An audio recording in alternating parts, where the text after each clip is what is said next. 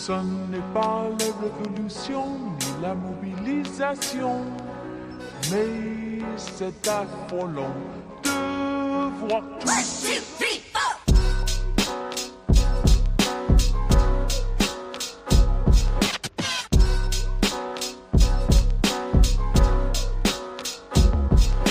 4.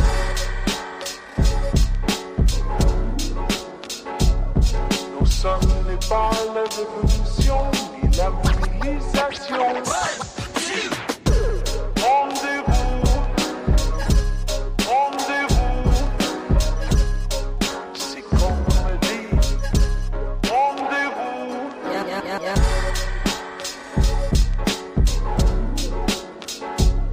Non, ce n'est pas la révolution ni la mobilisation. Tu as trop de soucis.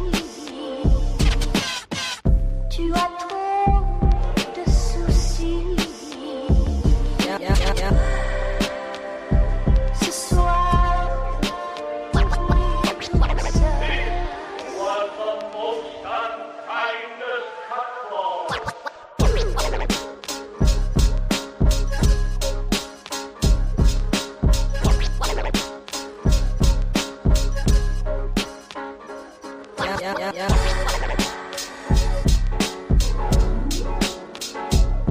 No sun.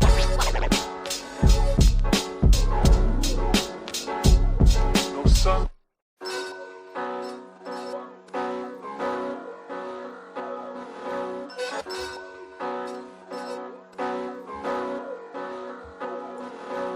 No sun n'est Welcome. pas la révolution.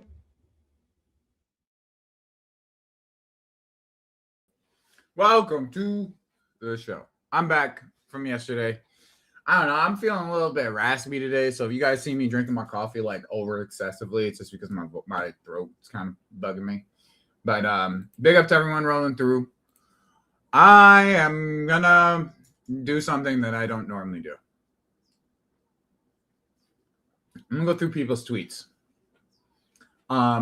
Today I have a point to prove. Oh, damn. I do have this game up. I'm gonna throw it up in the background real quick, just so you guys see that where I'm at and what I'm watching.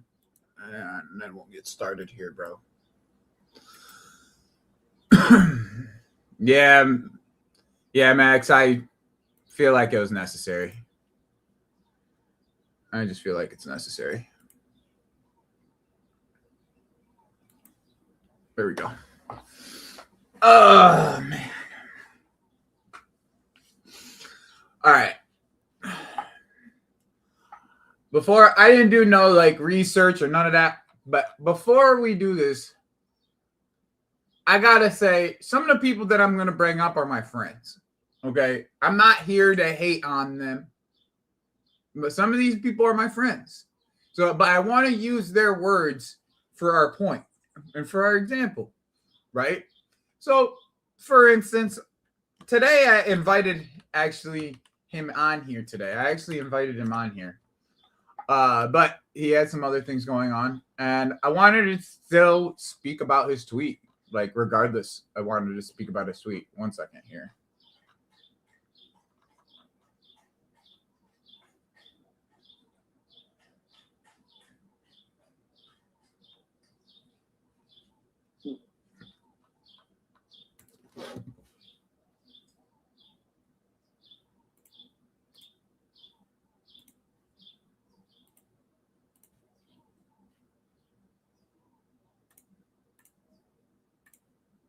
Okay.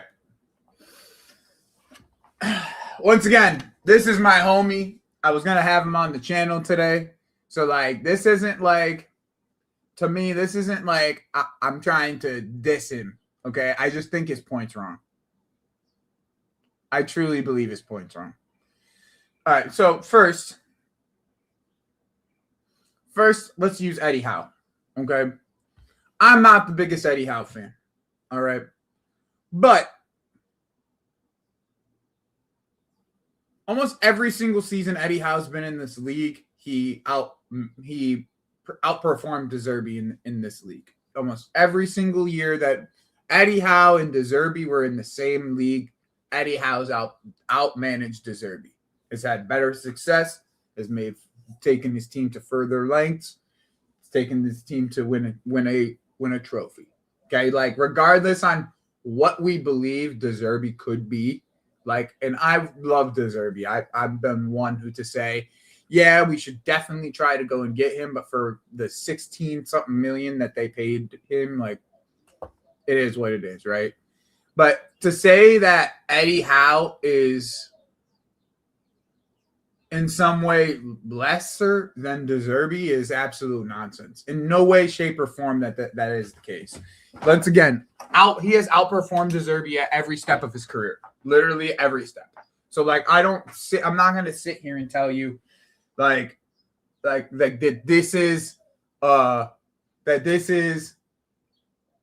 these guys are average. They're not average managers. They're probably just above average, if anything. Right? Like, and if anything, they're above De Zerbi. Well, especially Eddie Howe specifically is above De Zerbi. So like to me, this is not this is more of like them covering. This is the safest of the signings, if you want my honest opinion. Eddie Howe is the type of manager. He might not get us to the top of the food chain, but he'll at least bring stability back to the football club. Okay, he'll at least bring a stable sense of being able to compete for European football. He'll be able to bring all these things. This last year under Newcastle, it's honestly the way that he used some of the players that he has. Like, I'm not gonna front.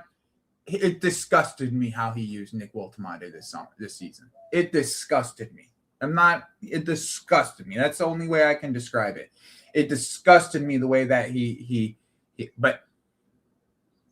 but he's a stabilizing factor compared to what we've been dealing with. Here's the problem with this, okay? Here's the problem with this. There's a point where it really doesn't it doesn't really matter what fucking manager we have. I'm gonna just say it. We could have, I said it yesterday, we could have fucking Luis Enrique. Would it matter with the level of wingers and center backs we have?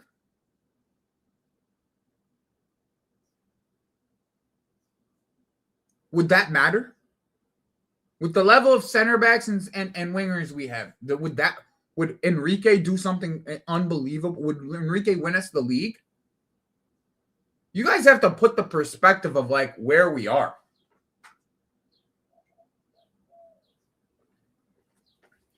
We're not where we used to be.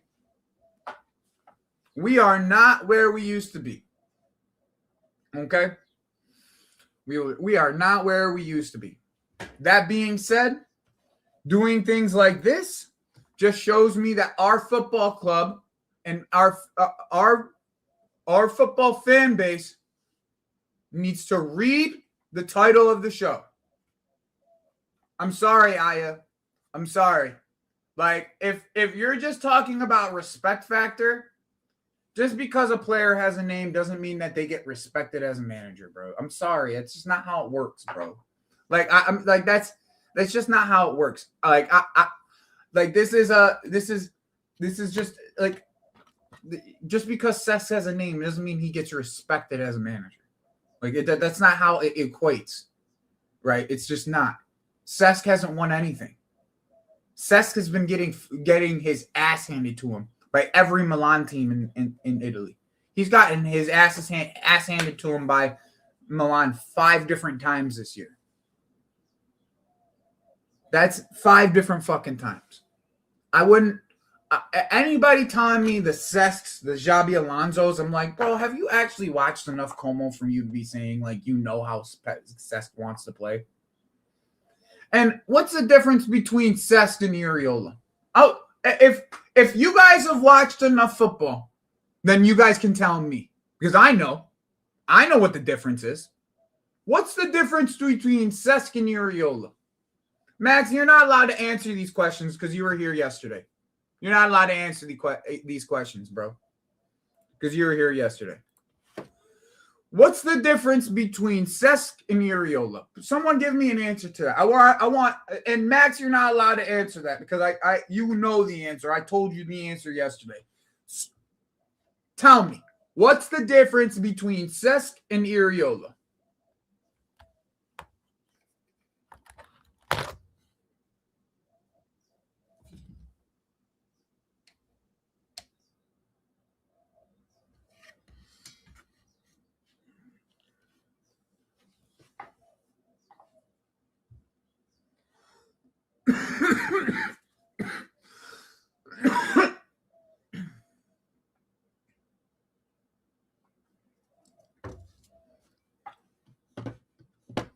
That's not even what I'm asking. How about style of play?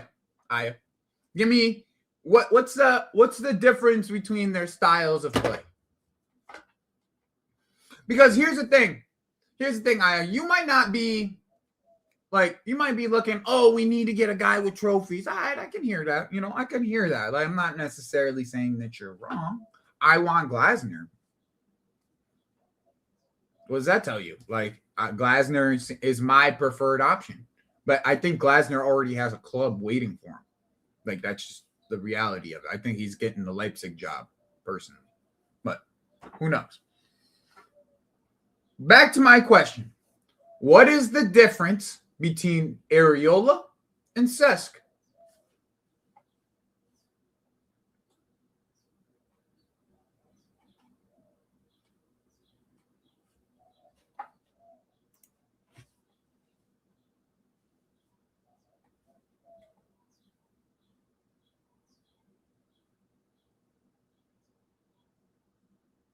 I'll give you the answer because I watched this. Big up Tafari. I watched both these teams. Bournemouth is my favorite team to watch in the Premier League. Como is the team I decided I was going to watch this year on a week-to-week basis.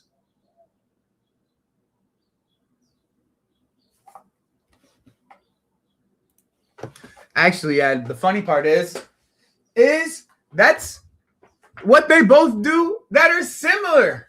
So you're actually wrong on that answer. The answer is they don't do much differently. They don't do much differently. The answer is they actually have very similar principles and very, very across the fucking line. Cesc presses high up the pitch, builds up with a double pivot, and neither of their double pivots is 6. Doesn't that sound like Iriola?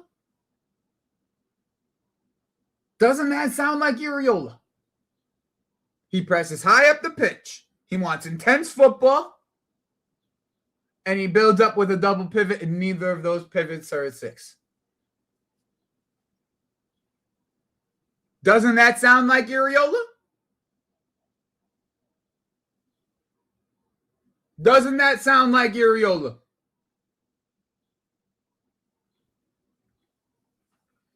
I'm just saying, man. Well, let's use everybody's favorite name, Xabi Alonso. Okay, everyone's favorite name outside of Cesc, Xabi Alonso. Does anybody remember how he played at Leverkusen? Does anybody remember? Played back 3. Right? Back 3. Fullbacks high, a.k.a. wingbacks. Wingbacks high up the pitch. Right? Wingbacks are high up the pitch. They man mark the fullbacks. They keep everything condensed into the middle.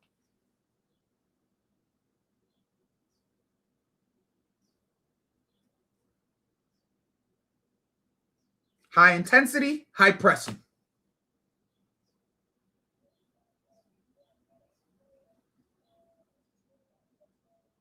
High intensity, high pressing. Where have we heard those two words before? Iriola, Eddie Howe. But all of a sudden, those two managers are all of a sudden that much better than Eddie Howe, than Iriola. Once again, I'm going to sit here and I'm going to tell you, we could get Luis Enrique. With this squad, it wouldn't make a fucking difference. Okay? That's the reality. That's why some of these managers don't want to come to this club, because they don't have the power to be able to pick the players they need. Period. Point blank, period. And once again, this isn't to shame Alexis, but I have this feeling that we love to talk about these managers in the sense of like, we love to talk about these managers like we have a sense of knowledge behind them. Okay, you guys may have watched Eddie Howe, Marco Silva, and Uriola. That's fine. But why is it working for Bayern?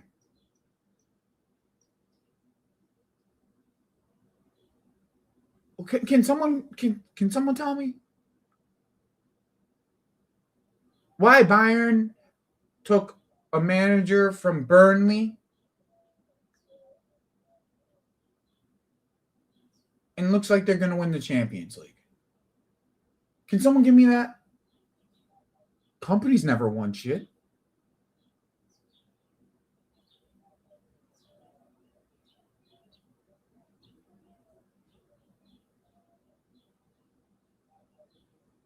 So my point is this. If the recruiting isn't good enough, it won't matter who the fuck the manager is. That's my point. You want a Xabi Alonso, you want Cesc Fabregas. It won't matter. You could want fucking Luis Enrique. It won't matter if they don't scout, if they don't recruit correctly. It will not matter if they do not recruit correctly.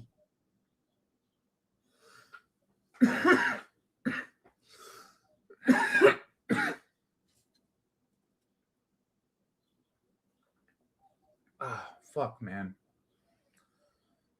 I think all the yelling I did yesterday really hurt my throat. Pause.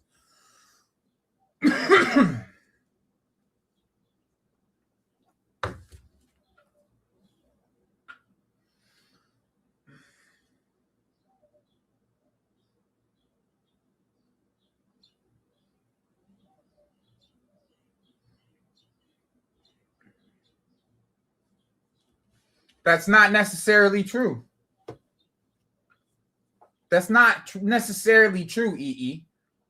In what world does company have the resume to get Olise? In what world? What does company have on his CV that says you can get Michael Olise? You can get Harry Kane.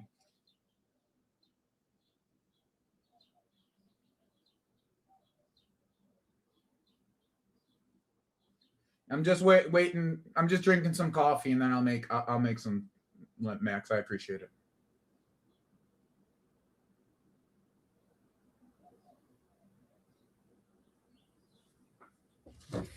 I mean, X, who did he have to play at winger outside of Neto? That's all I'm going to say. Who did he have?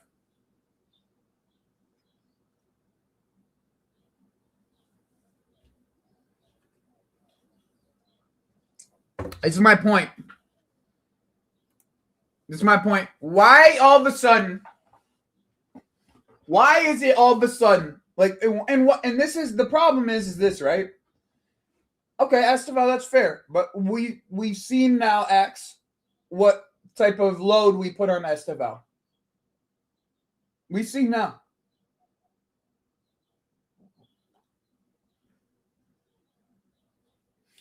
No, this is a great point, Prodigy, because at what point in our fucking history did the manager matter? In what point in our history did the manager matter?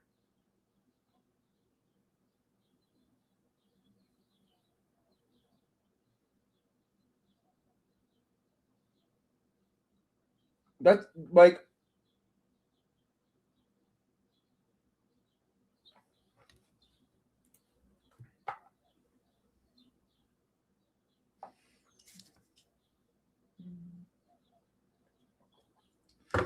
Hey, failed experiment. You've been coming to this channel long enough. When's the fucking last time I spoke about Quenda or Omega?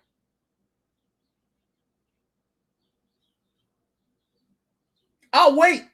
Since you want to be here and be a smartass, I'll wait, asswipe. When was the last time I brought him up?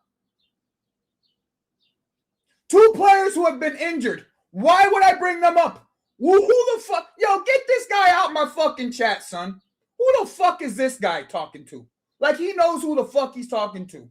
Nobody's brought up Omega nor Quenda for months because they've been injured. So get the fuck out of my chat, you stupid asswipe. Get the fuck out of my chat. That's how it is. Get it? That's what it is. Get the fuck out of my chat. I ain't fucking playing with some stupid nonsense person like you. Get the fuck out of my chat. That's what it is.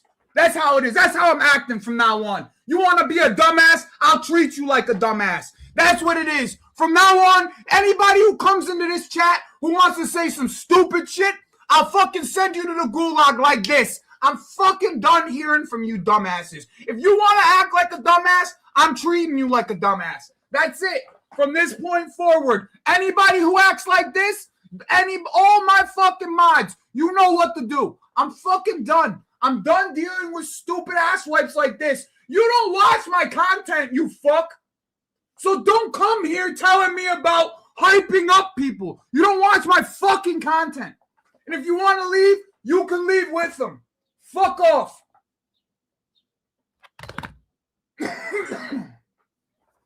Fuck off. This is some nonsense, bro. Like you watched enough Quenda for you to tell me what the fuck's good with him. He's been out for the entire season. The entire season. Give me a fucking break, bro.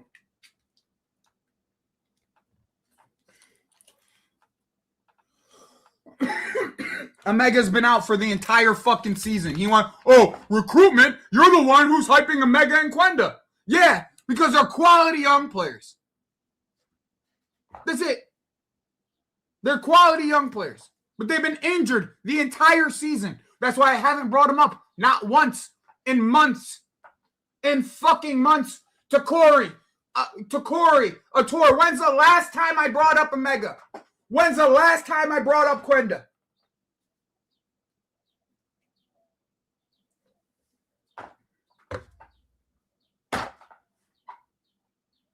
It's like people want to be idiots. For what reason? Okay. Great point, bro. This is a great point. I love to speak on this point, okay? My point is an elite manager will demand certain things. Iriola or some other guy will put up with the BS based off what? Based off what? Based off of what? Based off of what? Here's the thing. There's one elite manager in football. His name is Luis Enrique, and he's not leaving. Okay? That's number one. Okay? Luis Enrique is the only elite manager in football. There's no other elite manager other than Pep Guardiola. He's retiring this season. Okay? There is no other elite managers. All right? Luis Enrique is not going anywhere.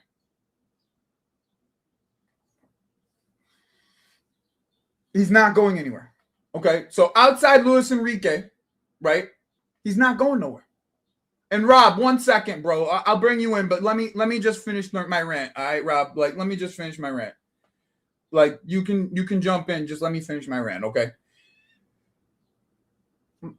Iriola has a bunch of fucking nobodies at Bournemouth playing at the same level, playing at a higher level than us. Name one other elite manager. Name one other elite manager in world football. One other elite manager. I'll wait. I'll wait. The only elite manager in football, and I will consistently say this, is Pep Guardiola and Luis Enrique. There's no other elite managers in football.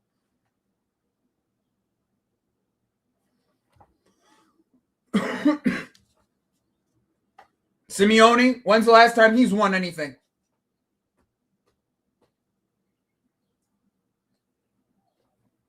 Cheers. When's the last time he's won anything?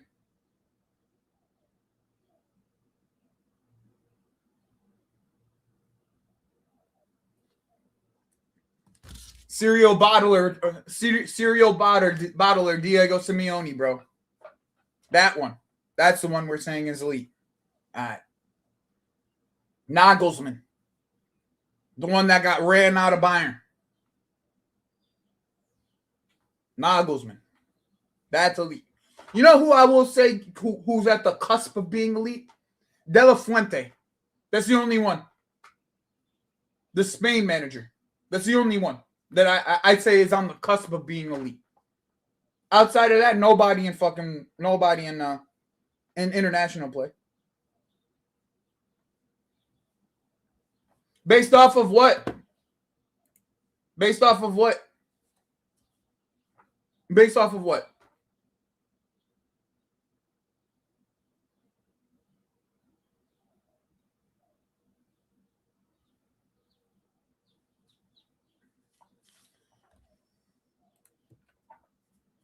Unai is probably on the cusp too. I'll give you that.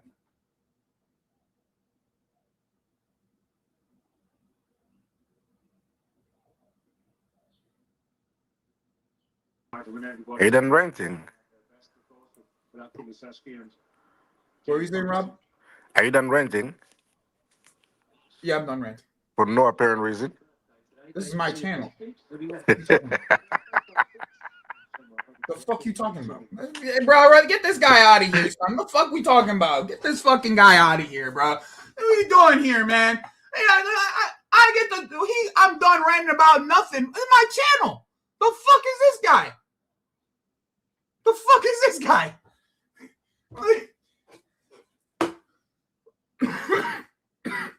Are you Rob? Rob, are you done? You done being nonsensical? With you, never. That is my default setting. All right, Rob. I let you on the channel. You know that this is gonna end up being a fucking argument. So you're gonna ban me. By the end of this thing, you're gonna end up banning me. Just get what you need to get off, son, because you know this is gonna be an argument. No, I heard you talk about managers. I haven't heard who your preference would be. My preference would be Glasner. That would be. I've said this for quite a bit of time, actually. I either Glasner? De Zerbi or Glasner. De Zerbi, because I thought that just because of the familiarity of the players that we have, that's specifically why I would have picked De Zerbi. Obviously, that's not something that's available. Why Glasner though? I think we need somebody with a certain defensive structure that's going to help us. And I've seen him manage teams with a back four as well, with a back four, depending on who he has, is how he'll set up his team. And I think the tactical flexibility specifically is something that I like a lot of. He's getting his ass whipped right now by Liverpool, actually. I have the game in my background. But he's actually has a pedigree of actually showing that he's won trophies and he managed in this league. With a higher quality of player, I think he could do more. Like, that's just the way I see it. Yeah. No, he gives me... See, the thing about Glasner, one thing about... like, one point that you take about a good manager is that I can't stand him. Because every time we play against him, he takes shots at us and then he comes on the pitch and beats us. Yeah. Outplays us. But it gives me... people are going to say I'm doing too much. It gives me Tuchel vibe. You know, when Tuchel was saying, like his teams are hard to beat. Is that a bad thing? No. Not a bad thing. Like, if I'm going to the game and it's a must-win game, like a Champions League or an FA Cup or whatever, like Glasner can put forth a game plan to win that specific game. Yeah, that's how I see it as well. Yeah. Yeah. Rather than being, no, this is how we play. Yeah, I think we'd be very, very dangerous in tournament play again. We would be very dangerous in tournament play. I'm not sure about winning the league, but we would be a very good cup team. Yeah, that's what I was saying. But I think that's kind of where we have to. That's kind of where we have to start because of where we are in the league at this current moment. Like, I just don't believe we're in a place to be consistent unless unless the philosophy changed. I know Gaming for Life, I'm not gonna invite more people. I only invited the people that were on Don's channel, like that come on Don's channel. That's the only people I invited. So I'm not inviting you gaming for life. Sorry, can't come on. Anyways, yeah, I'm. See, here's the thing, right? I think the big problem with this whole conversation is like people like to go back to the Maresca conversation. And I love Maresca, bro. Like I know he was a big Maresca backer. I didn't want us to fire him just because I knew what the quality would look like after getting rid of him, right? Like that's how I felt. But at the same time, we as a fan base have to move. Like we just have to move. Like this isn't Maresca's going to be City's manager. We have to move on. So it's like I'm not going to sit here and get upset about like Maresca and all that. I'm upset about how they dealt with the summer and they had dealt with the recruitment beforehand. So like whoever this next manager is, they just have to give him they have to be like he has to be in the room while they're making decisions for these players. He has to be in the room. Like you cannot leave him out of the conversation, right? It's okay, no worries if there's background noise. You got a family and shit to take care of. Don't worry about it at all. Because I have two of them. I have two. But we can hear your background, by the way, Rob, just so you're not letting anything go that's not private. Byron's getting right now. Holy shit. Yeah, Byron getting whooped. No, I hear your shout, right? And I think with Glasgow you'll be a very, very good cup team. What's your take on Alonso? See, I don't have a problem with Alonso. I just want people to understand what we're walking into with that type of manager.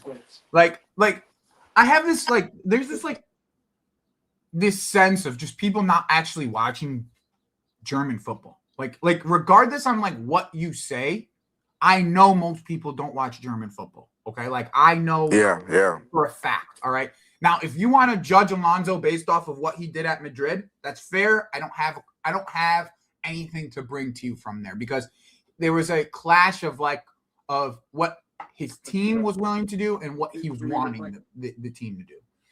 My problem is Alonso has a lot of the same qualities as Areola, just without the Premier League experience. If you remember back when he was at Leverkusen, okay, and how he wanted to play against teams. He played teams very high up the pitch. He pressed very high. It was very intense, that way that they pressed, and that's how they beat a lot of the German teams.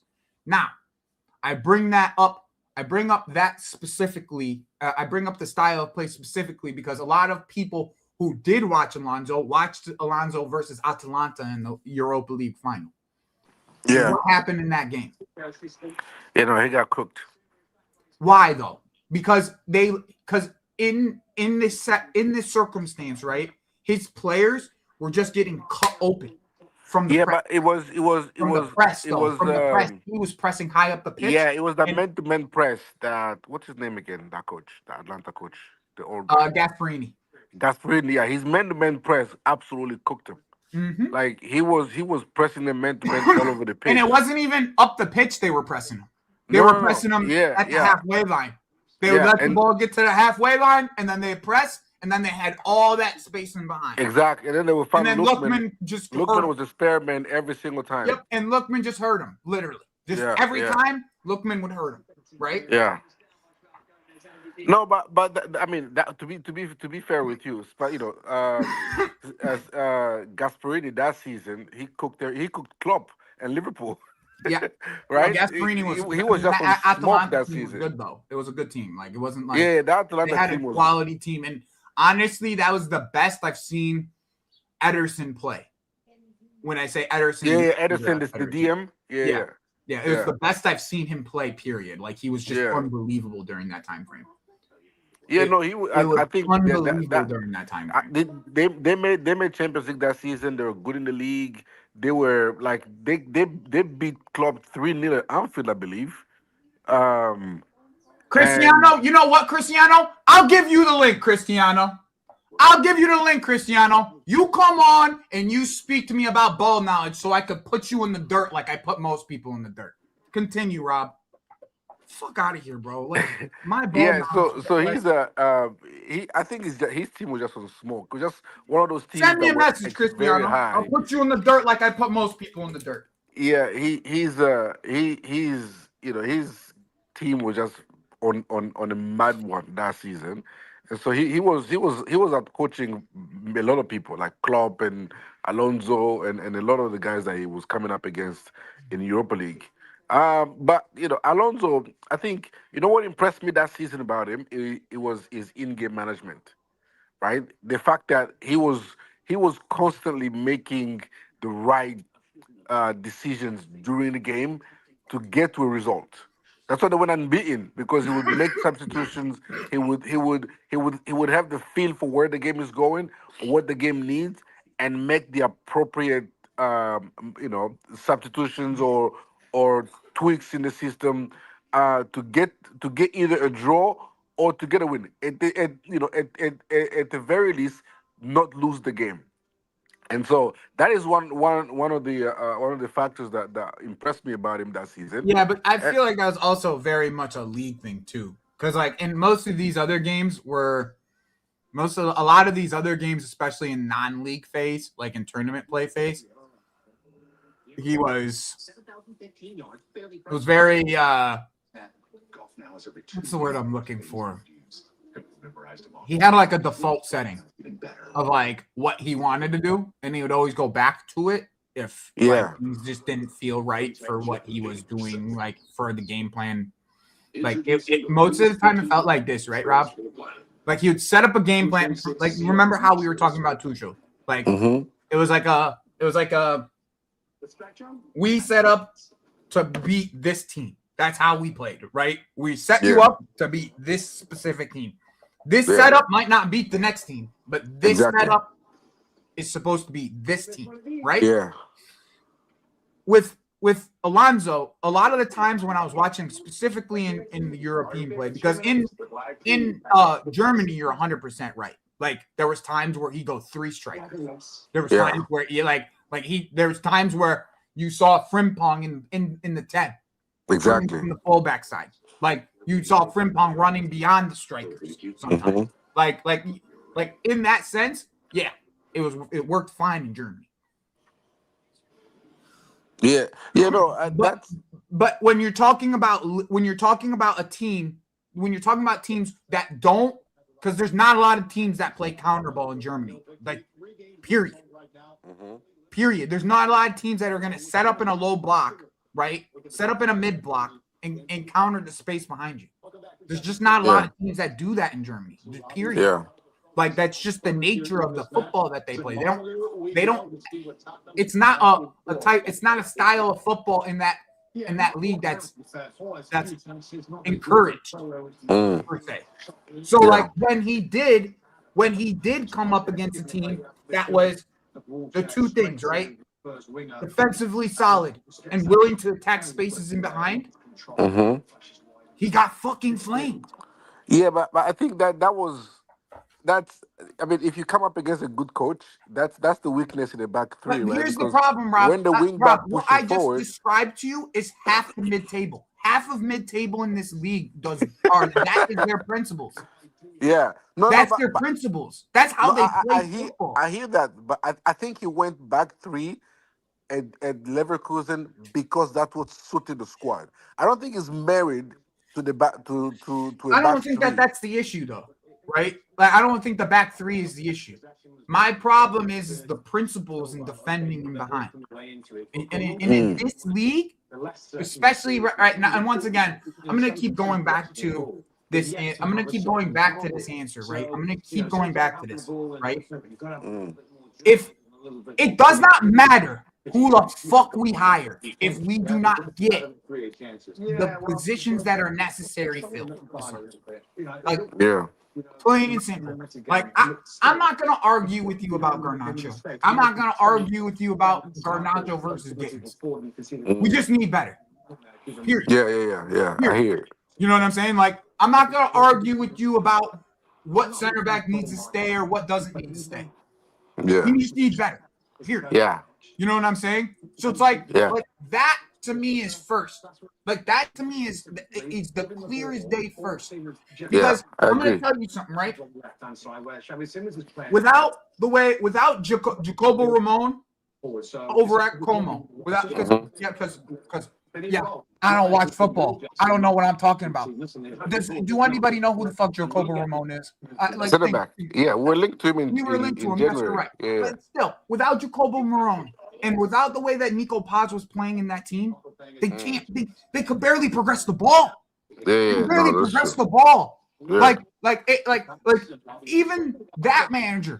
Let me tell you, if it wasn't the way that Jonathan Tah was playing for Leverkusen that year, they barely could press the ball. Without Tah and Tapsoba, they couldn't progress the ball. That's where my point is this: you can't ask for these kind of managers without understanding. Oh, we don't have the center backs for any of these managers. Not just one, any of them. Maybe the only one that would get away with it is Marco Silva, because Marco Silva is the one manager on our list that takes shit and makes shit look better. That's it. Yeah. He's the one manager that takes shit like absolute garbage and makes them look like making Bassi look like a decent center back. Bro, he made us Tosin. He made us believe Tosin was. Remember when people were telling us, and you watch Bassi enough, bro? Like I'm not gonna. Remember when people were saying, "Oh, we could use Bassi"? Oh yeah. I was like, Bassi? We were talking about Calvin Bassi. Joey, we bought Tosin because Tosin looked incredible under him. We bought Tosin from Fulham. We got Tosin from Fulham based on his performance. That's why I don't get why people are dismissing Marco Silva as a manager. I mean, because he's not a bad manager. Is he a manager of this level? Maybe not, but he's not a bad manager. This is what I'm trying to say. I'm not saying Marco Silva is the name he's the last name on my list. He's the very last name on my list. Nah, people. I get that, but no way. If you have Cesc anyway on that list, and Marco Silva is behind him, then your list is flawed. Way you should have Cesc above Marco Silva. Say that again. Maybe I missed what you said. I'm sorry. I said no way you should. The thing that people are having Cesc Fabregas over Marco Silva, right? That's the point. I'm not. That's what. I'm not even putting Cesc on the list. Yeah, that was my point. I'm not even putting Cesc on the list. And Marco Silva is last on that list. I need Cesc to have one season where he plays European football. One season. Yeah, true. I need him to have one season where he plays European football. Then I'll be more comfortable with him. Yeah. That's all it is. That's all it is for me. I need one season to see him in European football. Yeah. And then I'll be fine. Because my problem is we can't say and the reason why I keep on saying European football, right, is because you play more styles of the game. There's more styles of the game that you tend to see, and how he manages against these other styles of the game is what I'm interested in seeing, right? Like in Italy, right? In Italy, there's the old school. There's a group of teams. There's a group of teams that play old school style Italian football. Counter defensive. That's what it is. The Milans, both Milan teams, Inter and AC. Both of them. Yeah. Juve. All these teams, they play the old school style of Italian football.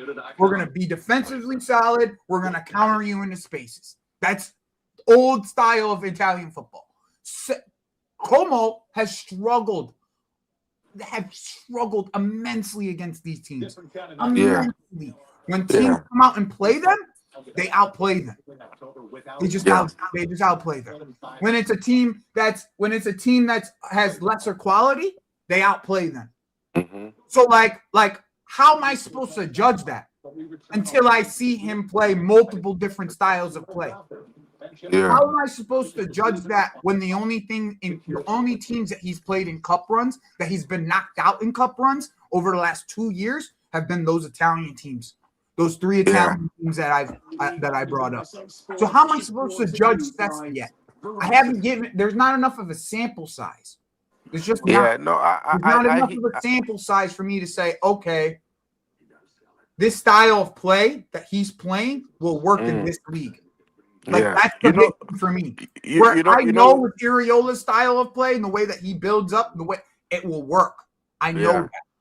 He's honestly like my second But you think or Ariola will third work? favorite manager on the list. Second or You think third. Ariola will work?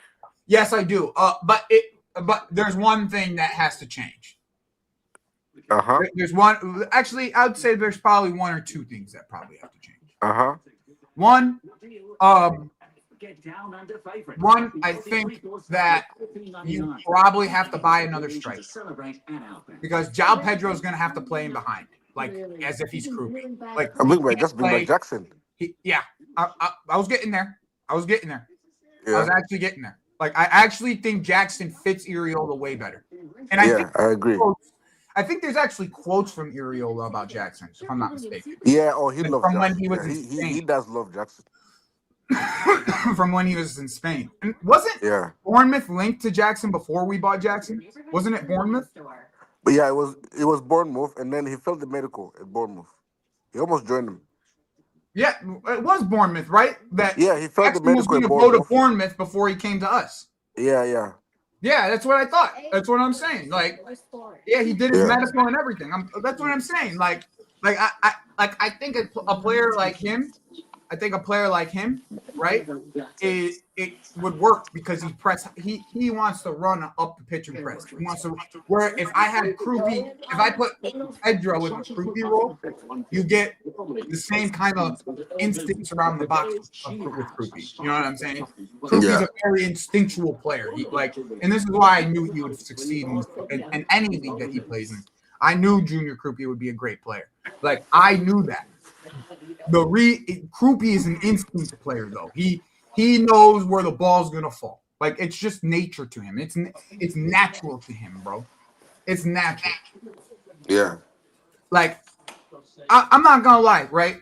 Let me just do the practice with you as I did yesterday. I did this yesterday. I did this exercise with you yesterday, right?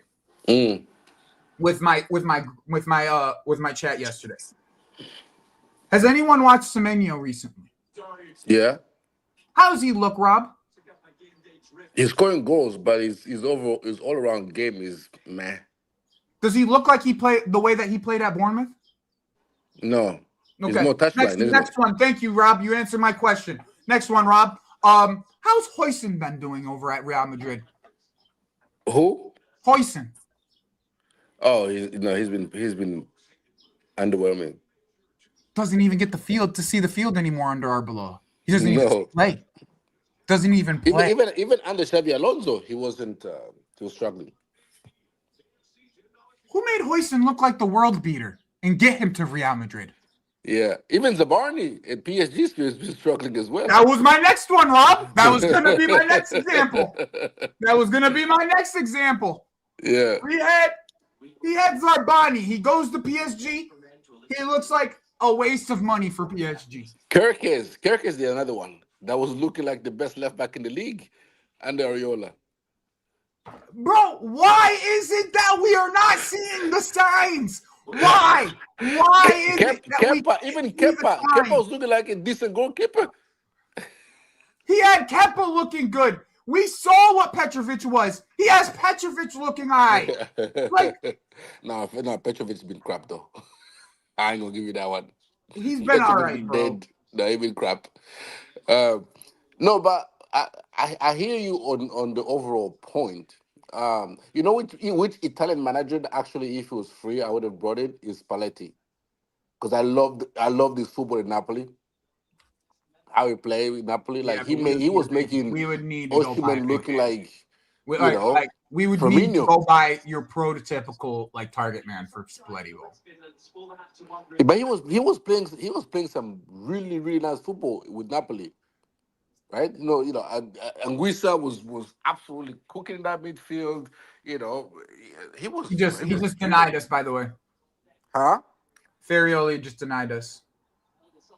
Farioli. Yeah, I mean, I don't know much about him.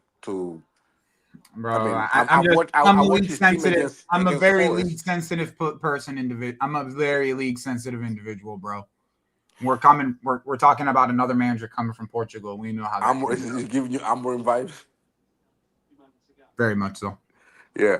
All right, Joey. I gotta jump. I gotta jump for a minute. Yeah, no worries, bro. I'll rejoin later on. Appreciate you Love. joining. Yeah. Love.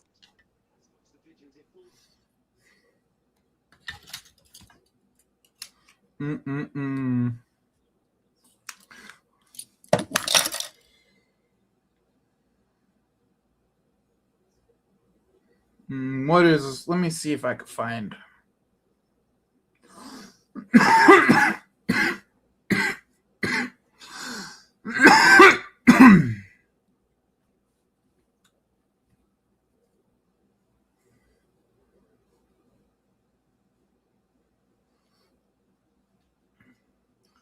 Bro, I personally think if I were to guess Reaper, I think it's going to end up being Iriola, bro. That's my honest opinion. I think it eventually is going to end up being Iriola. One, there's no break clause that Chelsea's going to have to pay to get him. Okay, that's first and foremost. All right, like there's no break clause. There's nothing like that. Ooh, let's throw that game on real quick. One sec.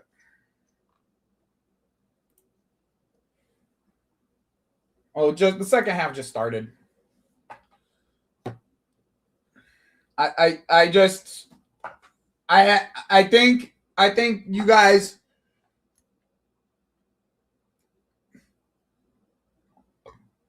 I wouldn't count out Eddie Howe.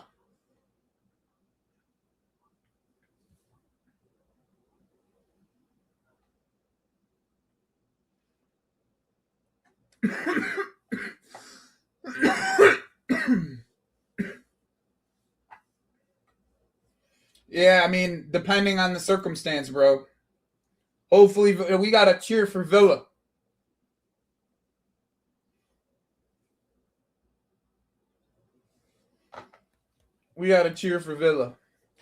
I mean, if you ask, next time you guys see Link, right, ask him how long I've liked Iriola, bro. I like Iriola.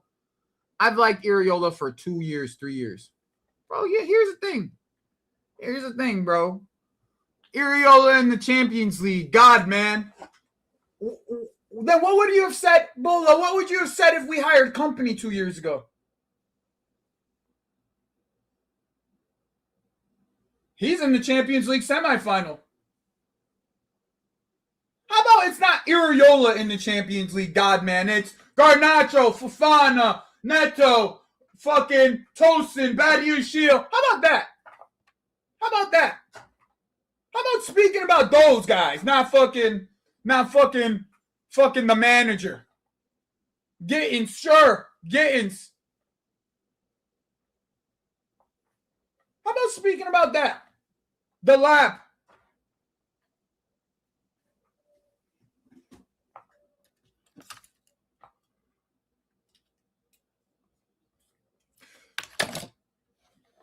Truly, bro.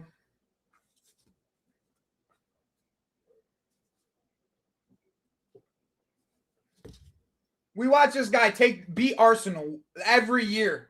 Every year he beats Arsenal. Every year. Every year he beats us once a year. Every year. Every year he beats he puts City to a sword for a game. Every year. But he's not good enough for us.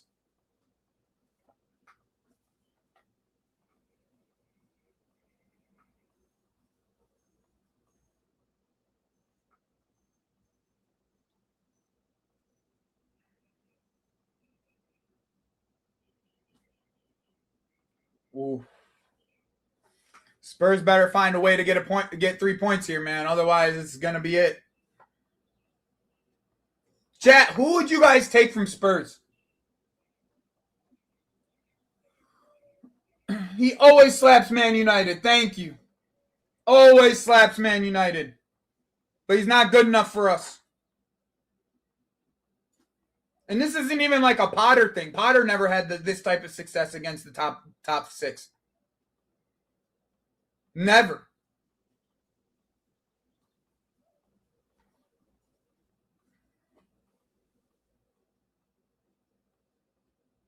Yeah, it's very spooky.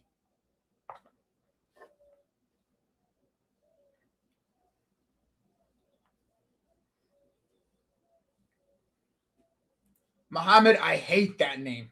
I hate that you brought that name up. That's not a name I want at my football club, but fair enough. If you're saying to replace Gusto, I mean, all right, whatever.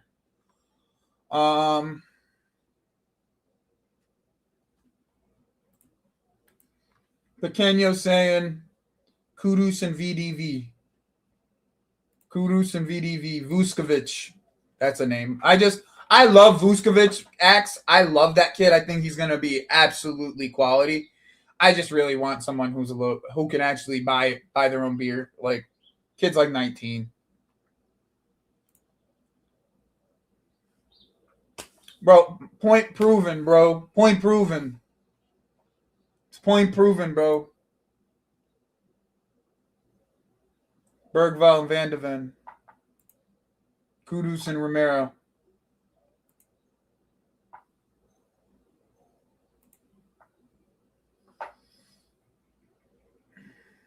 Bergval, Van de Ven, and or Kudus. Romero, Van de Ven, Simmons, Bergval.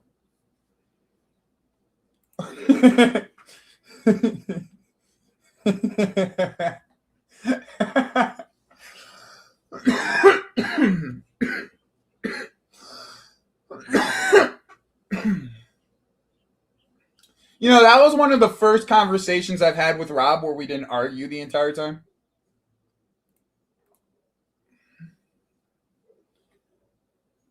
Yep.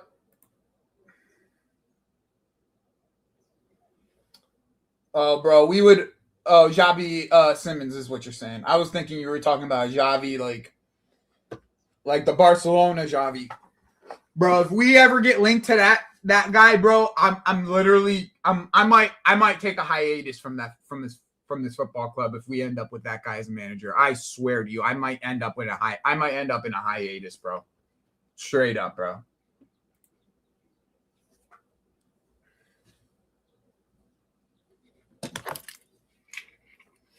I mean, I wouldn't call it a big club, but he played at Athletic Club as a fullback. I wouldn't consider it a big club, but he did play in Champions League football at the time.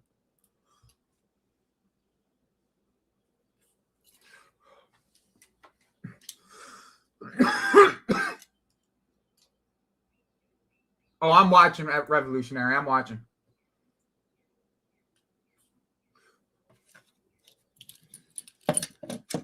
Three Bayern. Damn, they came back. Yeah, Harry Kane.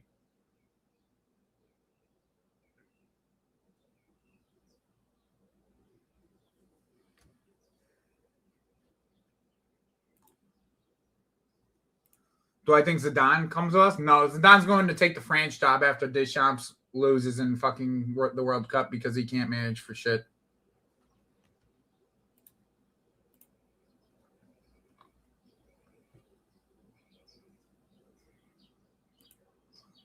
Honestly, Dan, I was gonna ask Alexis. I asked Alexis to come on today. At this time, he just had some things going on. He wanted to go. He was going to see his baby nephew. That guy fell over his feet. That guy fell over his own feet, and they called the foul. They called the foul when the guy fell over his own feet.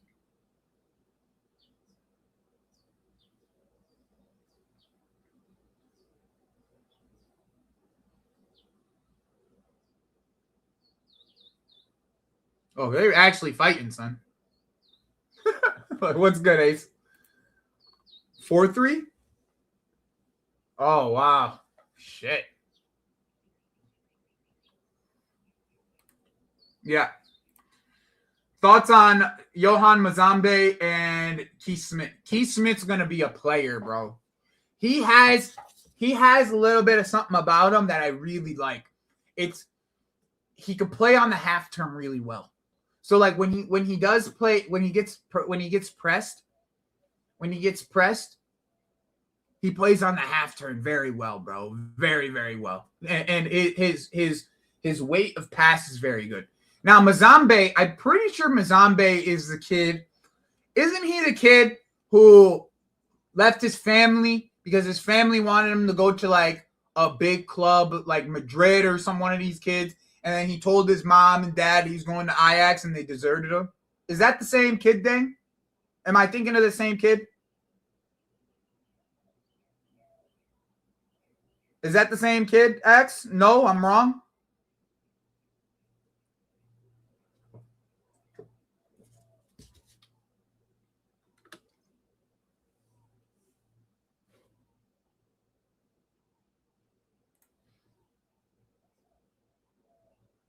It's a real story, Kings. It's a real story. Takori, you're fucking with me now. I'm about to go get the story now. Give me a second. Oh, you're right. It was Jorthi Mokio. Yeah. You think I'm lying, though.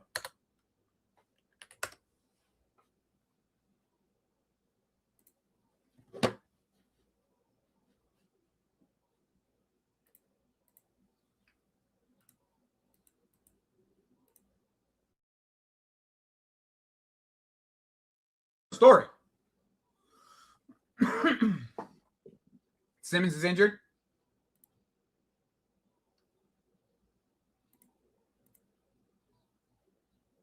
Oh, yep. There he is.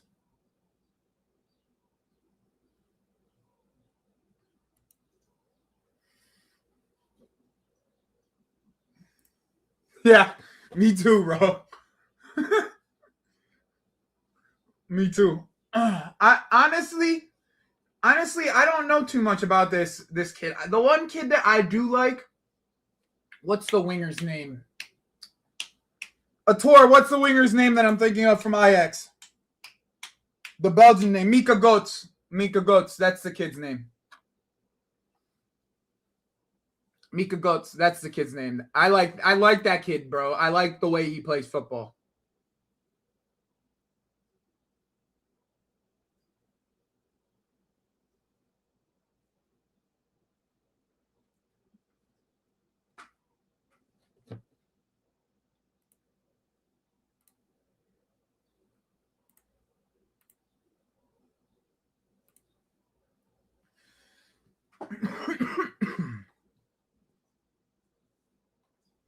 We did get linked recently.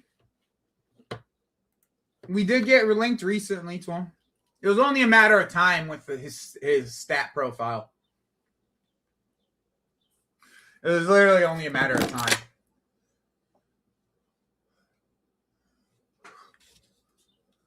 He's good, though, man. He's a good fucking player.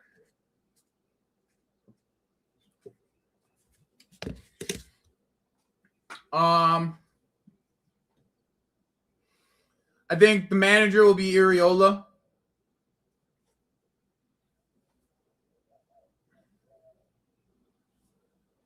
Yeah, he is. That's right. You're actually right about that. He is.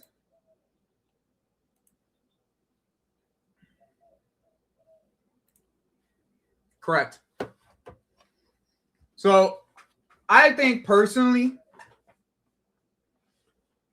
I've been reading a little bit about the Morgan Rogers situation, and PSG really want him for some reason, which doesn't really make a ton of sense to me. I think if he goes to PSG, there's a good chance that he flops there, Morgan Rogers. Like, I think personally, I think Iriola ends up our next manager. That's the reality. I think Iriola is our next manager. Okay.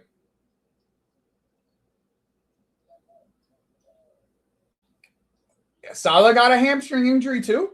I didn't know that, Marlon.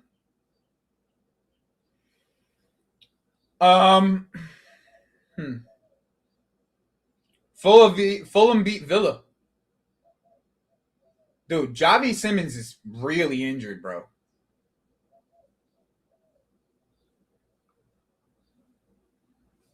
You know, Connor, that was the other thing I was thinking about.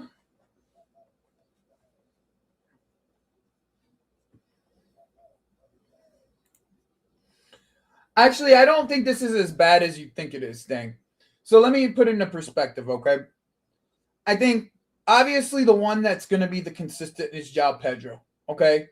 Nico Jackson technically is like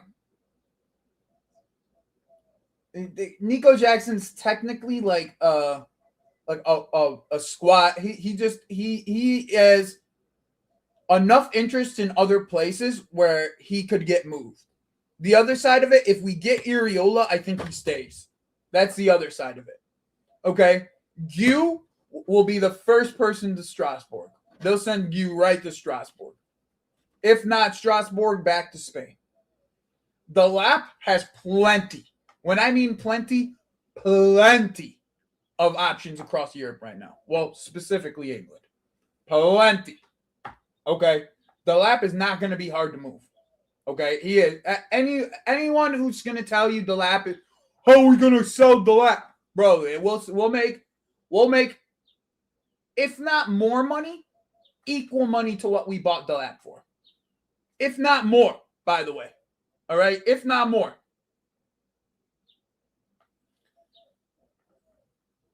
Omega, with the Penicelli injury, I also see him going back to Strasbourg. Satpayev is going to go on loan to whoever. He's 18 years old. And honestly, Satpayev is a winger right now. Like, he's an inside forward. He's not a striker.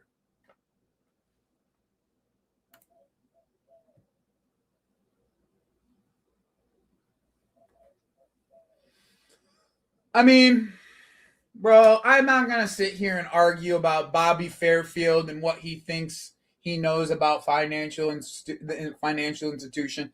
I said this yesterday.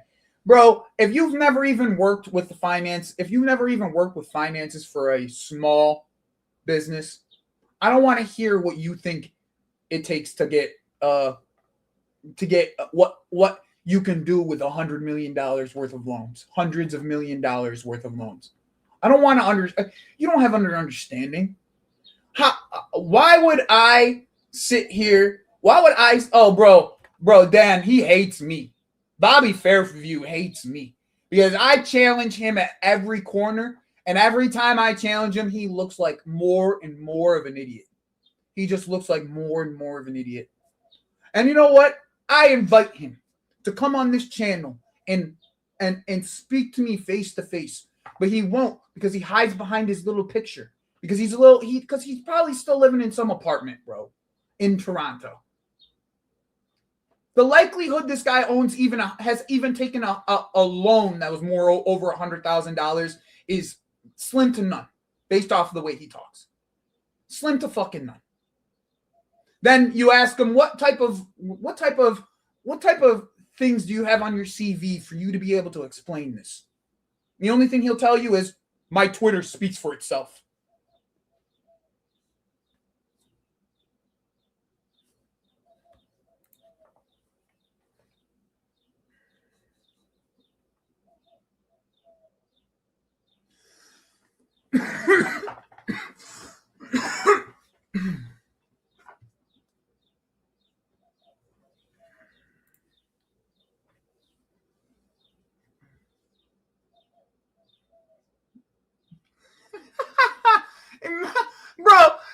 Bro, Adam, this is why I don't ever even want to have this conversation. I don't like speaking about finances, bro. I really do not like speaking about finances because in what world?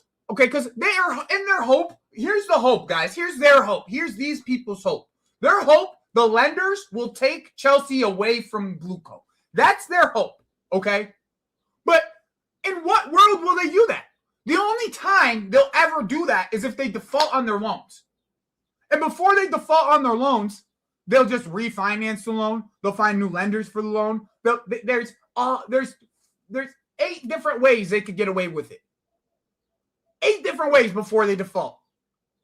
You think they're going to act? You think a company of that size is going to default on that type of an investment? You guys are nuts. You're insane. This is the same club that this is the same team. This is the same people that just bought the San Diego Padres for $4 billion. This is the same group of people. The year before, they bought the fucking Washington Commanders for another $4 billion. So in what world do you think they're going to default on that loan? Based off of what? They'll illegally put money into the fucking They'll illegally put money into their club by investing in with the shirt sponsor or whatever the fuck it is, on the sleeve sponsor. They'll illegally put money in before they let that happen. They'll take transfer bans before they let that happen.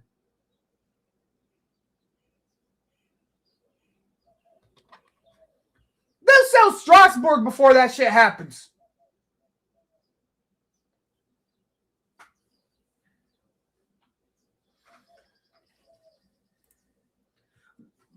Bro, we are sell to buy because UEFA has restrictions on us to be sell to buy. That's what it is. It's nothing to do with Bloomberg finances, none of that shit. None of that shit. It's truthfully, strictly because of the UEFA restrictions that we have. That's the only reason we're sell to buy. Otherwise, they'll just keep throwing money at it. What do you mean? That's what these guys do. That's why they bought baseball teams, because there's no cap. There's no financial cap. They could just keep throwing money at it. What are we talking about? They could sell more shares to different investors. What are we talking about?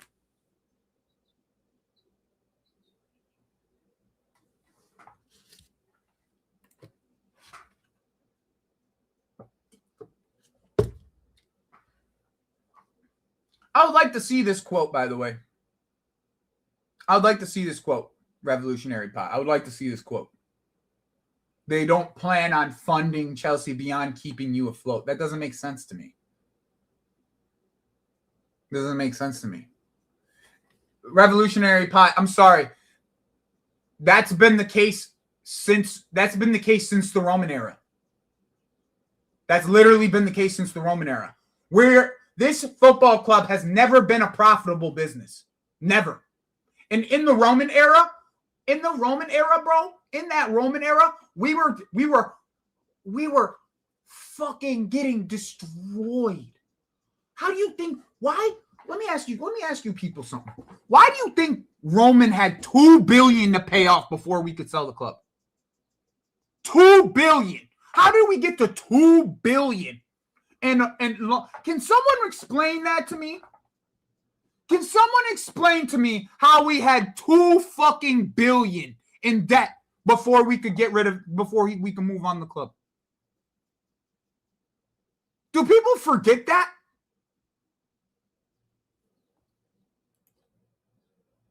Do people forget this? Are we numb to the idea, numb to the thought? We were $2 billion in debt before Blue Coat bought this club. $2 billion. If you look at the financial numbers, right, of the losses that we have during the Roman era, they don't meet to $2 billion, by the way. They don't get to $2 billion. But we had $2 billion in debt while Roman was here.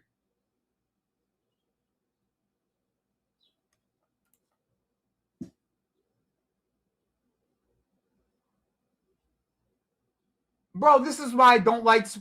once again, I'm not going to sit here and claim that I'm a fucking financial fucking guru, bro. But I can at least tell you I know how these types level of institutions work and why they take the loans. I can at least tell you that.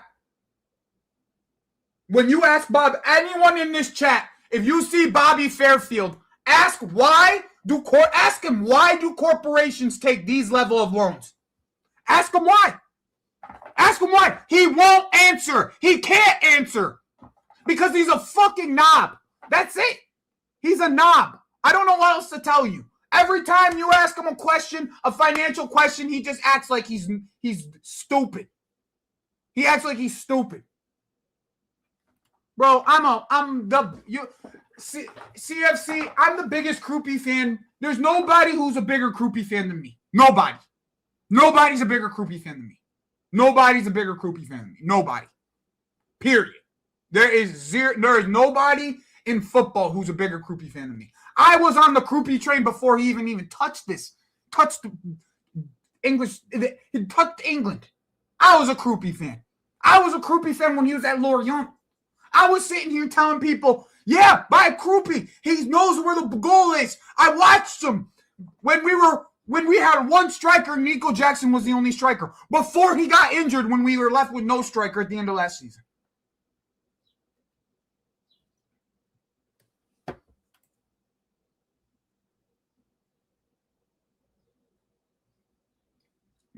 $103 right here with you, bro.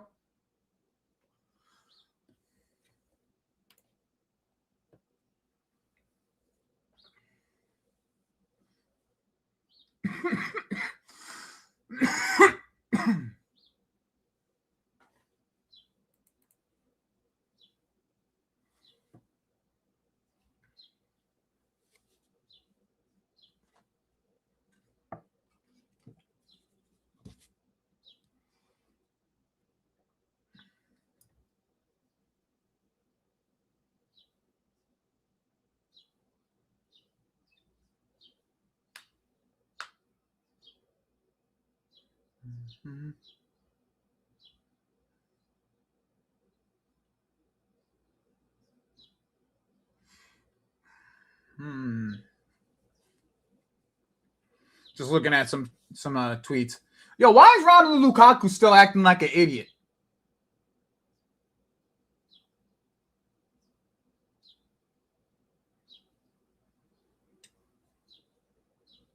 Bro, you're about to retire. You're big age, big 30+ age.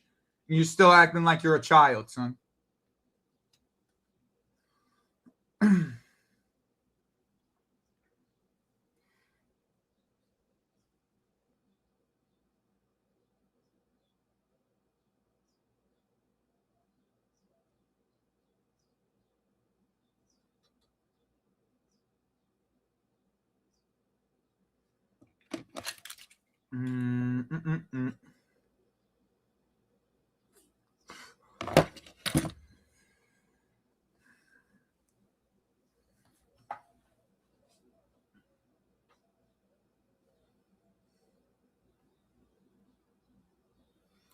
Nah, I'm like not feeling good today. I have like a.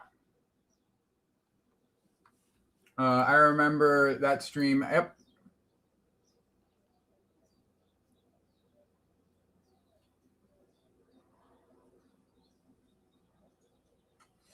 So, who fits in Iriola's style of play that you would want for Chelsea?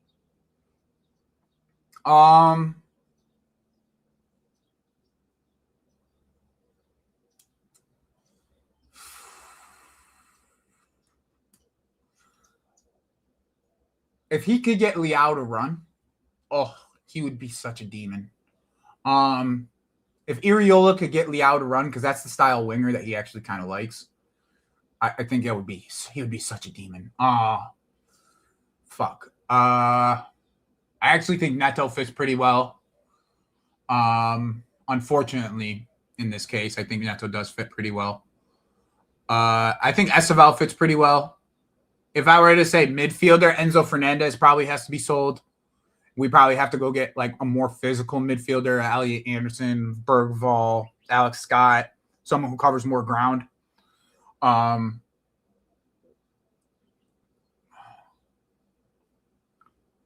Heck would work pretty well for at center back.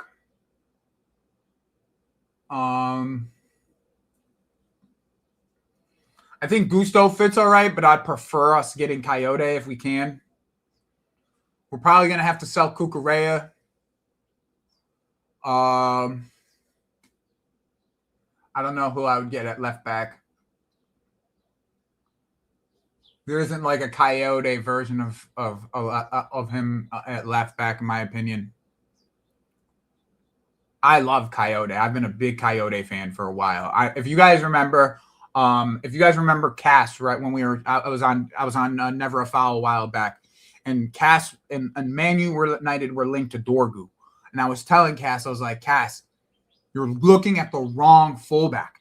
Like Coyote at Fiorentina is as good, if not twice as good as Dorgu. Dorgu showed himself with Carrick, but playing left wing, not as fullback. I thought Coyote. I knew Coyote from 2 years ago. I watched Coyote at Fiorentina win Young Player of the Year. 2 years before he moved to Brentford. He won Young Player of the Year in Serie A. So I knew who he was. I watched him enough where I was like, this kid is going to be cold. So there is that.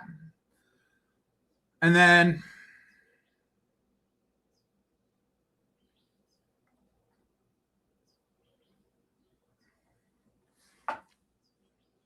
I would go get like a Gregor Kobel from Dortmund. I think his passing stats would probably be good enough for us until we can let what's his face develop. Penders.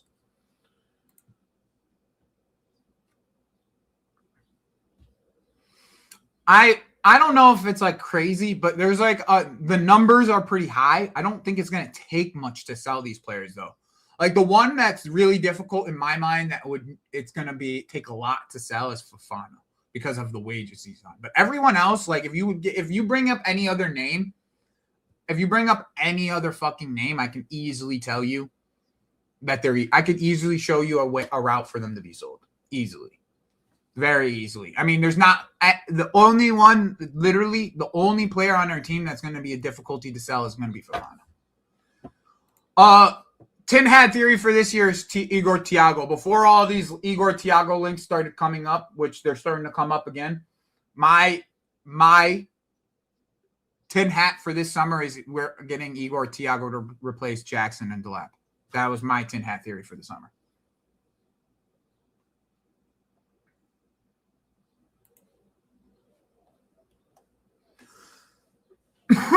Yeah.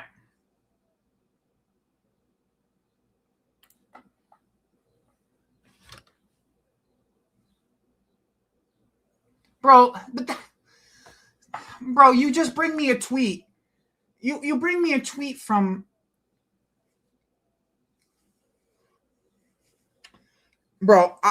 Revolutionary Pot. I'm not going to do this to you because I actually like you, okay? But please, just read the last 5-6 words. There can be no certainty that the support will continue. That doesn't mean anything. That's just conjecture.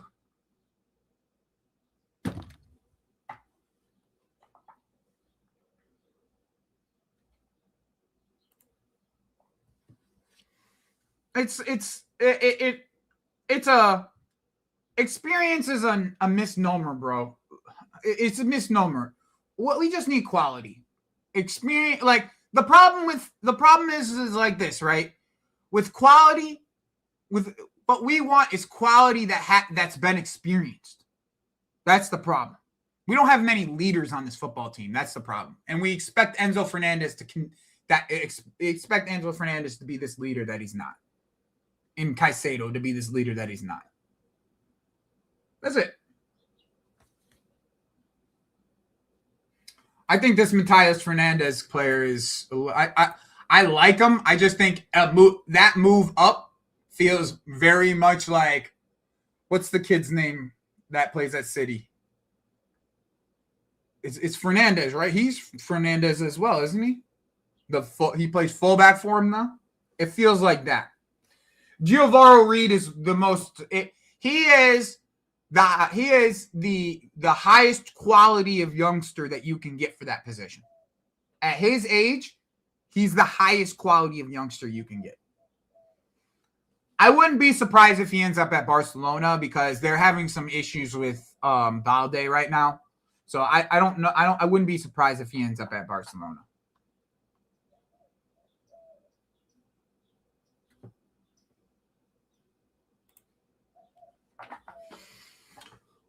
Will this be the last manager before we change the model, or you think it will change with the new manager? I think there's a tweak I think there is a tweak that's happening this summer. Like, if you want my honest opinion, I probably wouldn't expect us to be signing anybody in the 19-year-old range. Ooh, that was a good move from Tell, man. It's just that final ball is terrible, bro.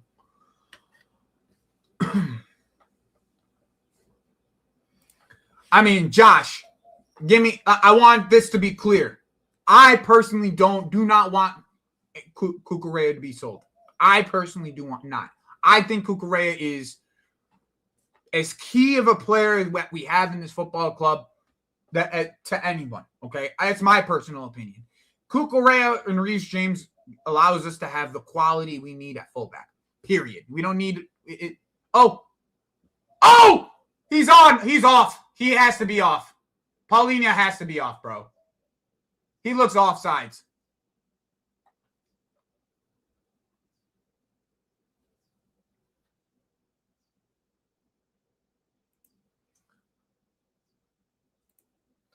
I mean, you can send me the link to the 60 pages though. Send me the link to the 60 pages. Send me what you're talking about on Twitter. I think he might be offsides.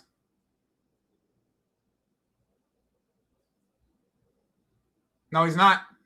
He's not.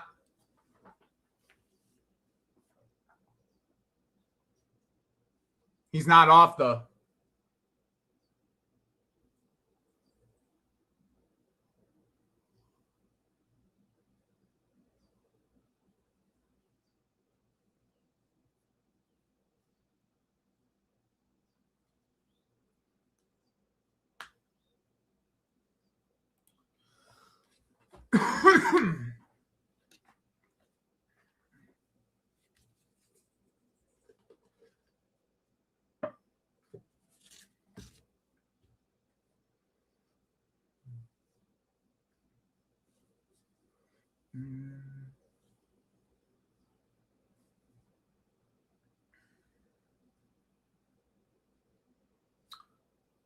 And Spurs take the lead.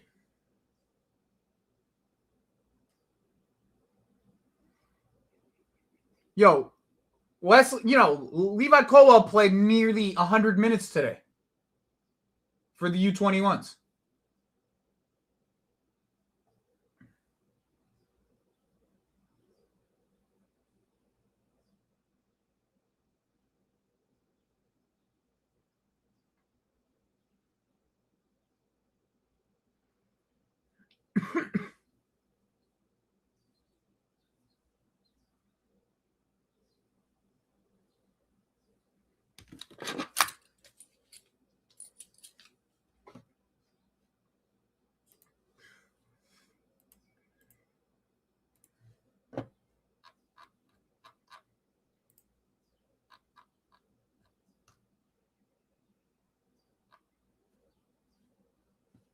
Where did you put it?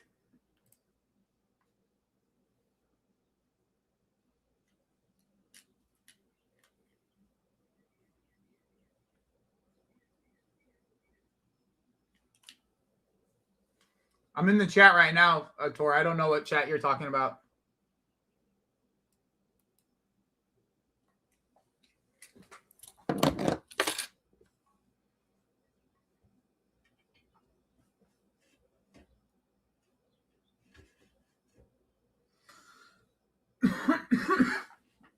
Okay. I'll find it later then. I find it very hard to believe that they stop investing in Chelsea. I find it very hard to believe.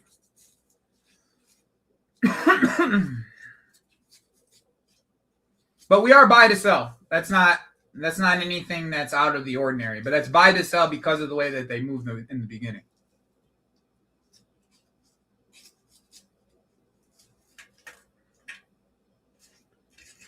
Yeah, I mean, replacing KDH with Dewsbury Hall wasn't their smartest of ideas. I mean, KDH with Buenanote wasn't their smartest of ideas. But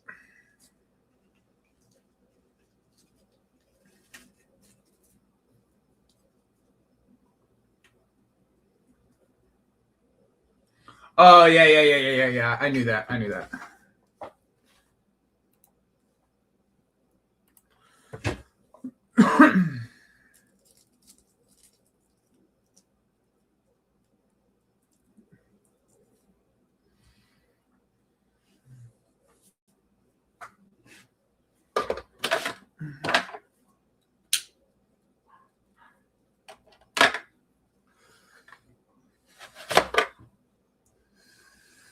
Oh, I forgot Everton was playing West Ham. Oh boy. Oh boy, oh boy. Let's see that. Let's look at that table, guys.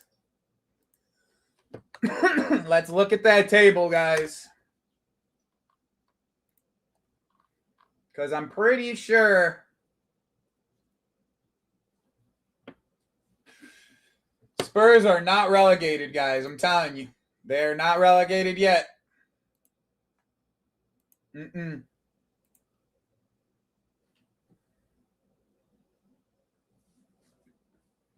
They're not relegated yet.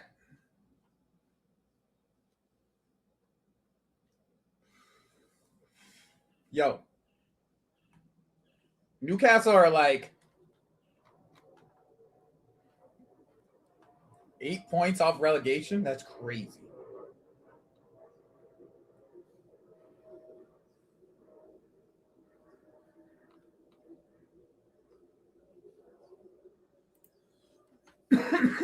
Yeah.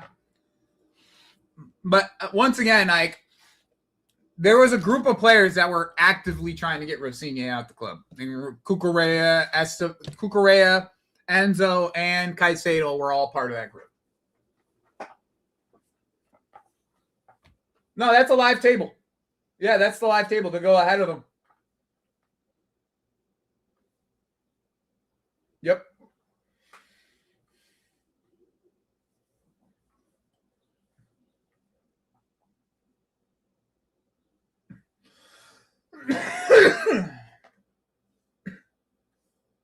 Yep.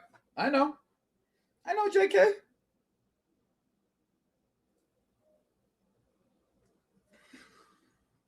We are a few games from utter collapse, bro. Few games from utter collapse.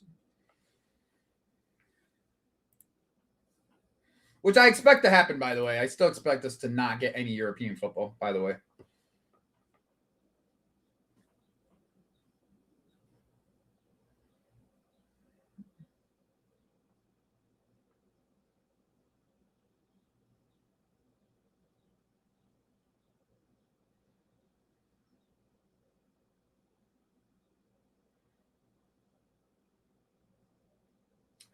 They just have no quality, bro. And they have very little quality. Like, there's not that much. Like, I do not expect Wolves to come back up.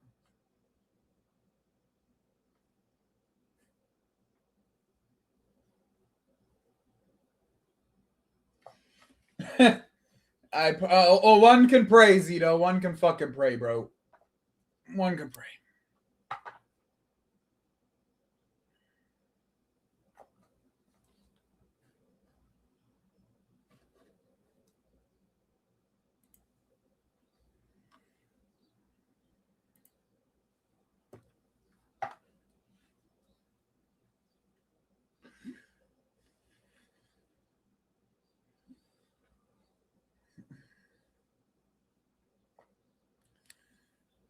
Yeah, I mean, I don't mind Jared Bowen.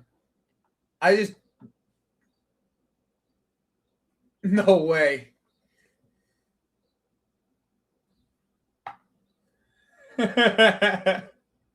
No fucking way. That's crazy. Callum Wilson.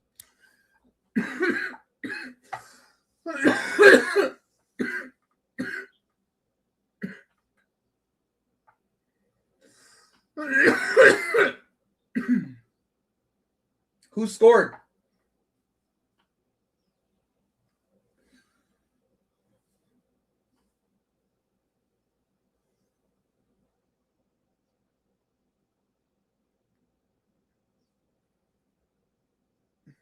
Callum Wilson, right?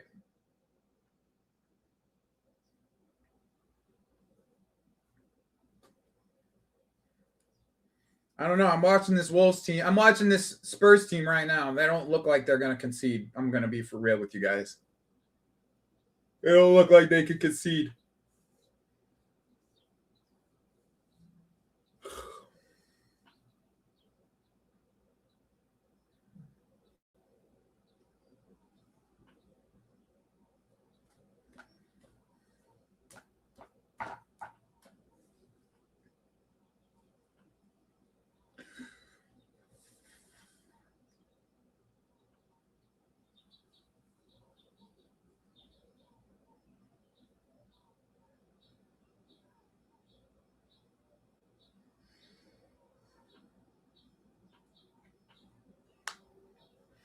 When's that happening, Daniel? When does Lamps get to hold the trophy?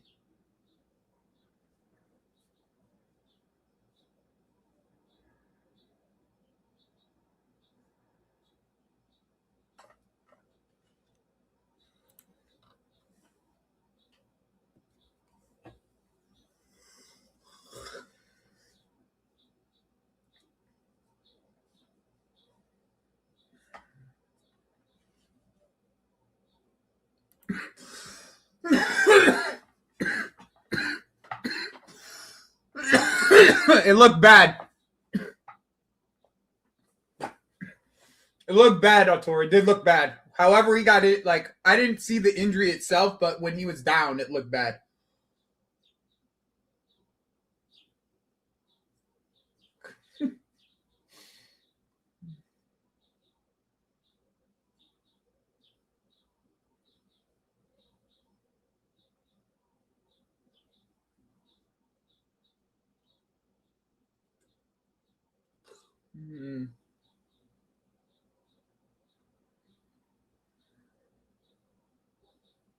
Yeah, he's on.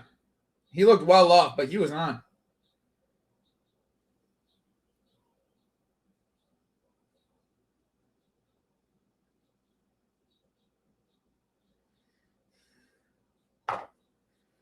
See, unlike you guys, I want Spurs to stay up because that's a free 6 points for Chelsea every single year.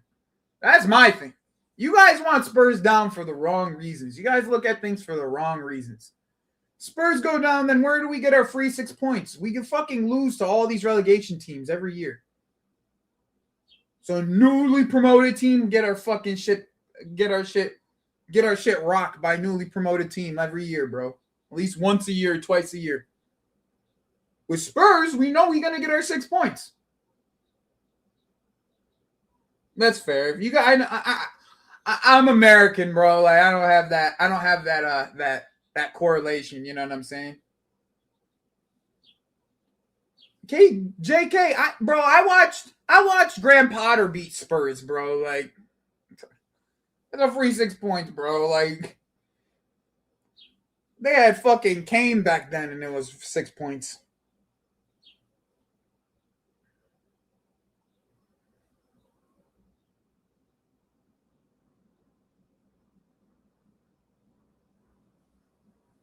We drew against them, but we should have beat them if it wasn't for. I think the hair pour actually was Tuchel. Actually, never mind.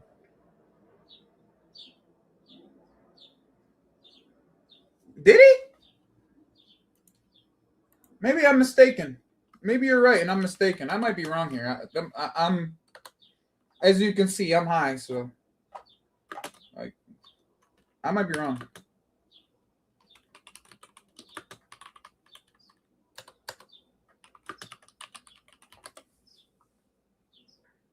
Yeah, it was 2-0.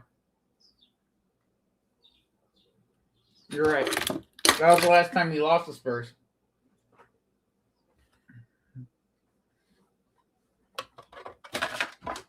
You're right. Actually, I forgot about this.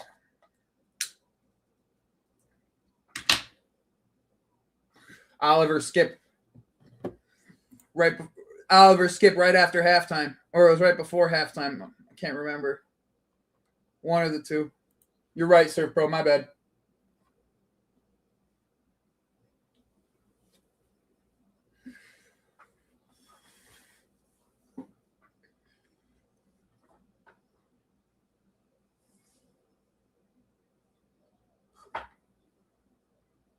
Yeah. And then they scored literally like right after that, like right after the Cucurella hair pull.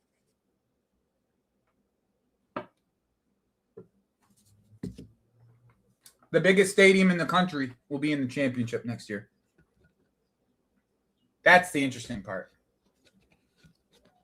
I mean, Foden hasn't been good for a while now. That's a good question, though, CFC. Would you guys take Foden?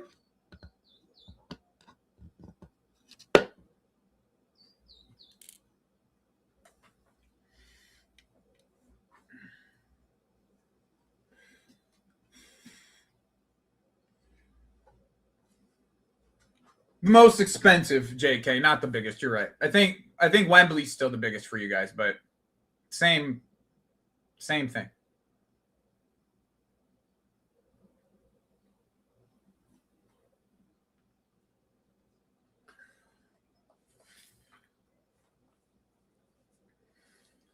Chat, would you guys take Foden?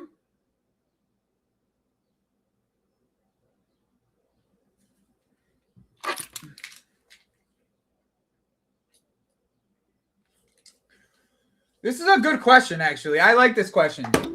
Chat, would you guys take Foden? I mean, a lot of you guys are looking for experience, championship pedigree. I mean, he knows how to win.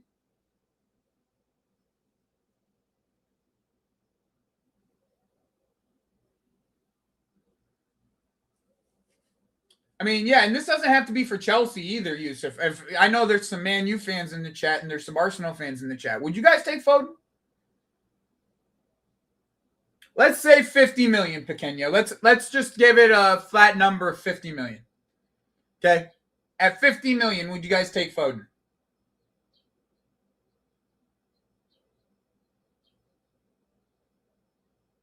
Probably be a little bit more than that. Probably like a 60 to 70 is probably the right number. But at 50, would you take Foden?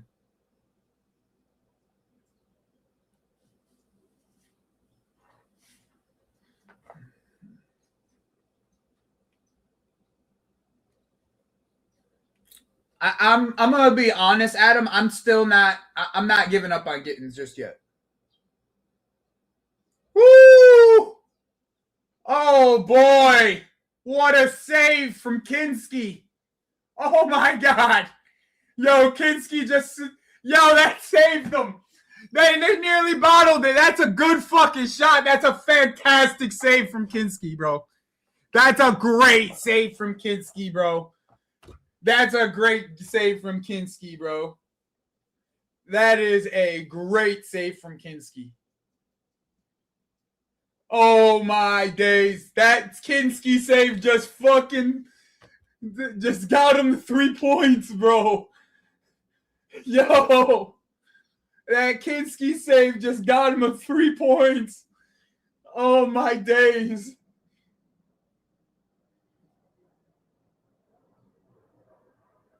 Oh my days.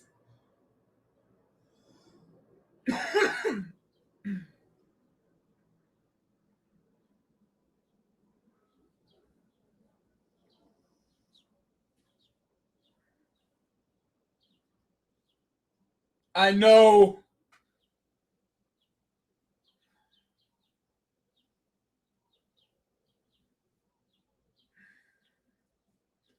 Bro, a tour, at this point of the season, they got 4 games left. It doesn't matter. It literally doesn't matter. 4 games left, it don't matter, bro. I'm telling you.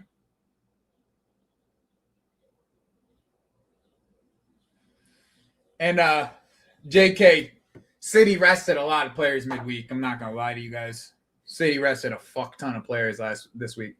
Guys, all right, here's the thing. All right. Here's the thing. Bro, it don't matter, Tori. They need results, bro. It don't matter. I'll do the Arsenal game. All right? I'll do the Arsenal game live with you guys. I'll do the Arsenal game live. But you guys can't leave when I go to the bathroom. So just stay here. I'll be right back. I'm going to throw some music on. I'll literally be right back.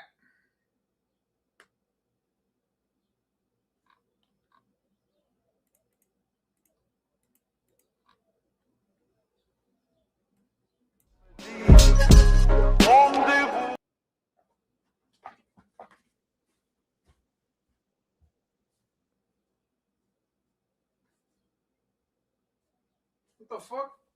Play the music, you fucking... Play the music, you fucking prick.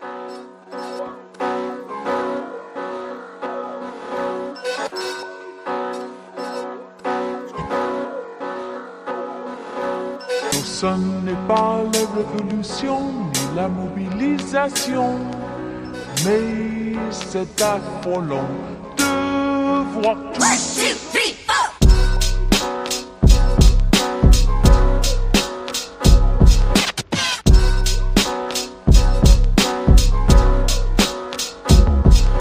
4.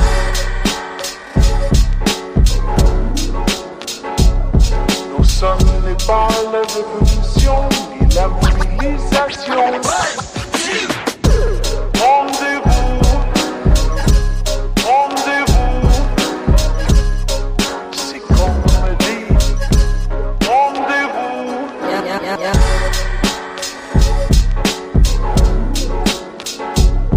Non, ce n'est pas la révolution ni la mobilisation.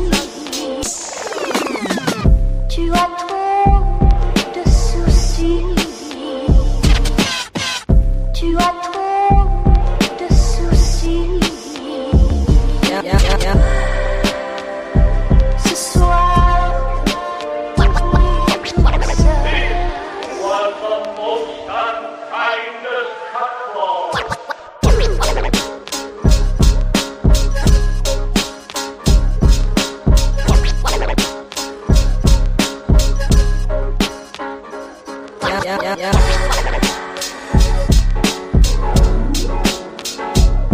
No sun.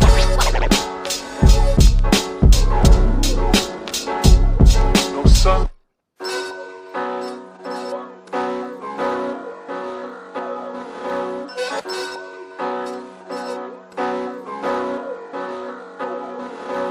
No, ce n'est pas la révolution ni la mobilisation, mais c'est affolant de voir tout. 1, 2, 3,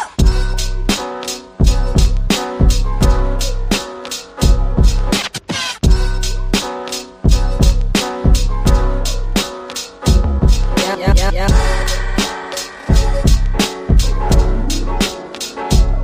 Non, ce n'est pas la révolution ni la mobilisation. Rendez-vous, rendez-vous. C'est comme on me dit, rendez-vous.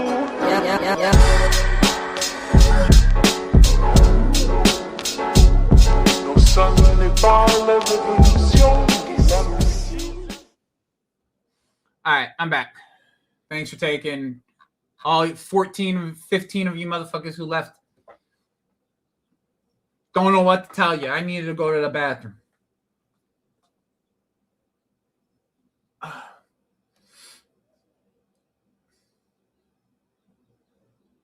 Big up, Revolutionary. What time does the draft start in the UK? I'm pretty sure the draft, third day of the draft started a couple minutes ago, if I'm not mistaken, like 5 minutes ago. Let me see what's good.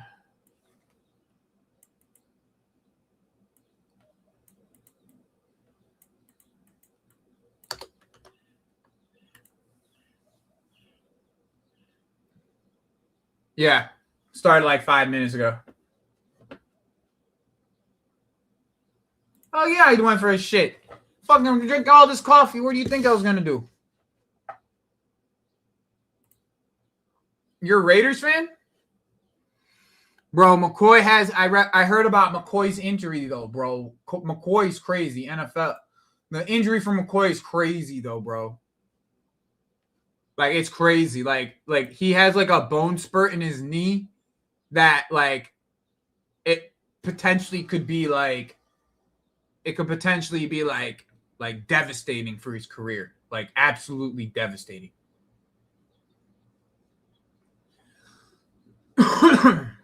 Kansas City think picks 9th in this round. Yeah, so I'll come back to that.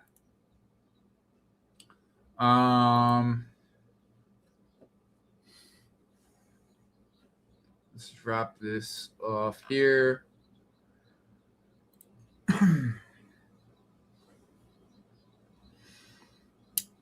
What we got here?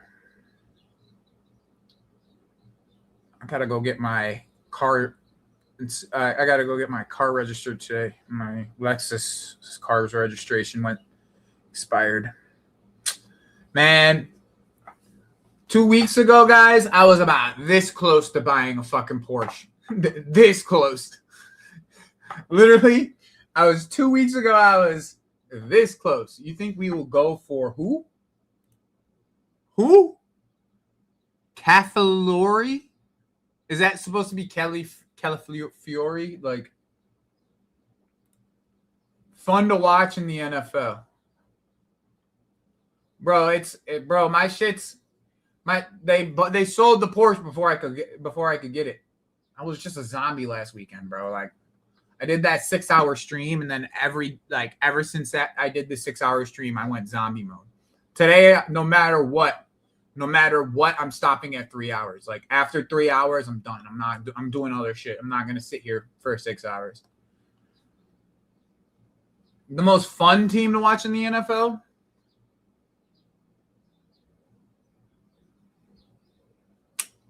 That's tough. Because I don't really think there's like a super fun team in the NFL like in past years.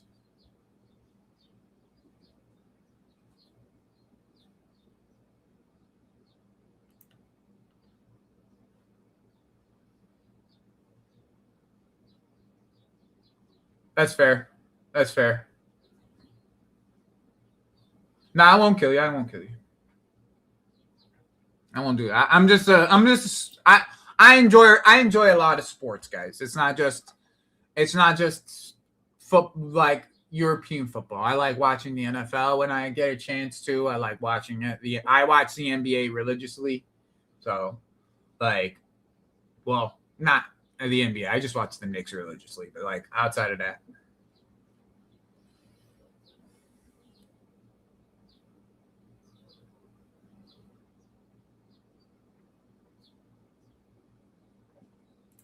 Why? Why does it feel wrong? Go watch the league that you want to watch. Like, I watch Stuttgart every single week. I watched them yesterday. I watch Stuttgart weekly. I watch Como pretty much. I watched 20 games of Como this year.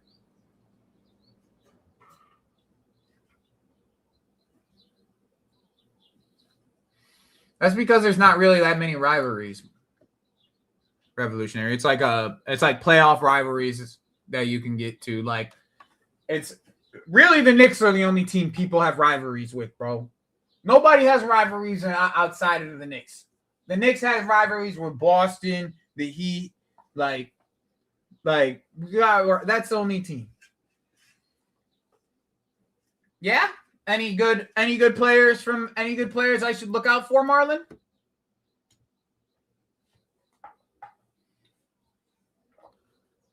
I love Sebastian Hoeneß. I love the way he plays football. Yeah, Minnesota, Denver is becoming a rivalry because they play every year. Back in the day, Celtics. Yeah, but back to Hoeneß. But I don't want him leaving Stuttgart. But that's selfish. That's just for selfish reasons, JK. It's literally for selfish reasons.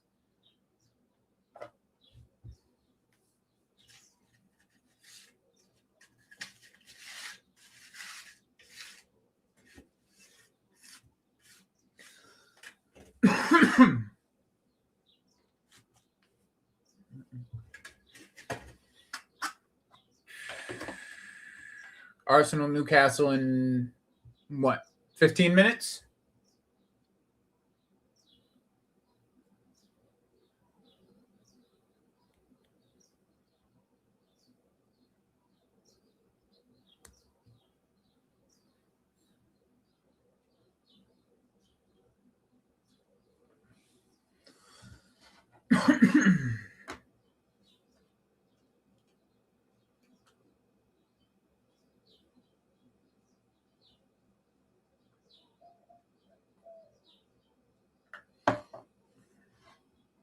Hey, Marlon, who in the Ukrainian league should I be looking out for if you're still in the chat? Anyways, everyone's talking about NBA shit. I just brought it up because I enjoy watching it. And I'll probably have it on the side here.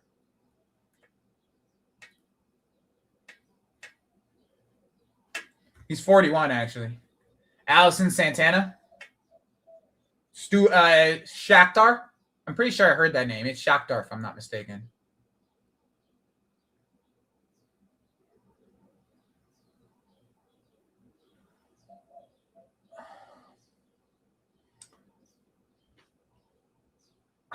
That's tough, bro. I don't think that's like that revolutionary. I don't think that's like this that I don't think it's like a crazy statement to say that. Like necessarily. I just think it's like you just might be uninformed about like you're just kind of probably uninformed about the post career of Michael Jordan. Like Michael Jordan's done so much post career, like it. Like I think they just don't grasp that part of it. Like people are just grasping just internally career, like you're not grasping the aspect of like what Jordan's doing post career is like unheard of. His name's gonna live on forever. Like that's the thing. That's the thing. Like.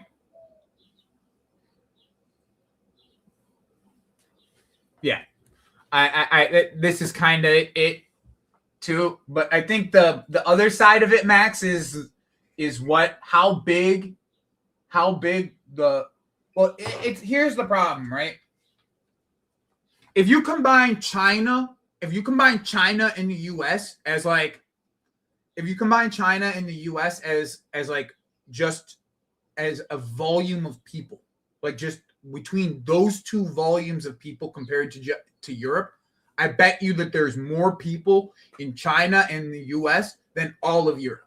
Like just because of it's a size, like there's just way more area, way more size, and like because there's a centralistic viewpoint of how big Europe is to Europeans, as if there's nothing else outside of the world other than what's in Europe, right? Like they don't view it the same way. Like they don't grasp it the same way for some reason. Like they don't grasp that like you could put all the countries together in Europe and it's probably not as many. There's probably not as many people in that area as there is in just China. Like literally. So like you're talking about two different. You're talking about two different things here. It's like Jordan's pull was U.S. China based. Like a good chunk of it was U.S. China based, and Europe.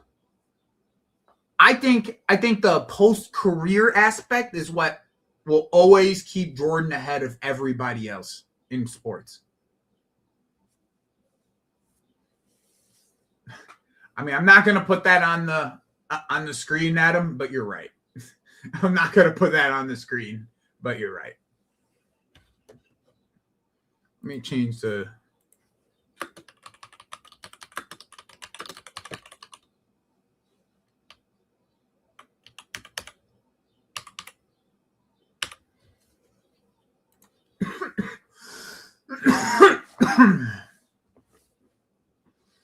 Is Lewis going live or something?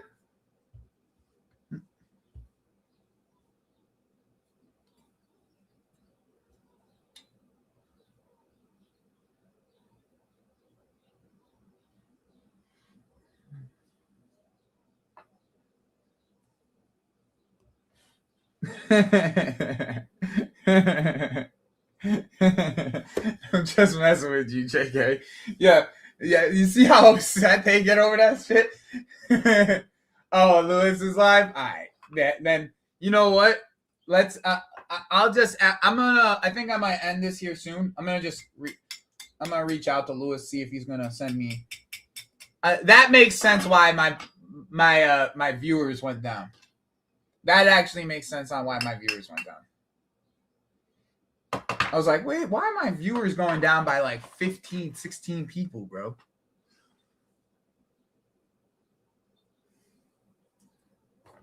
That's the thing. It's like, when's the next time you're going to have a player as as the logo on other sports teams, other sports. Like, will Ronaldo's logo be on different jersey, different type of stream jersey? All right, Marlon. I'm going to send it over there. I'm going to send all you guys over there here in a second.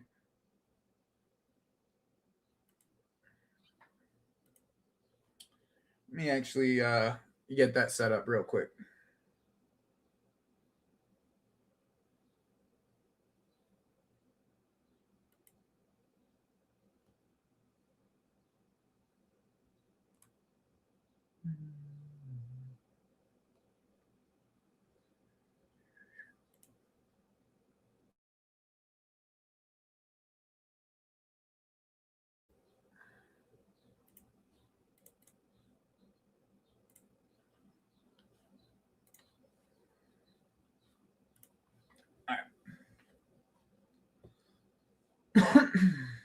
Yeah, I think I'm gonna jump on.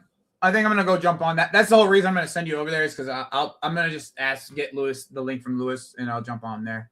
We'll just tag. We'll do a team. We'll do one together.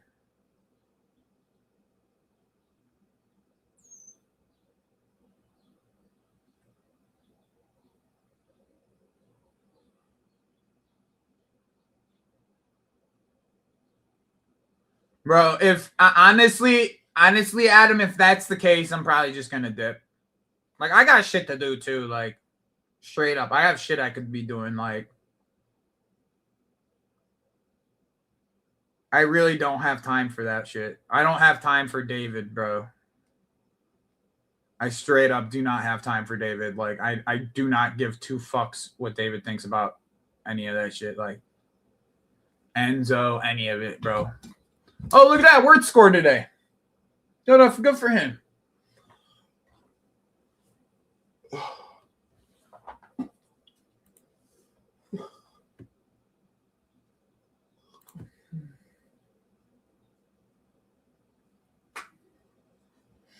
It's a great movie. It's a great movie. I know, I hear you. I mean, that's why you guys are here, right? Like, I feel like the reason why you guys come to me rather than sit and listen to, you know, a whole panel of people is because I'm not going to sit here and talk over anybody because I'm here by myself, you know? Oh, they're playing right now? City's playing right now? Let me see. I'd rather watch that game than Arsenal. That would be on ESPN.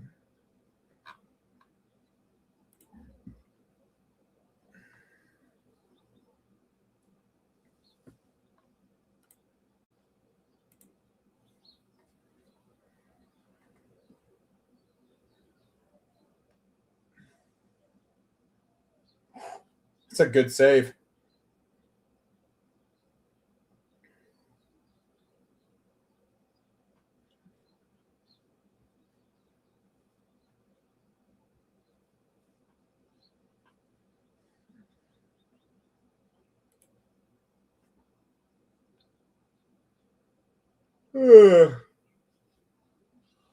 Yeah, I'm about to cancel ESPN after this. After this week, actually, I'm probably canceling ESPN and Hulu. I don't find Disney's product to be good enough anymore. It's not worth my fucking money.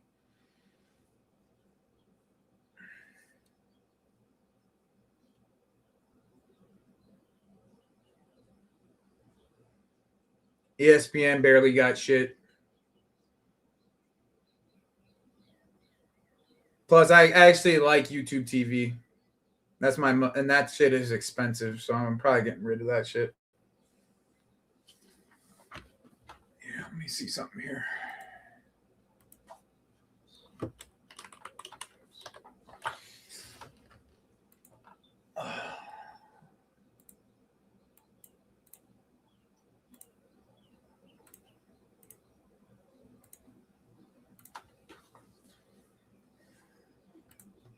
So this is the car they sold underneath my fucking nose last weekend. They sold this fucking car underneath my nose, bro. I was gonna buy this car last weekend.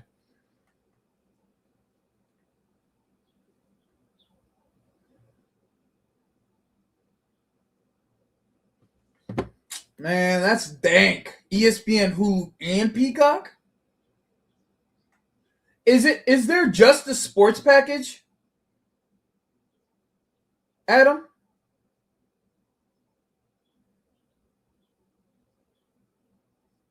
Yeah, bro, that was a steal, and they sold it underneath my nose, bro.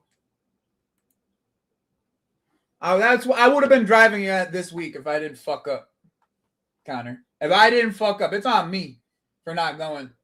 Yeah, ESPN is fucking crap. You're 100% right. ESPN sucks.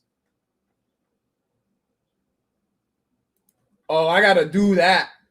I actually gotta do that because I don't need all the other channels. I just need the sports package.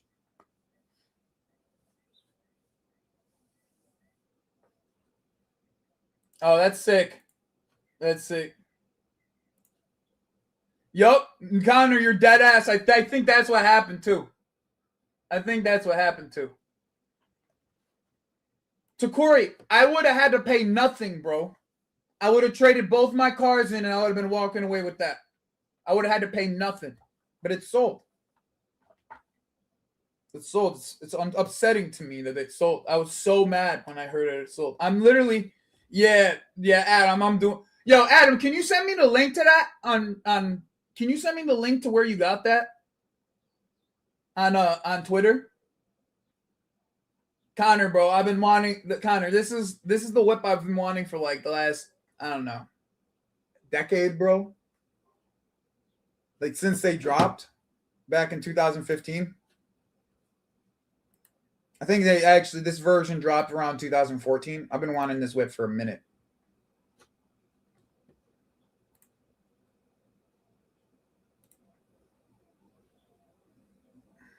I would have literally walked out of there not paying a dime, bro. Yeah. I've been wanting either this or a 911. And I can't afford a 911 yet. So I'm just going to build my way to a 911. Okay. Nah, this is without taxes. You got to pay the taxes separately.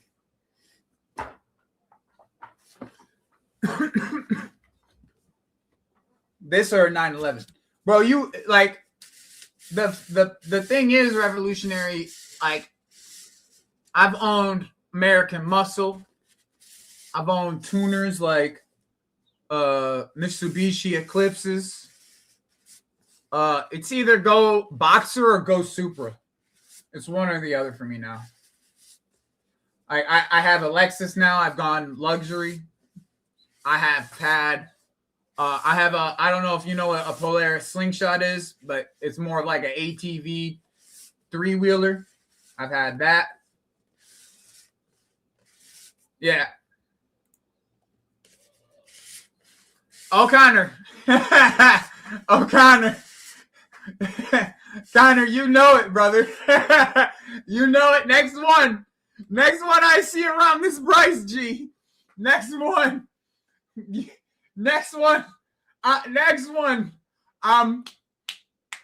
Your boy. To be honest, Revolutionary, I like the 718s more than I like the 911s. You know what the 718s look like? I'm building, son. I'm going from a Porsche Boxer to a Porsche 9. This is the car. This is the ideal color for me. Connor. This gray. I can't do black. It's too hot here to do black. That 718, bro, like is. See, that's I think the idea for me is go Boxer, 718, 911. Like, and I could. All right. I could buy a 911 now. All right. Like, I just don't want car payments. Like, let's just. I just want it to be clean. I just want it to be understood where I'm at with it. is I could buy a 911 right now. I could put 40 G's. I could put 20 G's plus the 2 cars I have and buy a 911 now. Right? Like, that's not a problem. Oh.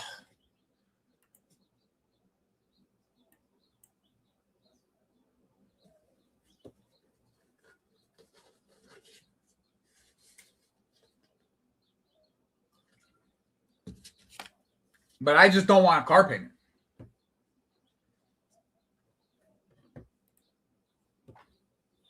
Yeah, exactly, Max. I have 2 whips that I don't pay nothing on. I have 2 cars I don't pay shit on.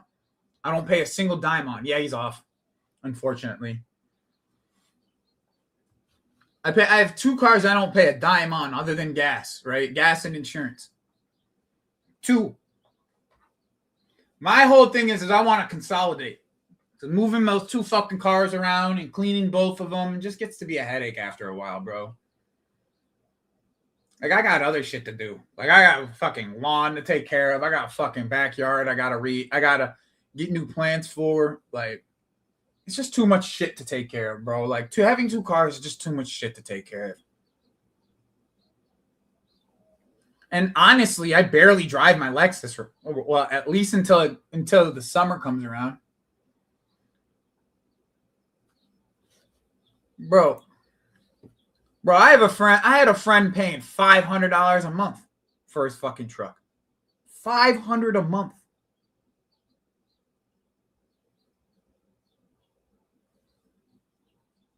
You know what I'm saying? To me, I just want to fucking consolidate my garage, buy something sexy, and consolidate my garage. That's the thing that I'm looking at when I'm buying a car right now. I also thought about buying like an Audi TTS. I kind of like those too. I prefer the Porsche, to be honest. Something about it. It's been a goal of mine to buy a Porsche for a long time. I'm an Arab man, bro. What do you mean? It's like, are we either buying Mercedes or they buy BMWs or you buy a Porsche? I'm an Arab man. Very simple. It's not deep thought process.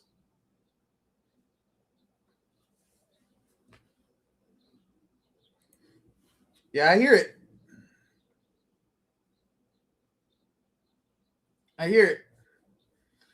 And I just started this new job too, where I'm commuting now, where before I work from home. And I like commuting. It's not even a thing. Like, I actually like commuting. Like, I actually enjoy the commute. The commute is nice. The culture in the office is really cool in my new job. Like, I have nothing to say but great things about this new job, other than they're a little cheap. Like, for as big of a company as you are, you guys are a little cheap. I'm not going to front. But outside of that, like, I get why you guys are cheap. You guys got a lot of employees. But you guys are kind of cheap. Like, just for the sake of our conversation here, you're a little cheap. Like, yo, I went to a work event yesterday thinking that, like, the company was paying for it. And then my boy was like, yo, did you think the company was paying for your food? I was like, yeah. She's like, well, they weren't. I was like, okay. Well, send me your Venmo so I can pay for it. Like, I was under the impression I was going to a work event for me to have my shit comped. Like, why the fuck am I now paying for it? Whatever. Like, it's not that big of a deal. I enjoy the culture way too much for it to matter. So, it is what it is.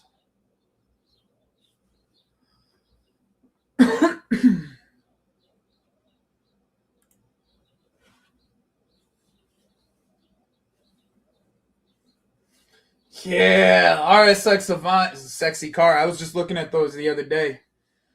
Once again, I feel like after I start getting into the groove of things at this job, I'll probably put down a little bit more on my house and then refinance it, and then I'll look for then after that I'll look for a new car. Like, that's kind of where my mind is at after I get the Porsche. So, like, after I get the Porsche, I'll probably be putting, like, I don't know, another 50 to 100K down on this house, then refi, and then 50 to 100K, like, refi, and then fucking start looking at buying, you know, $60,000, $70,000 cars, $100,000 cars, stuff like that.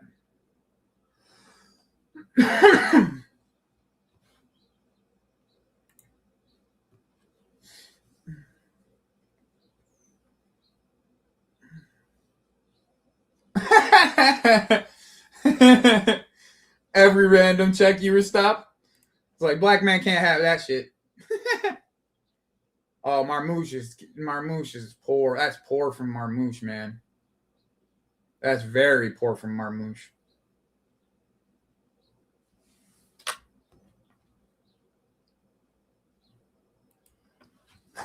The Avants are nice because of the hatch, bro. I really like the hatch. I used to have a GTI back in the day. The Volkswagen GTI. I love that car. Fucking love that car. I had a GTI VR6. Straight 6-cylinder, 3.0 straight 6-cylinder. It moved.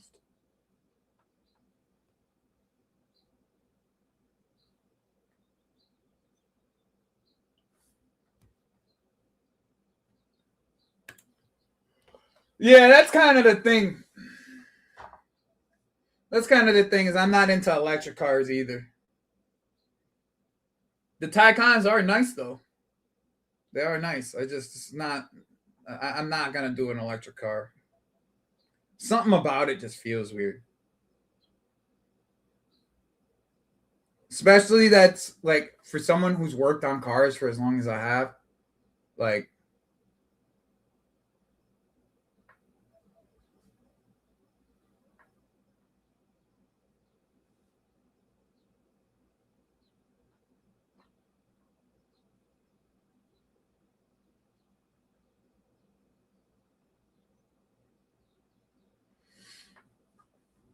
Yeah, there's something about German muscle that I really, really like revolutionary. Like the way that, like, German muscle, like, when I mean German muscle, just non-turbo German cars. Like, 6-cylinder, like a bare minimum 6-cylinder non-turbo German cars. German or European cars, you know what I'm saying?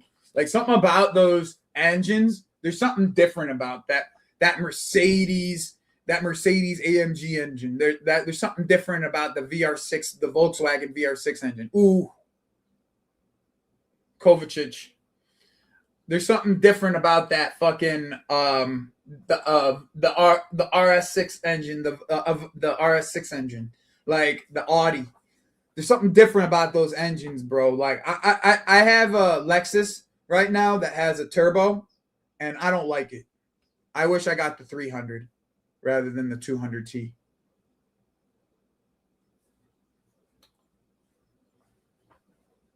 I prefer that. I'd prefer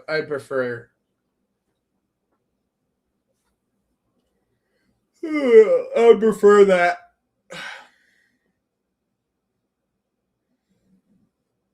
Eventually though, Connor is right though. I'll end up with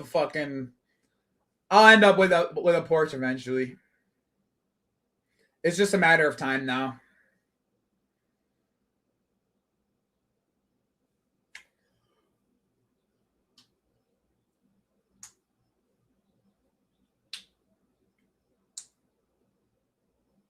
Yeah, you're right. You're right about that, Takori. It is about the quality, but you know there's like I once again I'm not a fan of Audi like German small engines. I'm talking about like they have to be at least around a 3.0. Like the Boxers are 2.9. Naturally aspirated 6. So like there's no turbo, there's no nothing like that. Like that's what I'm trying to get myself into. Something about those engines I prefer.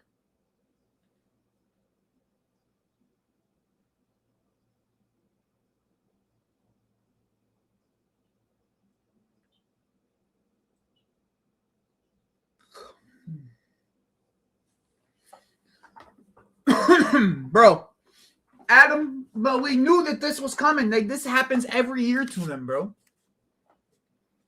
When you don't play sustainable football, it catches up with you. It always catches up with you. No matter what you do, it always catches up with you. Now, can unsustainable football win you cups? Yes, but you have to have the mentality and the manager to be able to do it.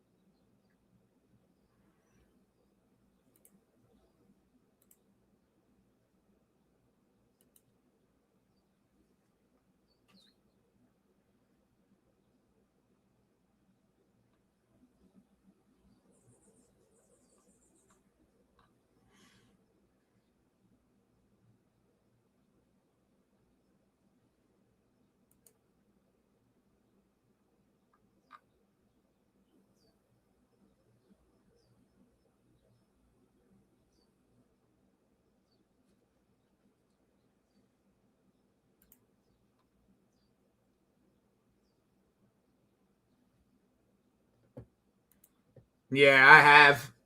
It's just impossible to get a Lotus out here. I forget what the Lotus I fell in love with back in the day. Forget what it was called.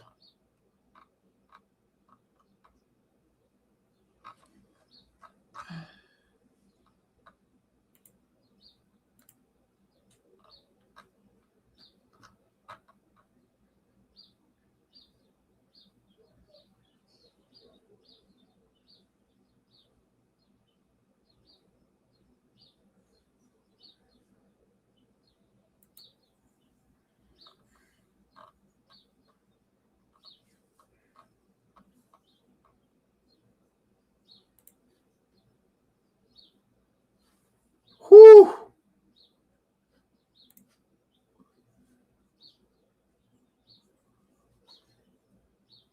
I didn't know that. Yeah, I had no idea about that. I'm looking at Avora right now, though.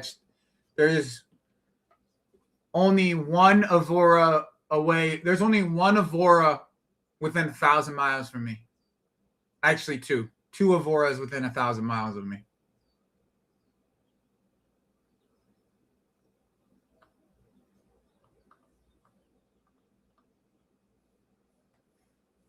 Damn, that's crazy. Yeah, it's an Elise, I think, is the one I'm looking at. I'm talking like when I first got introduced to Lotus, I'm pretty sure Elise was the one. Yeah, it's this one. Yeah, this is the one. It had like the dual headlights in the front. It's this one right here.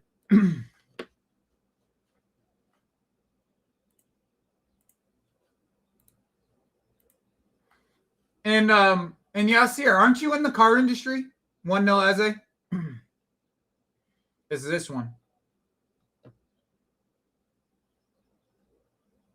This was like Midnight Club. Literally. This is like Midnight Club.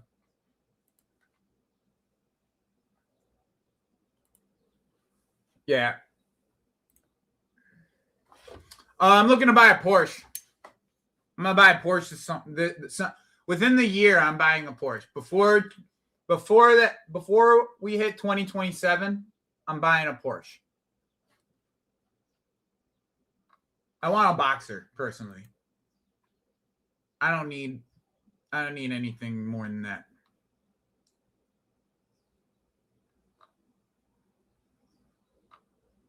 Plus, I don't want any payments, so I'm gonna buy a Boxer.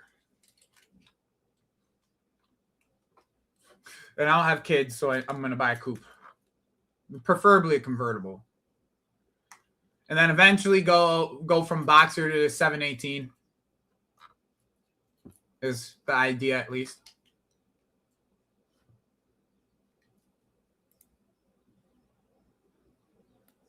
Nah, proper one. And I don't want something too new either. I have a problem. I have like a theory about buying new cars.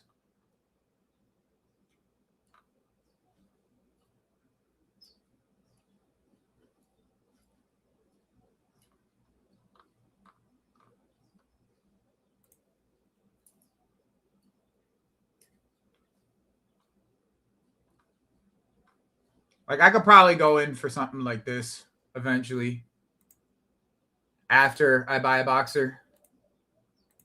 Something like this.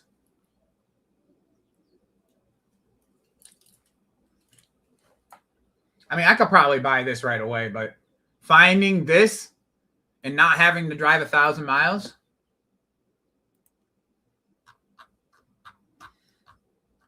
is realistically like what we're talking about here.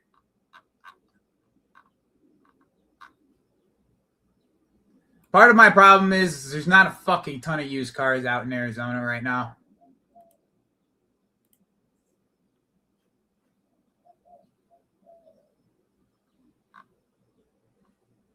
They're all overpriced as fuck. All these cars are overpriced.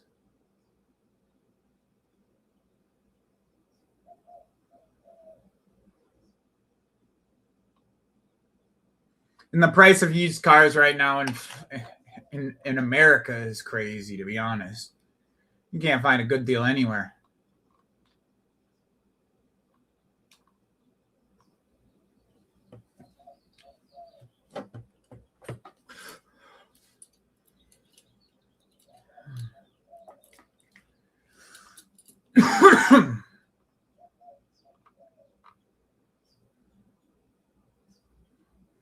Yeah, see, like that would be like retired Joe would be in like this whip.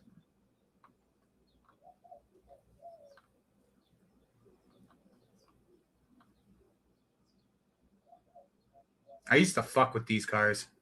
Heavy. The Panorama. And 4-door sedans. Back when I was a kid, I thought they were sick. Yeah, it's sexy, but I don't really want to go electric.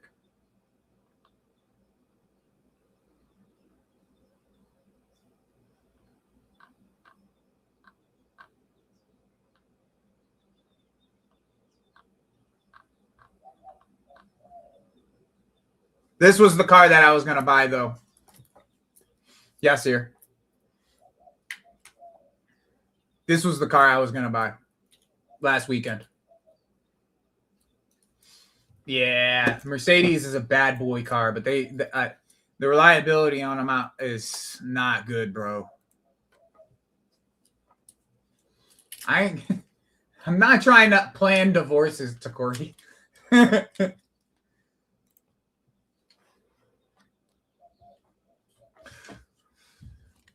Yeah, that's nuts.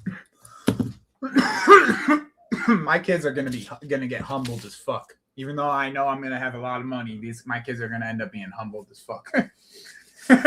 So that's just a reality. They're gonna end up humbled as fuck. They're gonna, that's the car you're gonna give me, Dad? First car? Yep, that's your first car.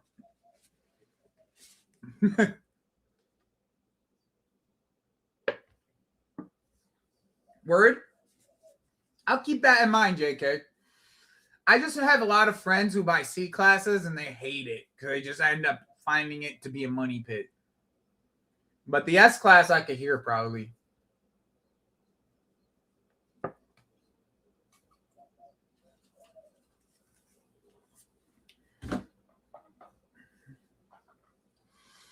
I hear that.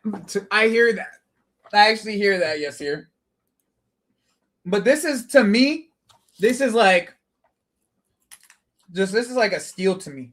This is like I'm gonna consolidate my garage because I got my Lexus right now that is still low miles, and then my Slingshot still got low miles on it. So I'm gonna trade that fucking shit in. No, I mean I'll give him a car, but you're gonna get humbled. Like you're not gonna get no fucking. You getting a 5G car. Like, I'm going to be one day, your 18th birthday, there's going to be a car in the driveway and it's going to be worth $5,000. At most. Because I can make $5,000 in my sleep. So, like, yeah, $5,000. You're done. I'm not spending more than that. It's going to have $100K on it. You're going to get humbled. I promise you. I'm going to buy you a nice car, but it's going to be worth $5,000, $7,000.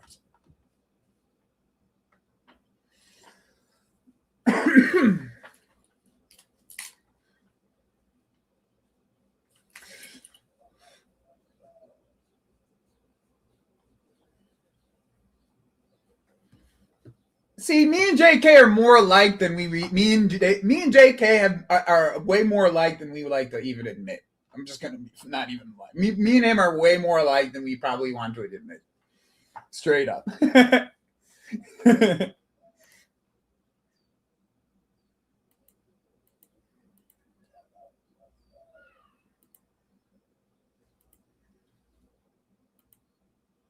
See, the problem is, yes, here, I don't really want to spend 50. I could spend 50, but I don't want to spend 50. Like, to me, the perfect scenario would be trade in both my cars, not have to pay a dime, and get a boxer. You know what I'm saying? Like, that would be the perfect scenario for me. Because what I really want to do this, like, by end of 2027 is I want to put another $50,000 to $100,000 in my house and refinance it. See, yeah, I don't have that problem. What do you guys pay for insurance out there for something like this? Like when I got the quote for this, I was paying $90 full collision and everything. $90 a month.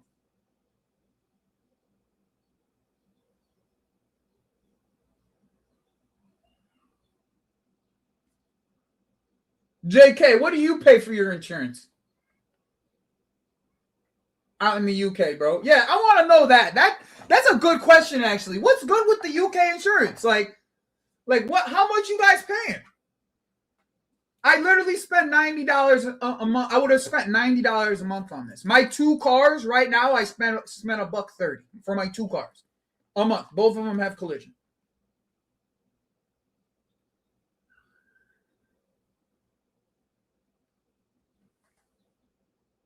What are we saying, guys? You guys aren't even answering my question. You guys are talking within each other. You answer my fucking question.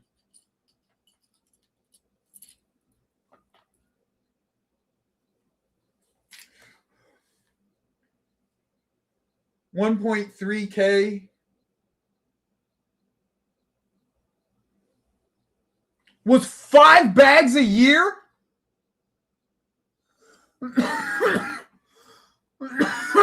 What the fuck? 5 bags a year? So what? You were spending what, like $2K to insure that boxer? I mean,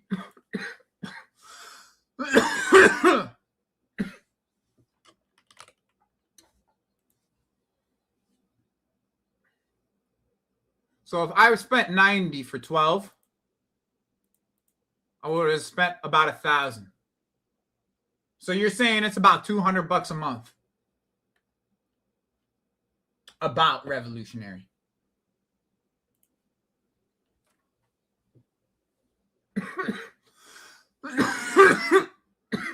What about like registering this shit?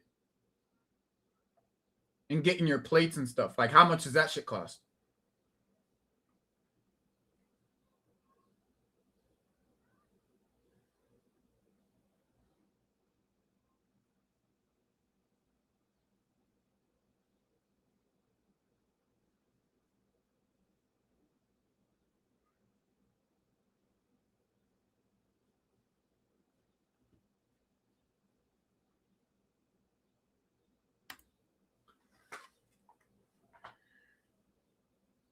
Yeah, bro. You guys in the UK are getting fucking reamed, bro. That's nuts. JK, you spend 10 G's a year on insurance? 10 G's a year? Yeah, you could miss me with that. I'd be riding, I would just ride motorcycles if that was the case, bro. I'd dead ass, bro. Oh, that's not too bad. That's not too bad because I gotta register my car every 2 years, and it costs me anywhere between $200 to $300. So that's not too shabby. Get up.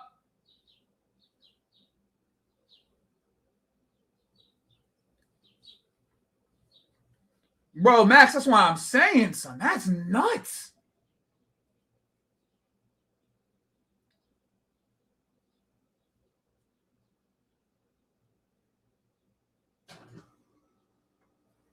What does that normally run? So that's like your fucking registration then. because that's kind of how it is in out here too.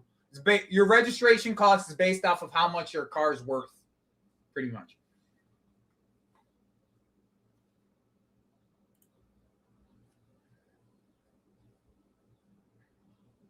Aren't you in? You're in Florida. Yeah, but Florida is the cheapest state to live in America, bro. You can't go to anywhere else in America. You don't get the same luxuries as Florida, bro. Are you for real?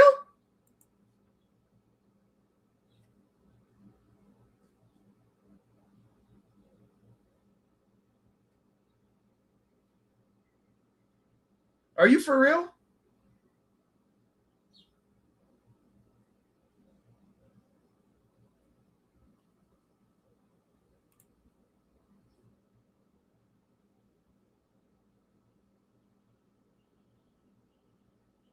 Oh shit, word?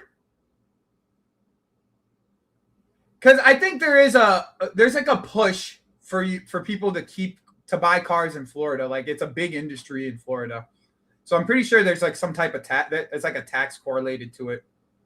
Like, cause I remember that one of my boys who work at a dealership has like, they have like the dealers are the only ones who get like a tax break on bringing cars from other places. They get a break for like registration and all this other stuff. So like,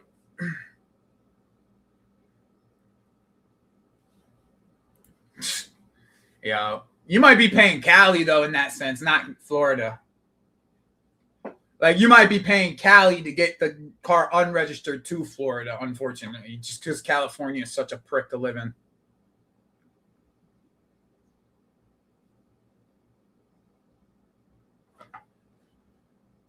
That's another good question, Connor. This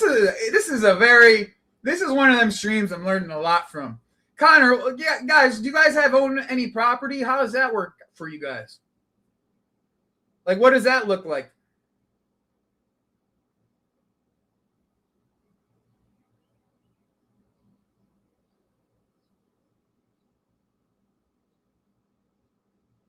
Oh, that's fucked.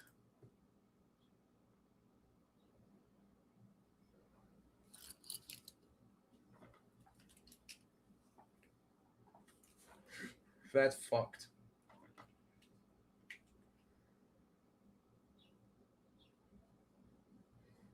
I mean, Connor, that depends on where you live. It depends on where you live and if you have enough money to buy a house. Because here's the problem with that, Connor. Like, I tell people all the time, don't buy a house unless you have 20%. You're just putting yourself into a real sticky situation if you don't have 20% at minimum. I put 35% down on my house. I nearly have a $500,000 home. I put 35% down. I think my house came out to, I think my most recent estimation of my house came out to 480 or something like that. Like my taxes out here where I live, I pay $1,000 a year. I pay $1,000 a year in taxes. And my home insurance, I think is $30 a month. Is like that's the thing is like if you don't, that's the thing. It's just like the car, right? When you own a car and if you owe money on the car, like if you owe money, right? If you take a loan to buy the car, right? Then your car insurance will always be more. It's the same thing with a house. If you don't put 20, woo, Connor, I'm so jealous. I'm so jealous, bro. I'm so jealous. I'm actually jealous as fuck. 2.5% interest. Oh. See, you guys, I'm getting fucking raped on my house interest. I'm getting raped.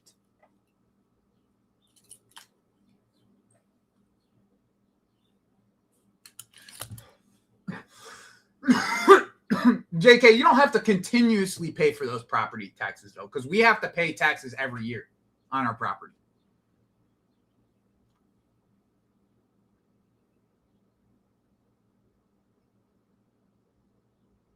right? You don't have to pay those property taxes yearly, right? Because it doesn't sound like if you do, just from what you're telling me here.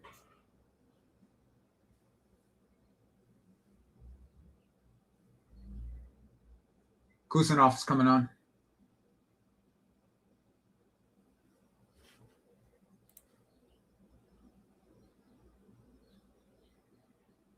See, that's nice. See, Connor, that's pretty nice. Yeah, see? Yeah, I mean, Arizona's nice, man. I'm not gonna front. There ain't no only thing you got to deal with is heat. I'd rather deal with heat than a fucking hurricane, bro. Like Arizona's nice, bro.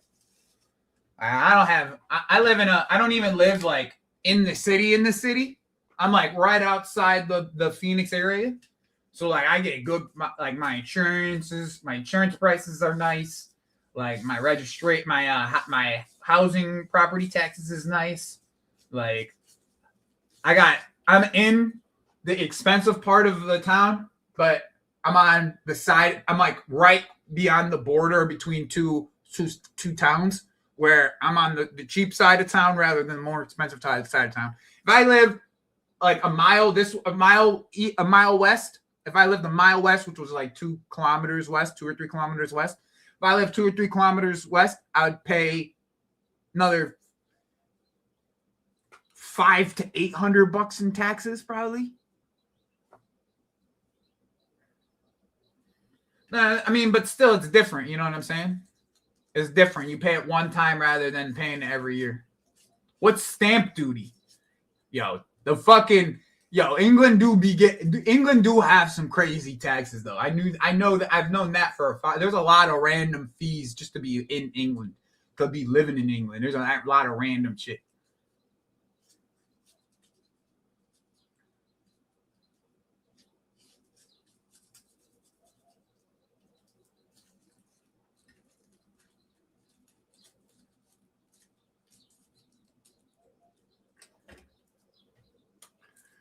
Yeah, I normally get like my property taxes haven't increased that much. I think it was like $50 in the last year, $50 or $60 in the last year, or something like that. It wasn't that much.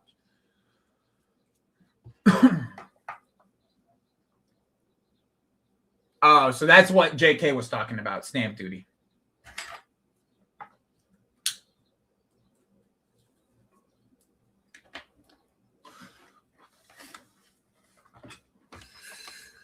JK, welcome to my world, bro. In the world of sales, bro, you get taxed at like 60%, bro. It's crazy. All my commissions is taxed at like 60%. Luckily, I make quite a bit in the commission, so not too big of a deal, but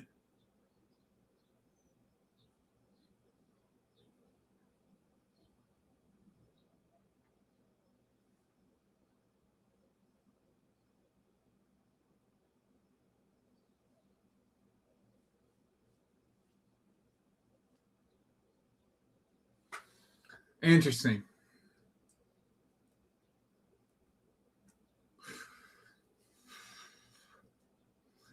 JK, what kind of business you run? Construction, I'm guessing? You seem like a construction guy.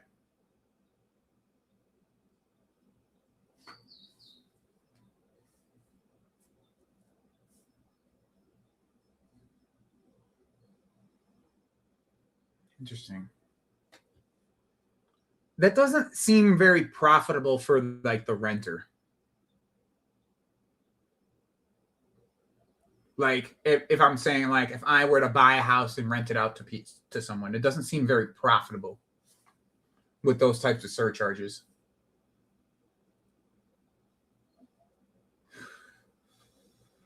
But what do I know?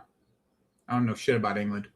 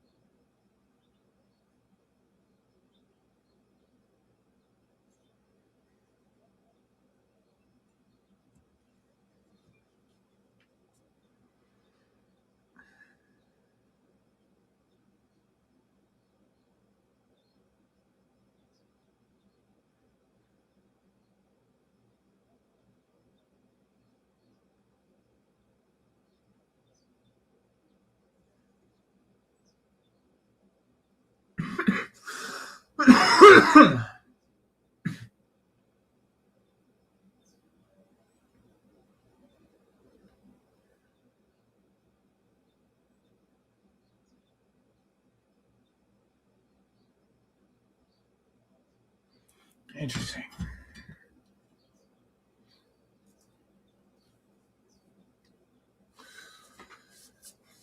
Let me get this off my screen, bro. That shit's just pissing me off.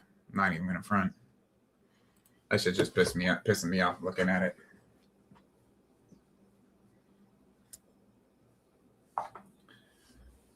So my house was worth $480, so I'd probably be paying somewhere around $6.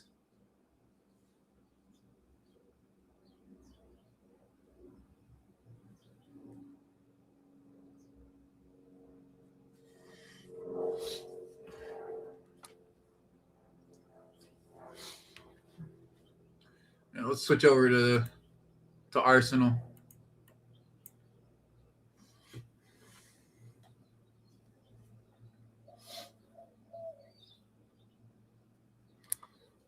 Yeah, because I'm like I've said before, my house is fucking.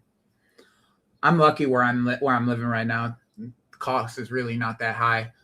As soon as them interest rates, Connor, go down, bro, I'm gonna be living life so nice, bro. I'll be at like my mortgage will be somewhere around like $1,800, bro. Like if I once I'm fucking, I just need it to go back down to like somewhere around 3 or 4%, bro. And I'll be fucking living good.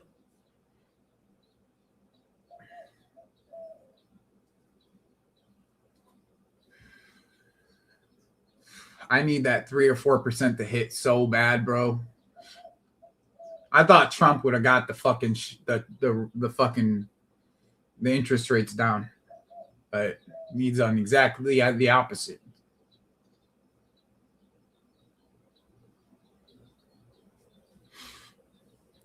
Because I'm at like 6% right now. That's awesome, JK. That's awesome. I only have my mortgage to pay, and I have my brother paying rent too. So I'm in a pretty good spot, even currently. But man, that shit would be nice. If I could get my loan payments down. Shit would be nice. I don't even mind having a mortgage. Like, it's pretty normal for any individual to have a mortgage.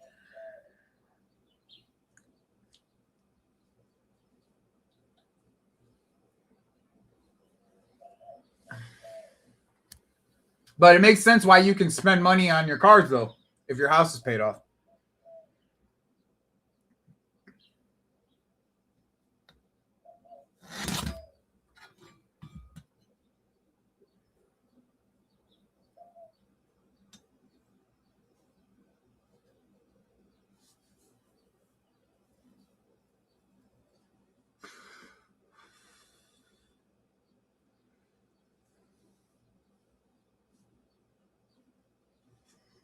Yeah, I'm doing that 100%. Oh, fucking doing that 100%.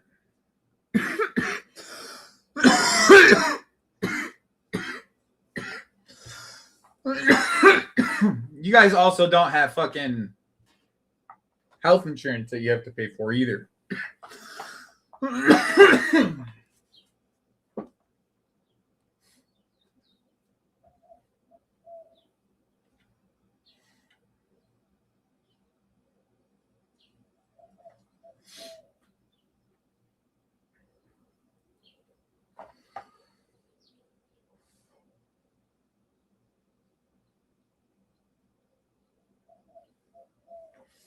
Damn, Takori's balling, son.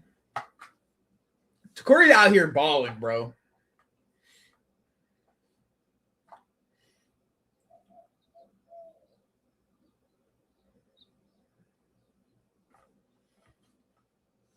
That's an interesting one.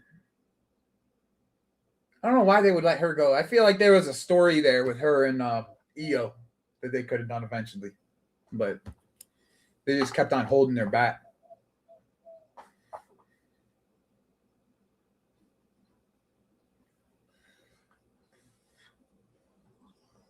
Anyways, I don't even care about WWE anymore. I'm about to go put that shit. That's why I'm about to go take my fucking. I'll just keep it to watching Raw on Netflix once in a blue moon. And then, like, once the big events come on, I'll just fucking VPN my shit into Europe and fucking watch the big events on Netflix. That's the easiest way of taking care of that shit. Because I'm not spending more money on ESPN. What I need to do is I need to get some of these fucking TV costs down. Because I don't watch enough TV for me to have all these streaming platforms, bro. It's like YouTube TV. If I have YouTube TV Sports, like Adam just recommended, I'm going to do that. And get that taken care of tonight. Literally tonight, I'm switching that shit. Save me like $30 there, and then fucking save me $30 a month on fucking what's it called? I pay for Peacock. I pay for the year for Peacock because Alex showed me the Black Friday deals that they do for Peacock on Black Friday, and that's only $50 for the year. And then I paid like $50 for the year for Amazon Prime. There's also a really cool thing with Amazon Prime. Like if you like HBO Max or one of these websites, one of these streaming platforms, or like Stars, because I like watching Power. If you go on there and you do the free month, and then when you go to cancel, they'll give you like a year price at like 50% off right away if you go to cancel. So that's what I've been doing with a lot of the streaming platforms that I've done. That's how I got Paramount for the year, is like I'll go to Paramount like right after the Champions League. Right after the Champions League ends, I'd cancel it, and then they offered me a year for 50% off. So I was like, okay, so I'll just pay it for the year. You know what I'm saying? Mikael, you got a basic channel website?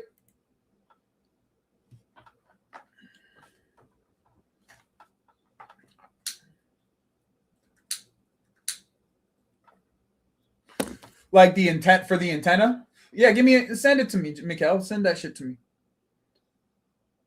I gotta just cut some of these streaming costs down. I don't watch enough fucking TV for me to be fucking watching all this, doing all this streaming shit, bro. Straight up, I really don't watch enough fucking TV. Like I watch sports on the weekends, and that's pretty much it. And Netflix during the week, like literally that's it.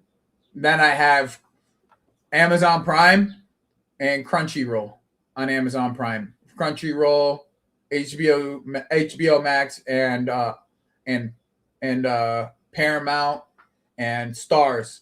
But those three are all paid for the year.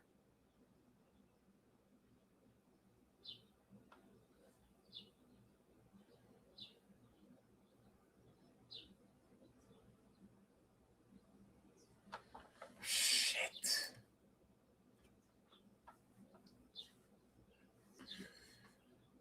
See, I'm a little bit weird, bro. I'm like one of those people that like I have over 2,000 square feet in my house, and I feel like it's too much. It's too much space to clean. Where'd you send it? On my Twitter? Mikael? On my Twitter?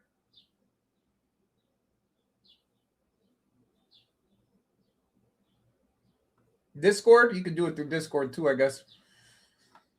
I don't know if you have my Discord, but yeah. Okay. Give me 1 sec.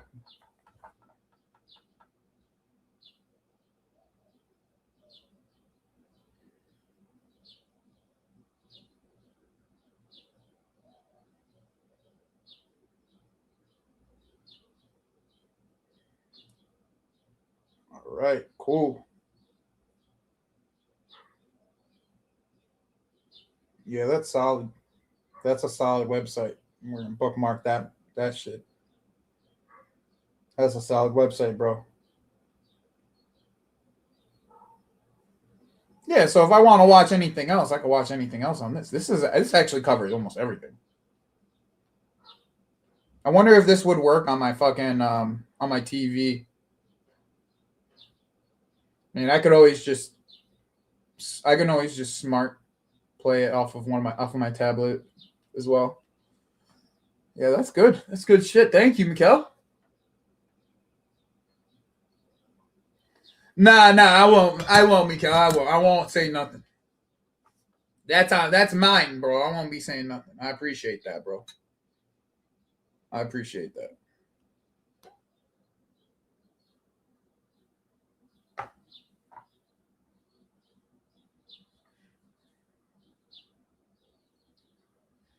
I don't. I don't actually have a fire stick. I should. I should get a fire stick. I should get a fire stick. You're right, though. I've been just slacking about that shit. I should have been gotten a fire stick a long time ago, to be honest.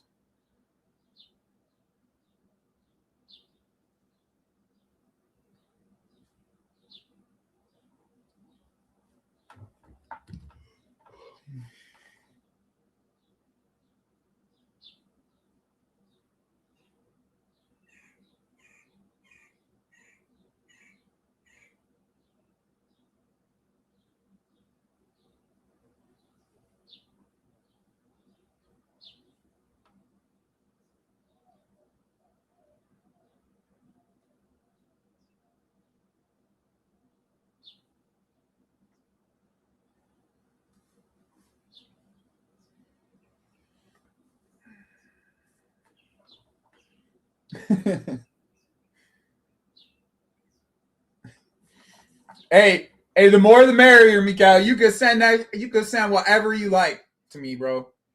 Whatever you like, bro. Send it my way, my G. I'll keep that shit under lock and key, son.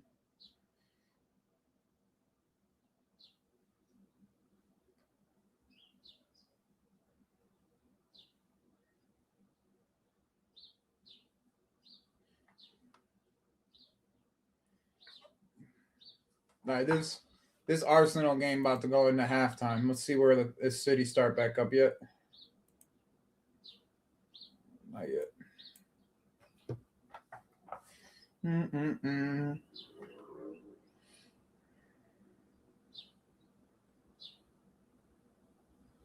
It would be nice if they did, though. I doubt it, but it would be nice if they did.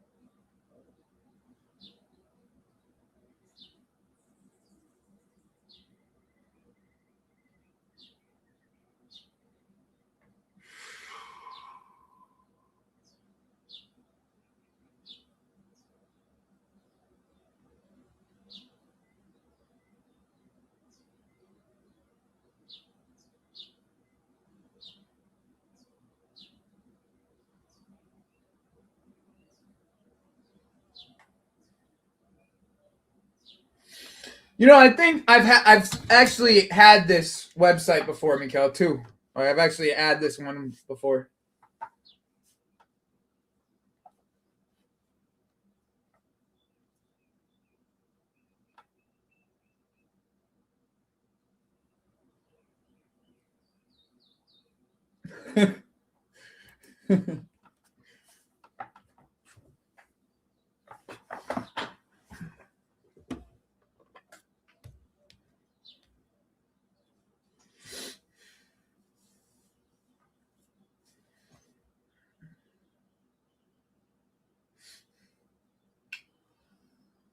I'm glad I moved. JK, I didn't realize how nice it was to live outside the inner city until you leave the inner city, bro.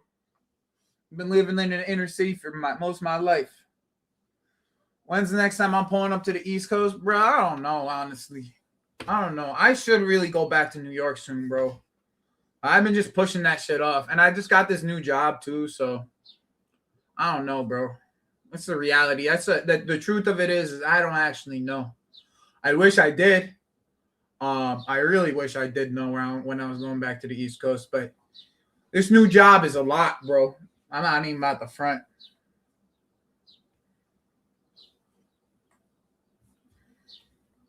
Yeah, bro.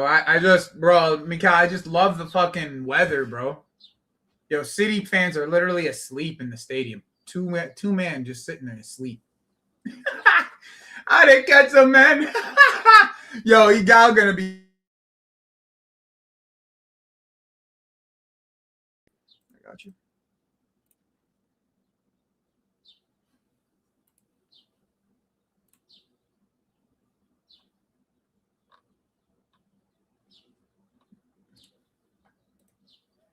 I was gonna go on fucking Lewis's channel, but I'm just not feeling like arguing with people today. Like, I'm having too much fun talking to my chat. I really am. Yeah, I appreciate that, Mikael. It's a pretty big spot, bro. It's a pretty big spot, Mikael. You know what I'm saying? Like, I went from like I've been working at startups who have made it IPO like for the last decade. Like every startup that I go to ends up as a fucking on the stock market. And like after that I leave. Once I hit the stock market, I leave. But this time I decided I'd do something a little bit different. I get away from like the startup industry, even though it's really lucrative to be in startups, especially if you're in the right ones. Like you can make a fuck ton of money in startups. Now I decided I'm only going to work for a company that's in a Fortune 500 position, and I ended up in a Fortune 100 company. So kind of to Corey. I ended up at a Fortune 100 company. So like now it's like, there's so much in their suite of technology that they sell. There's so much to their suite of technology that it's like so much to learn. Like I'm 5 weeks. This will be my 5th week. And it's just so much to learn, bro. Like it's so much industry knowledge to fucking understand. Like I've never been inundated with so much fucking information in my entire life.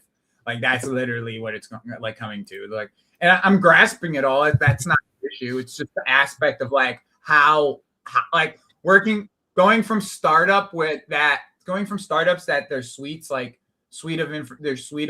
of technology that they're selling is probably like closer to like a 3 or 4 like tool process that they can sell and can be implemented within a couple hours, to a process that's like Fortune 500 full suite of technology that can integrate with pretty much anybody in their industry, is like a totally different conversation. It's just so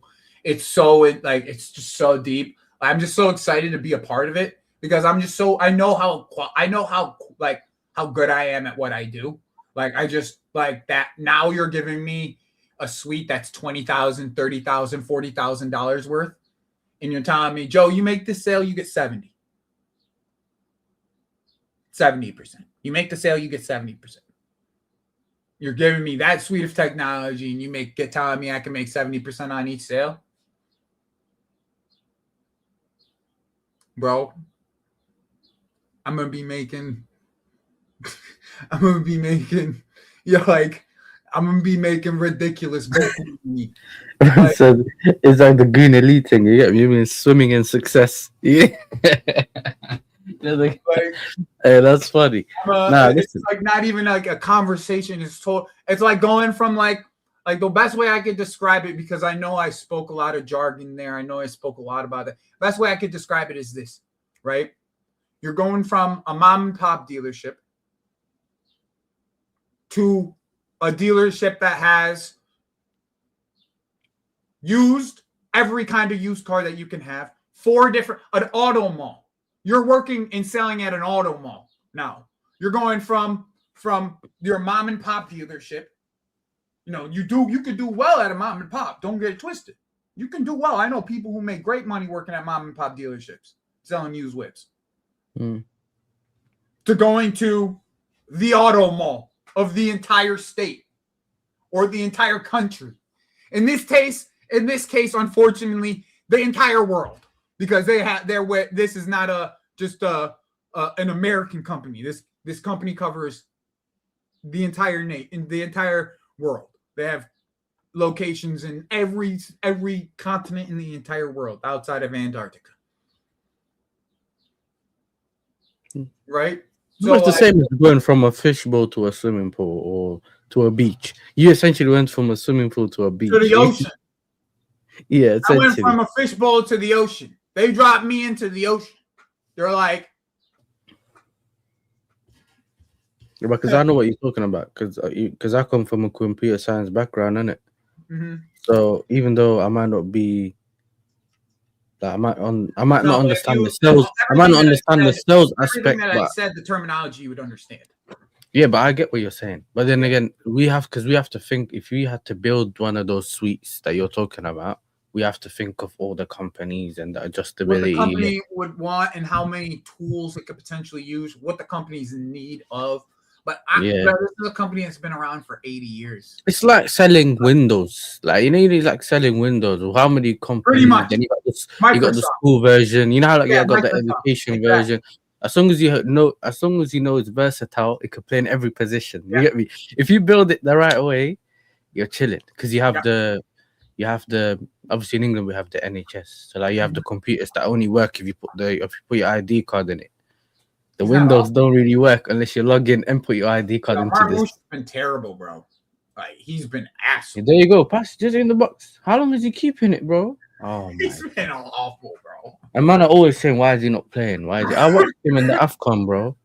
It was literally him and Salah just running, and he looked like the best player. I swear they played and the thing about watching AFCON, when I watch Egypt, I swear down, these man, everyone's trying to be the hero. You know the ones. You know what we know about the Arabs. Everyone's trying to be the hero, yeah. Yeah. And they just, bro, they had to stink out to the end. Everyone wants a spotlight. Yeah. Man, they are defending really well, though. Thing is, though, man, I don't know about living in the countryside. You know what it is, because I've traveled a lot, like, in terms of, like, for work, yeah. But I see, man, like, I've been to places where you get off, let's say you deliver the car to the customer. You get at the house, you realize, there's a bus. The bus goes there, but you don't know where. There's no bus stop. There's no sign. And then you realize, I got to knock on one of these neighbors' house to find out what time the bus is coming. Yeah, they might tell you 1 hour. Yeah, they know what time. I'm like, bro, if you needed groceries, where you going, bro? You need a helicopter to go to the city to get. Bro, it's dark. If anything happens to you, you can't get. Listen, ambulance. Forget about it. Yeah, the ambulance ain't coming, bro. Getting to the grocery store take you fucking 45 minutes. Oh, there you go, Marmouche racist. Another time. I don't live in the city. I'm in a suburb now. I live in the suburbs now. I live in the burbs. Like, man said you growing your own veggies, bro. I live in the fucking. I grew up most of my life, bro. I didn't have a backyard. You know what I'm saying? Like, I didn't know what a backyard was. Like eventually my parents moved to a house closer to the burbs, but we were still in the city. You know what I'm saying? Yeah. You know what I'm saying? Now, I've only lived in cities though. Like, I wasn't born in Rotterdam, yeah, but I moved there early in my life in terms of in Holland, yeah. So I lived majority of my life in Rotterdam, which is essentially the second biggest city in Holland after Amsterdam. And then you come to the UK and I live in Birmingham. So that's the second biggest city as well. Do you get me? So when I go other cities or other places, I'm like, right, this is dead. There's no life here, bro. It's mad. I live in between Aston Villa and Birmingham City. Do you know what I'm saying? Right in the middle. So I live like, there's always something going on here or there, bro. Well, that's a great touch from Kovacic. Head it away, bro. Hey, you're like a couple seconds ahead of me. But that's calm.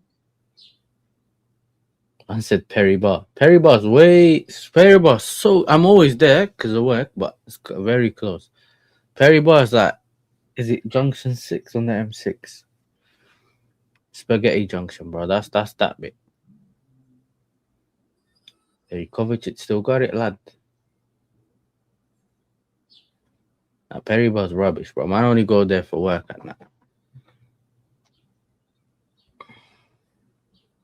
You see my boy KJ, he's from here as well. Yeah. You see when we play Liverpool, we're gonna do a live. You know, we're gonna do a live match preview. You get me? I'm Yeah, dragging that Donny.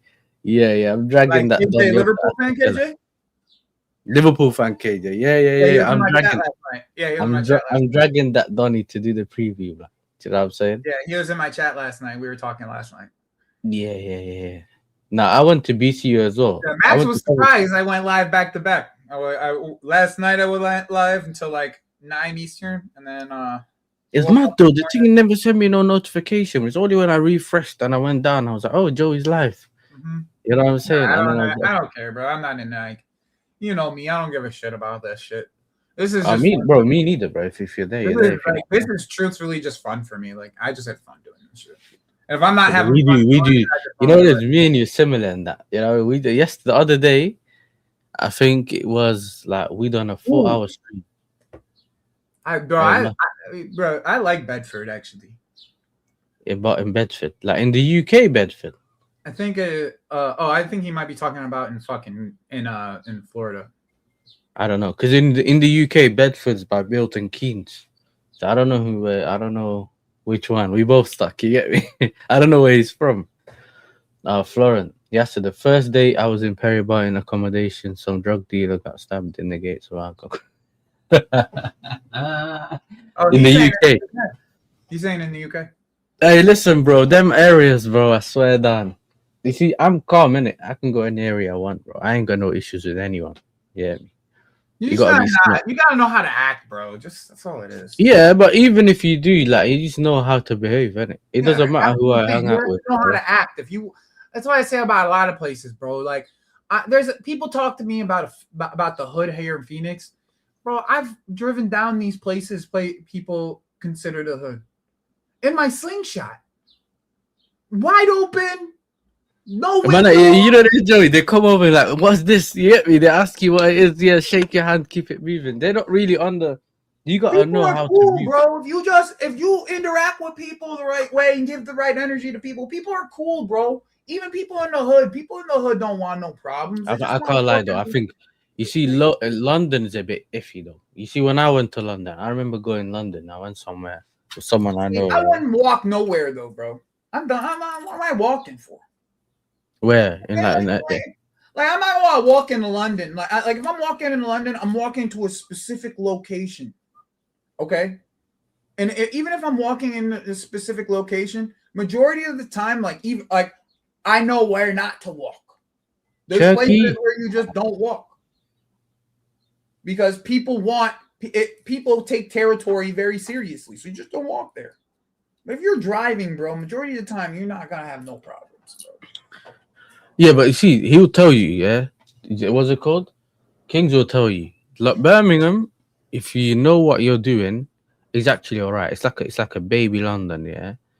And if you know where you're going, or whatever you're chilling. I think it's when you start going places you shouldn't and all that, that's when it becomes just like it can go left, innit? But it's just like I think the problem is, yeah, I remember I went to London. I went to London last year in June, yeah.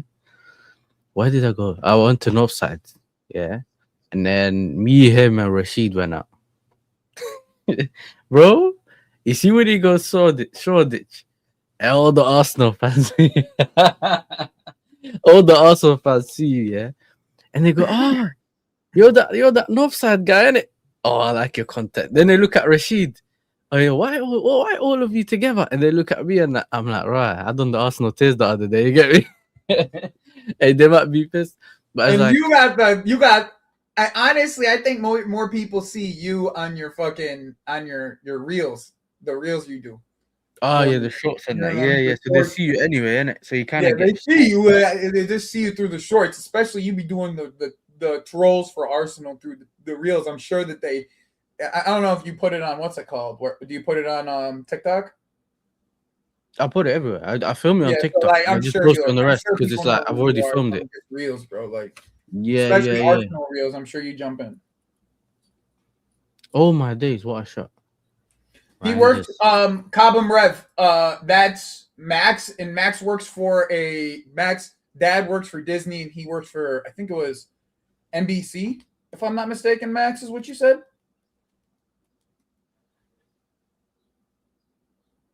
See, but Brummer's calm. Mind your business, you're chilling. But you see, London, you can go places sometimes where man start. They look for it. If you're on the wrong place at the right time, it's a bit. I remember going London a couple of years back. I'm at the traffic light and I've got these mopeds coming to my car. I swear they were following you around and that. Obviously, it doesn't help. It doesn't help that I had a 2-door blacked out car, and I don't know what they were thinking, but it was one of those. Yeah, I was thinking, why am I being followed now by a moped, bro? Well, yeah, because them times it used to be the acid attacks that I used to get. Do you get it? We had acid attacks at the time. They'd Acid get them in what ways? like, you know how people used to spray acid on each other's faces and that. There was a Acid, period like them, acid, like acid, like bad acid, not like the drug acid. as in the scientist thing, bro. Like the Yeah, the, not the like liquid, acid, the drug, like the drug. the acid, one that like it's like I don't know. How to LSD, do it. right? The chat Not was, I LSD. don't know what is what. Acid is like this. LSD is called acid here as well. So No, like, but no sulfuric acid. That's it. okay. So it's a liquid, and then they spray it on you, and it burns your skin and that. Okay. You know, there was a little period. I don't even remember what it was, like 2018, 19 or something like that, where man would just spraying that on random people, bro. And bro, yeah, my windows were shut. Blood. I'm like, listen, Motherfuckers want to die. That's what would happen. I was in Shepherd Bush, and I was going to one of them houses with one of my friends. All I'm saying Yeah. is, yeah, Mikael, motherfucker wants to die. That's what would happen. Literally, a motherfucker would want to die. Yeah. I'm just thinking of myself in my slingshot. You know, there would be a dead man on the ground if that happened. Yeah, but Here, I you know, see me, I know. you see the Joey, the us. We ain't got the. I'm just saying, if it was me, if it was me, there would be Man a dead said man it's on the it. ground. Joey getting that first teardrop tattoo. There'd be a dead man on the ground, bro. Like, bro, We can't have that in the UK though. You get me? Revolutionary. I got my little understand. baseball bat with the I ball next understand. to it. I'm under just the putting seat. myself in the scenario in my slingshot here in Arizona. A moped rolls even close to me.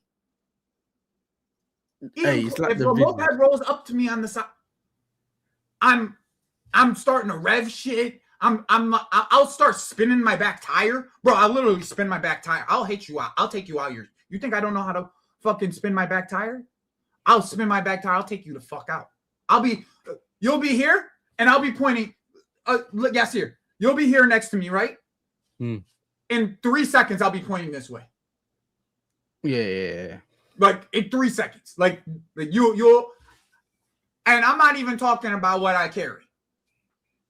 Yeah, I know. Yeah. Like, I'll tell you what I'm carrying, bro. Right? I got my little baseball bat with the ball next to it in case I get stopped. I'm on my way to play baseball, lad. Do you know what I mean?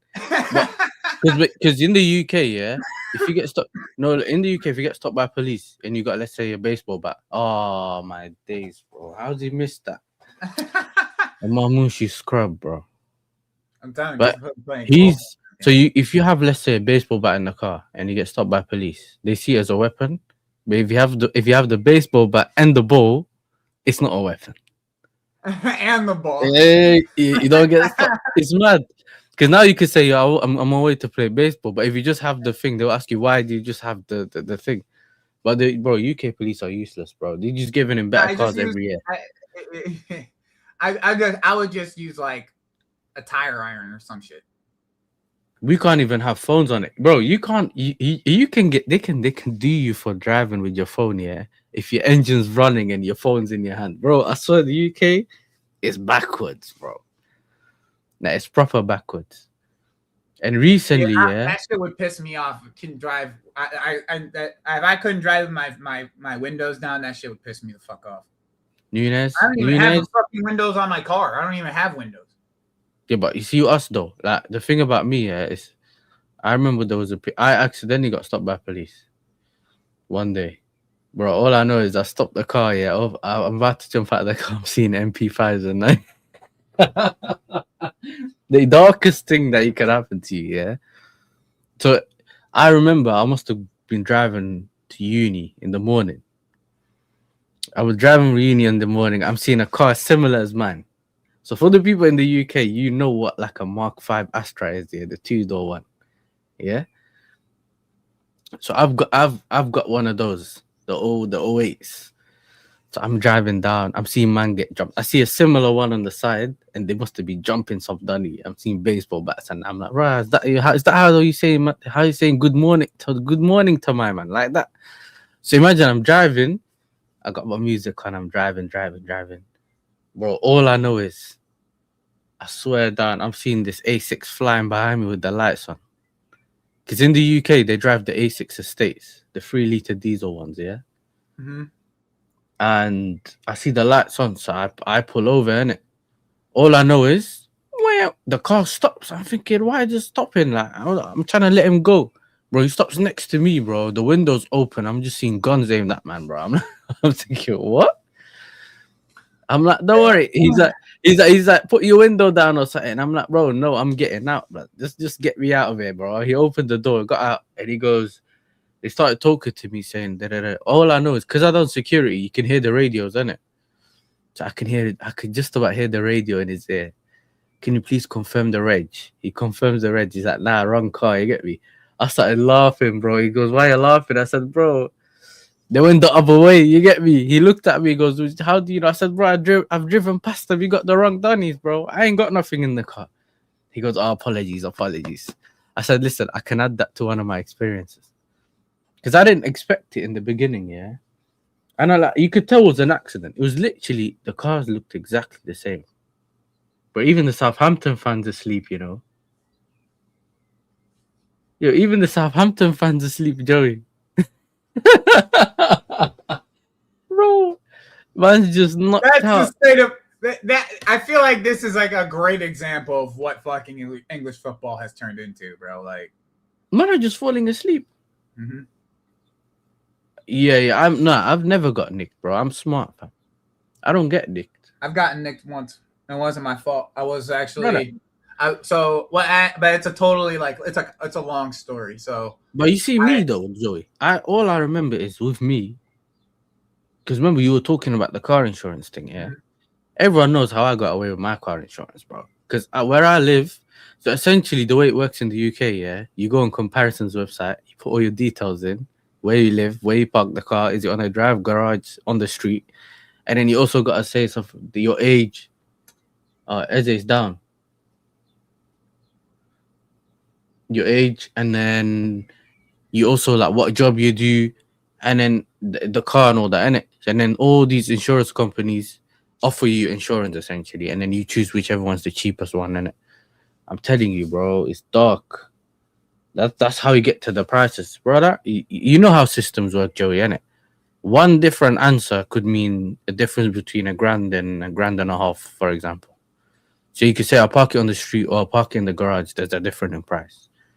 But the age thing's usually the massive factor, and then the cars. Because remember, bro, you know how they steal cars in England, like 5-10 seconds. They come with, bro. They come with one of these, yeah. You get Joey.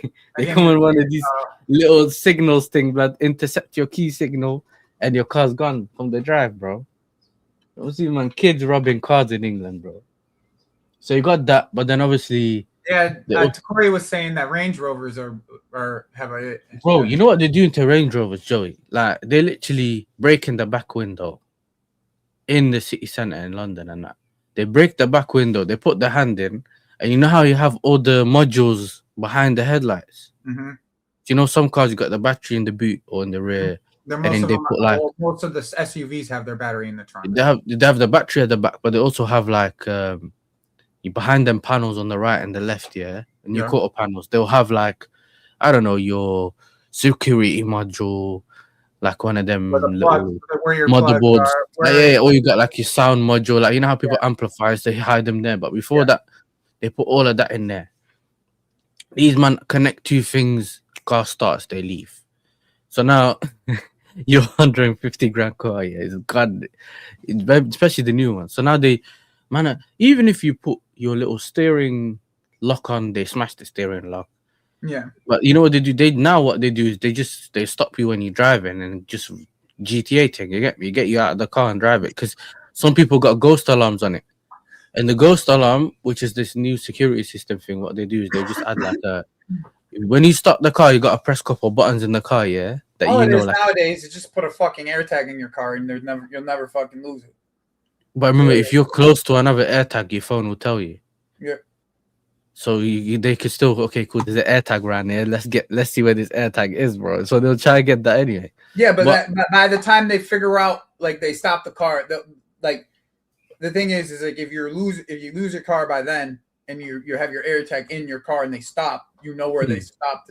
Yeah, but Joey, this is the thing though, Joey. You see, like, this new ghost security system thing is, yeah, they'll wire this little thing into your car. So they hide it somewhere, yeah, and it's like a immobilizer. So what it does is, when you start the car or before you start the car, you put in the little code, and then when you start it, it allows you to get into gear or the car actually runs. So if you don't put that code in, the car don't move. Even if it starts, when you put it into gear, it shuts off. But people, even then, they just find that little thing and then they rip it off and then the car starts. Even if they hide it, it's crazy. So I've been to customers' houses. Because, like, I feel like if you put, here's the way I would see it. Like, if you put, for instance, like, you took a fucking an AirTag, right? And you got underneath you got underneath the tire panels, and you put it in one of the tire panels, right? I feel like you would never be able to, like, they would ever be able to get to it, because, like, you would have to, you tear the car apart inside the car. You wouldn't be tearing the car apart from the outside to find it. You know what I'm saying? Like, I feel like that. Yeah, it kind of makes sense, but then obviously either that or you put it, you tape, you glue it inside the engine block somewhere by one where you would put your coolants or something along the lines of that. You can. You're not wrong, but I'm pretty sure. But even so, it is crazy that you say that. The big thing, the one thing that I was thinking of was out here in Arizona. And it was Arizona and Colorado. They have it's a similar thing that they were doing to Kias. They had, I remember the Kia boys and that. I remember that. But those were stupid though. Those were like you could start a car with a USB, bro. I was thinking, bro, what is that like? Yeah. How can you get through it? Because that was so stupid. It's like the computer, like where you plug your computer, like, you know, the plugins that you can use to like start like figure out what your engine problems are. The OBD, yeah, the OBD. So basically, you plug in the OBD, and then basically one button would just start the engine.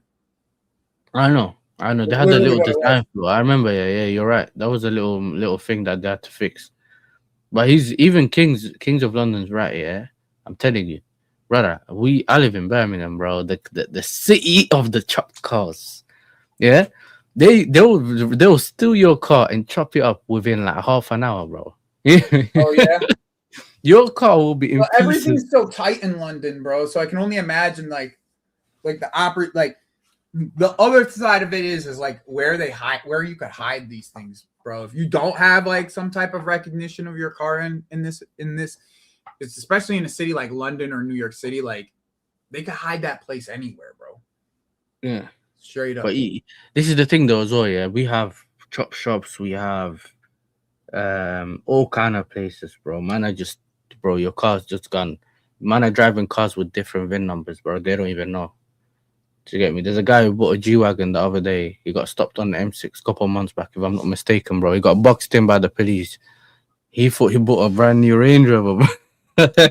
I mean, I thought he bought a brand new G-Wagon. These times are stolen, bro. It's crazy. But yeah, it happens. Like the way, so obviously, so you know what happens in England though? In England, the hatchbacks are very, very, very, people love hatchbacks, innit? Yeah. So we have the Golf Rs, the RS3s, the RS4s, those cars, or the A45s. Because remember, when we were younger, yeah, the quickest car was one of them Peugeot 208s, and now we're getting essentially supercar power in like a little hatchback. So now the police are getting some crazy cars. I've seen officers in a Golf R trying to catch up to bro. Officers are getting Golf R's and Ford Focus RSs and that to catch up to us, bro. It's not normal anymore because they know they can't catch Ford most of these Focus men. RS is crazy. Because remember, we got all these people that tune cars. Because we got MSO in Birmingham. You got like Wrench in London or them sides. You get what I'm saying? You got all them mad companies that tune cars. MRC.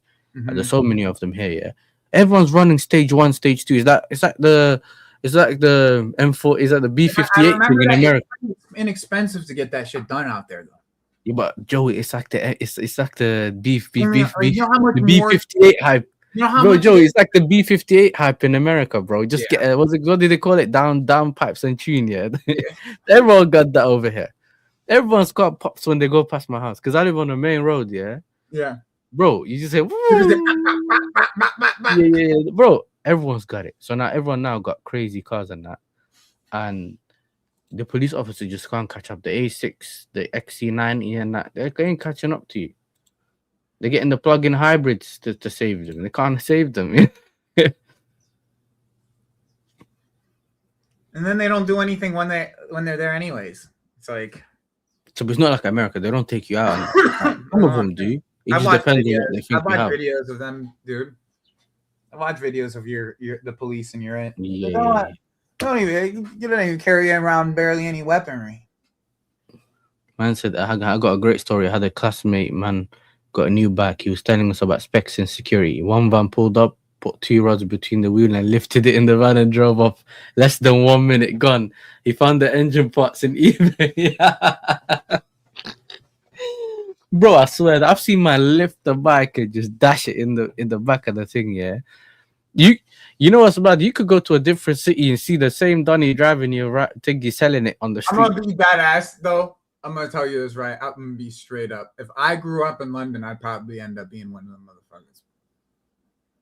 Right, London's listen, I can't lie. I'm being badass. I'd probably end up being one of those types of people, bro. I'm not even gonna front. I probably would have ended up on the dark side of life, is the way I like to describe it. Listen, I don't know, and I've seen it all. I know myself, bro. I would have been I learned early though, bro. The fact that I got out of the shit that I got out of now is a miracle in itself. Nah, I learned early though, bro. I learned early. From like 15, when we lost one of our friends early on, I said, yeah, this ain't for me no more, bro. Yeah, you gotta learn early, blood. This was in the Brum outside Corazon. He knows I know exactly what building that is. You got the traffic light and you got the Millennium Point crossing from 2 buildings, bro. Everyone leaves their bicycles and that. Bro, you see that place there, yeah? When they because I even went to the college across the road from that. What was it called? Bro, you don't know how bad I was as a kid. Revolutionary. B-Met or something, wherever that I forgot. I was a bad fucking kid, bro. I'm not gonna front. Probably until I'm gonna be real. I didn't stop doing bad shit until I was like 25. Like, to be so real. Like I was a bad fucker, bro. Not only that I was bad, I wasn't just bad. I was good at being bad. What was my building called, like, bro? I forgot what college I went to. It was, bro. I was good at being bad. That's the Matthew Bolton. That's it. Yeah. That's the college I went to 3 years. Yeah, that was, bro. Swear that college, bro. Every day, man, fighting outside, bro. I swear down. You can't even come in. You try to come in slowly. You see the security guards running, bro. Thinking, what? Thinking, something's going on outside. That's the thing about going college in city centers, bro. People always knew. They can always just wait for you. You know, they can always wait for you. But yeah, that little park outside that college that they made, that was in between that and the university, bro. As soon as they made it a park, they were doomed. You know what I'm saying? They were selling everything there, bro. Yeah, that's why. Let's go! Let's fucking go! Let's go! Let's fucking go! Let's go, baby! Let's go! Oh my days. What a goal. Oh my days. I thought you were celebrating because Arsenal conceded, bro. I didn't know it was City. We'll take that though. Hey, Southampton's moving mad, bro. Bro, I put a fiver on this game. Oh, you put a man. It's going towards the Porsche fund. You know. Hey, The winnings. Hey, don't say that. I made like nearly 2.5 G's on Kroopy. Croupy. The baller, the footballer you told me about.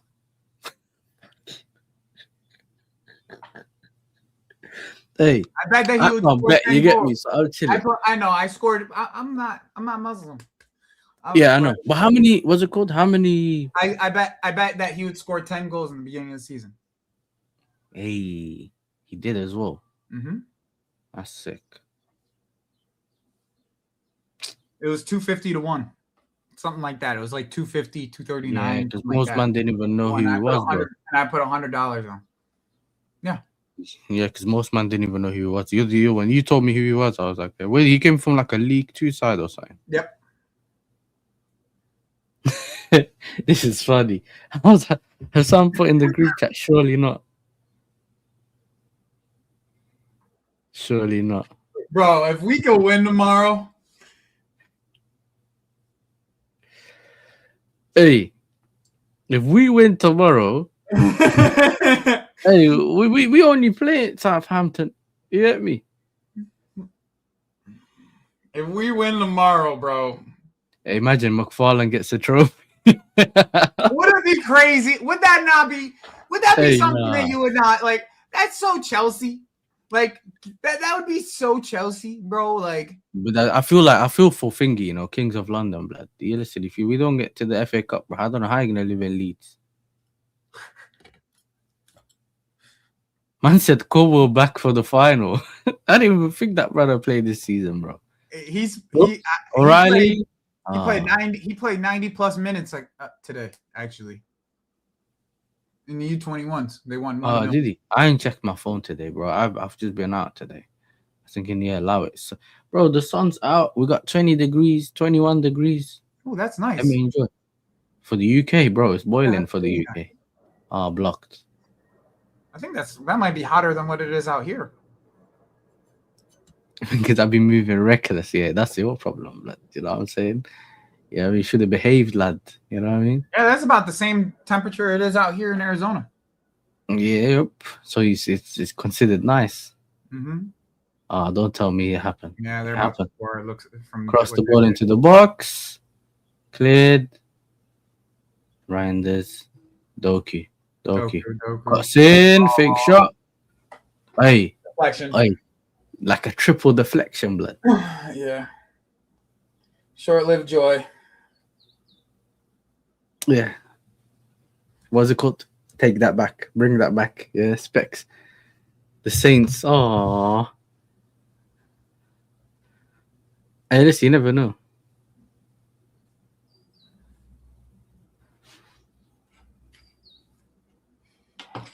Damn.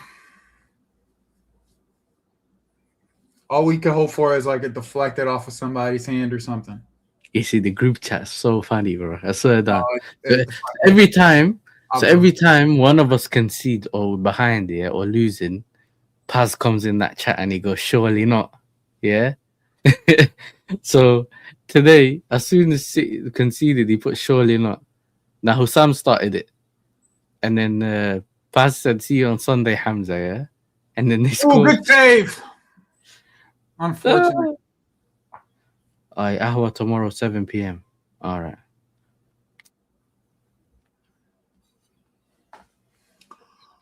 I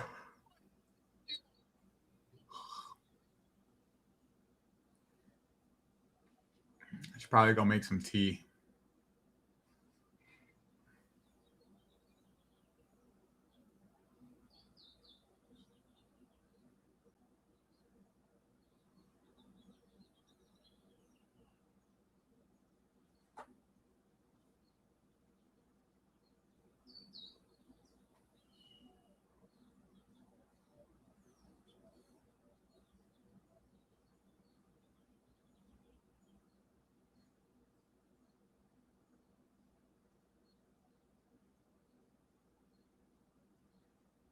Here comes City again. Though my Mr. Egg is still at Chinatown. Who's Mr. Egg, bro? I don't really go them sides, bro. They call it gay village and that. I don't go them sides. Why do they call it Gay Village? That's what That's it's a called. hilarious name, by the way. Gay There's Village. that area is all called. I think that place is still there. Yeah, the food shop. Yeah, it's still there. I don't go them sides though, bro. Ain't for me. You know what I go from? I go with the culturists, bro. You get me? Ladypool Road, Coventry Road. You get me? You go to the places where they make real food, bro. Man, don't go over there and have like, you get me? I can get any food I want. That's the thing about Birmingham, yeah. You can get any type of food you want, bro. You ain't got to travel to a different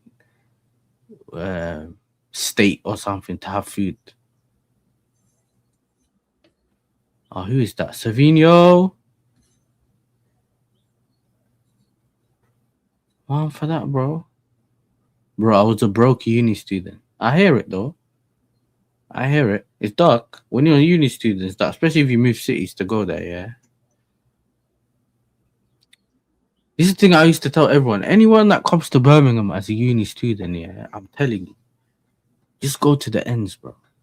Do your shopping in the ends. Buy your stuff from the ends. It's like a quarter of what you lot spend on that Sainsbury's or Tesco's and that in the city centre, bro. It's dark.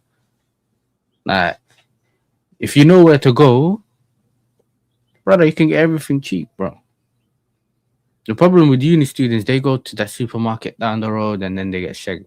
That's what we call it, bro. You lot go to the supermarket not far from down the road and then realize, yo, everything's expensive, bro. You got tactics. You get me? It's tactics.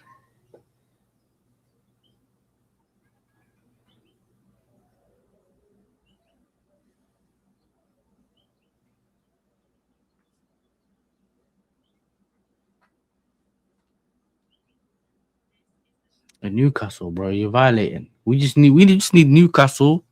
Just get a goal in it. A draw at least.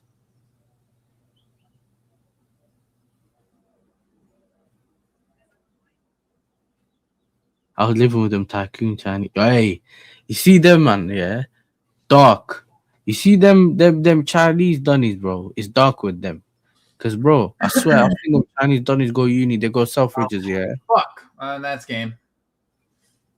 What That's a a goal. dark- What a fucking goal. Doku. What a fucking goal that is. They're winning the Nico treble. block. I'm behind. I don't know why this Winning the thing's treble, behind though. Bernardo. See, I'm behind, bro. And I'm skipping it because I'm trying to see the goal. Nico! Oh my god. Oh my days, bro. What a goal. Hey, he thought it was Arsenal, blood. Yeah. What a That goal, bro. That team's allowed to shoot from outside of the box. He put that he bins that shit, bro. Bro, Rocket. You thought he was Rodri, you know? Yep. I thought it was Rodri. I actually thought it was Rodri. You see what Kings of London saying? He's talking facts, bro. I never understood what these men would do. They would turn up, yo, Joey. They'll come all the way from China or any of them places there, yeah? They raked in peace. Now, the difference is if you study uni like in England, yeah, you pay like, I think it's £9,250 a year for each year, innit? Bro, you what is it called? Them students from international students pay 27 grand a year. Mm-hmm. These man turn up, they got a mad house or a studio flat, so like one of them big flats, and they live in or whatever. And then after that, they got these man go in Selfridges, so like they go designer. Is it school provided housing? Nah, you gotta pay if you gotta pay for that yourself. I mean, you can use it's you gotta pay for it yourself. But the funny mad thing about it is, you'll see them shopping in the designer stores and that, and they got them. They're wearing Gucci shoes, but they're using it as sandals, bro. So Bro, like you know how you put your foot in your shoe, but then you don't. I'm like, brother, but you're damaging the shoe. people are like that. That happens everywhere, bro. Like there's just like there's like a certain group of individuals, especially like in the Asian community, that want their kids to go to England to study so they can. Arabs, we got it as Arabs as well, yeah. But that's usually Arabs the too. dummies that Arabs got peace. too, you're right. Arabs very much so as well. Yeah. Mm. It's also a way for them to get out of their country because most of the Arabs want their kids to get out of their Man country. said right next to the bull, you know. In that tall building next to the bull, he's violating. Hey, that's crazy. It happens a lot in the US. They're checking red card. Cleared.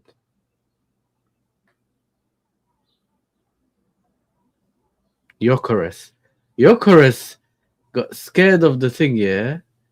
Is it cleared? What? How's he just slowed down?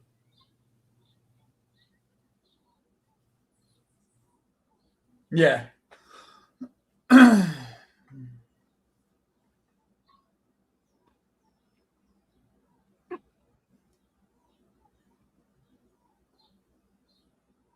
That's not a denying of goal scoring opportunity because that defender's right there, so it's not going to be a red. That can't be a red. Who's going to get the third here now? Oh, Doku. Yeah, he's going to get the third. Oh, he cooked him. Oh my god. Pass it. Savinho, I swear. Oh my god, Savinho. I knew he was going to miss. I knew he was going to miss, bro. Savinho. He just had to curl that first time, bro. His confidence is low, bro. Remember when he first came? Yeah, he's fucking skinned Cucurella. And he skinned that, was it Calafiori or something? He was not Mega Man as soon as he started. Since then, his confidence been low, bro. The first time I got here, I woke up to cows around my garden. I was having breakfast. It's definitely not Birmingham, bro. We ain't got no cows. We ain't got no cows in the city centre. Unless the Strasbourg fans, you know what I'm saying? Unless the Strasbourg fans bought, what's it called? You know what I'm saying? Release the animals from the zoo like they did in France, blood. Do you remember when they were protesting and they were just? I remember seeing the videos of just elephants walking on the road and that. Savinho, oh my god! Have you realized he has this thing where he goes for the volley, yeah, and then he hits his right foot, not his left foot?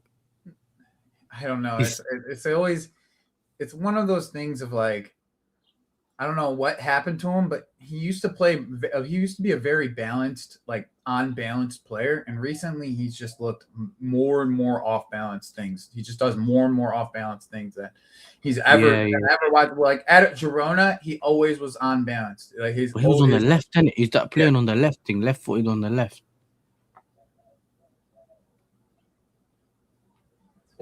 Hey, Stones, get up, bro. You only played one game. Watch him play every game in England. I have a feeling someone's going to take a chance on him, and he's going to be really good for him. Yeah. Look at that. Whoosh. Like if he went to Spain and played for fucking went to Spain and played for Simeone or one of these guys, I think that he would play him on the left-hand side. Like they did Carrasco. Yep. Oi, Nico Gonzalez, man of the match. I told man, bro, they don't need Rodri.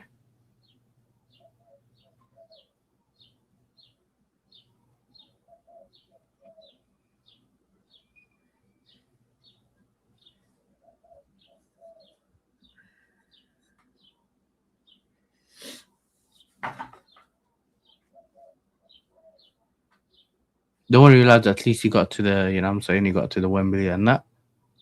You can start marching back to Southampton, man. Your Lake District's nice, you know. As long as the weather's nice, you're chilling. It's actually nice. I haven't been there now for a very long time. Bro, it depends on where you want to live. It depends on where you want to live, but you could get quite amount of land depending on what you're interested in. I swear, Joey. Yeah, I don't know. Obviously, I don't know. Like, here's a good if you want to live like where there's like just I would take it. Yo, Takori took the words out of my mouth. Actually, literally. If you ever watched Yellowstone JK, which that's a cowboy show. There's land for acres you can buy for that much money. Like acres and acres and acres. You Is can that the movie about the guy and his wife or something? Nah, it's a TV show about The cowboys. TV show. I think I seen it. I didn't watch all of it. I seen it. Cowboys. Yeah, I seen it. Yeah. But I think when I first came to England, someone said that. I mean, some places in Texas, Oklahoma. You know what someone said to me, Joey? Yeah. Fucking I went bro, to London. one of my A 3-bedroom house in London, Joey. Yeah, 1 million, bro. One of my family friends, right? She just got married to some kid who owns a franchise, like a Dairy Queen franchise or something shit like that. And they just bought a house, $800,000. The house is like 8 bedrooms, 6,000 square feet. Newcastle. Oh my God, Wisa. Oh. Yeah. But like in New York City, you probably get a loft for that much money, bro. But in London, I think on the outskirts of London, it's $1 million for a house of like 3 bedrooms. Yeah, in New York, you're getting a loft, bro. You're not getting nothing more than like a one-room loft that has everything that you want, a studio. Yeah, but this is why a lot of people are doing the thing Young Sakura is doing, innit? And they move out towards like Manchester, like Bradford, and all them places there, because you can literally get a double-sized house for the same amount you can get in London. New York is pretty bad, but places like San Diego are fucking terrible. Dude. It's like, what's a murder mile? I never heard of that before. What? My house is in what's known as Murder Mile. I've never heard of that. It can't be in England. Unless everyone crashes on that road. Maybe that's it. It's a critically acclaimed, award-nominated podcast. Oh, it's like a hack. It says it's in Soho.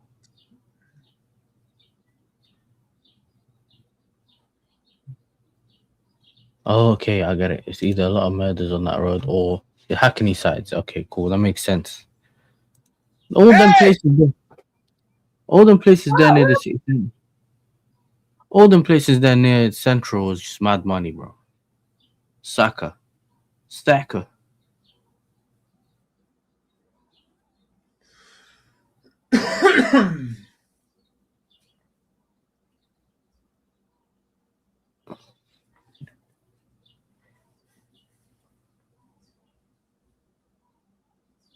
Why is my thing always skipping back, bro? Stay on the thing, bro.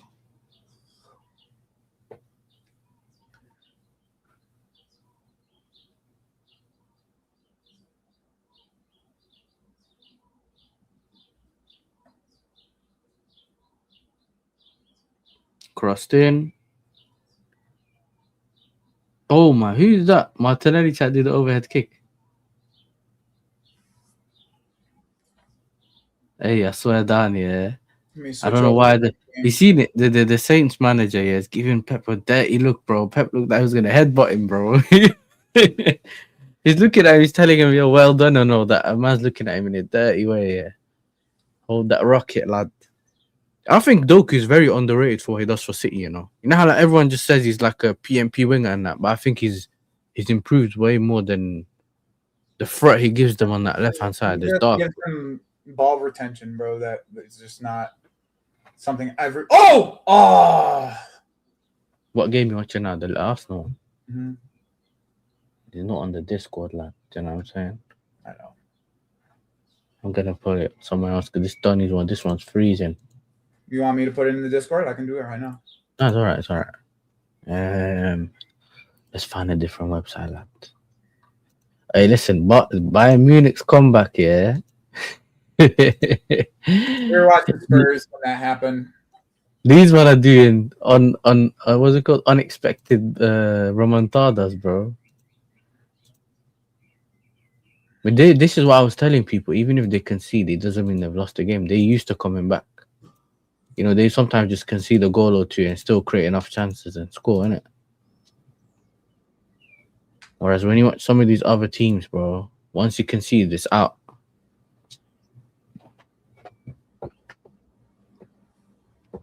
The Knicks. Was Knicks basketball, innit? So the problem with watching basketball right now.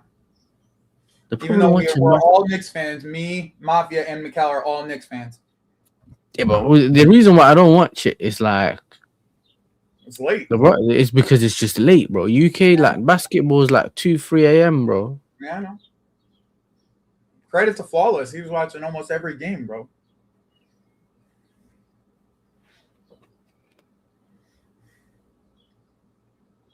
Man said what? He's JK. Tell her the Yellowstones are cold as Sweden. Hey, listen, you see Sweden and Norway is different kind of cold, bro. You ain't gotta ask me. January. I've been there in December. Mafia, I'm having a good day. Mafia, don't piss me off. I'm already fucking pissed off about this guy already. Like you guys, you don't understand how upset I am over the Knicks right now. Like I'm very upset about the Knicks. And Are you telling me you got two Racinias? I'm holding. Don't worry, Joey, man. 1 down, 1 to go, Joey, bro. I'm holding it in at this current moment. I pause. It's pause. Yeah, I just don't want. If it happens, I'm gonna have two fucking clubs this summer that are not gonna have fucking managers. So please allow me right now, bro. I'm just trying to ignore that at this current moment. Like, bro, like, Mafia, you should think you would think I'm a crazy person, bro. He's taking a mic. I swear that. Crazy person. Hey. I'm yelling at the TV saying, pick and roll. Just do the pick and roll. Pick and roll. Bro, for 2 hours, I'm screaming pick and roll for 2 hours, and they only want to do it like 25% of the time. I would say Knicks is more playing basketball, and we're the best team we are the best team in the world at it, and we decided to do it only 30% of the time.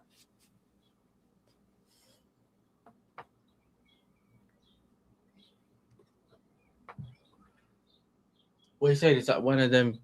It's like playing Arteta ball. I guess I don't really know how to describe it in football terms.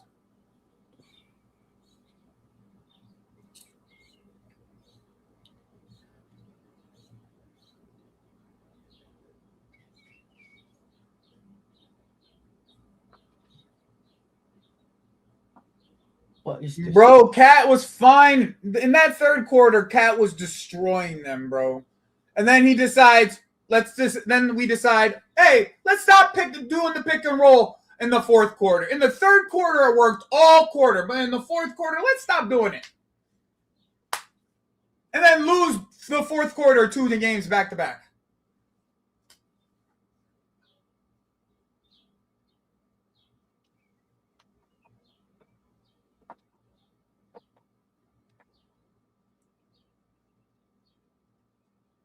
I said the NFC needs to stop putting the pressure, bro. They're getting pressured themselves, bro.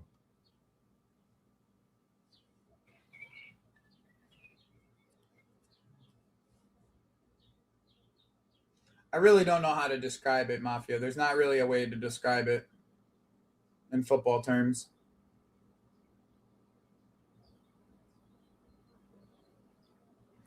It's like this, right? It's like this. Yes, sir. I got an example. It's like Arsenal is unstoppable at scoring corners. And then one year they decide instead of going into the box for corners, they go, most of the time we're going to go short.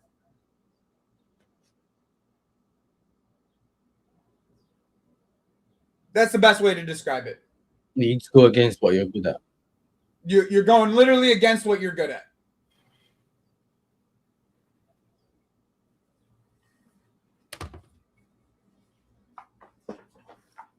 Oh, fuck off. That's not no fucking foul.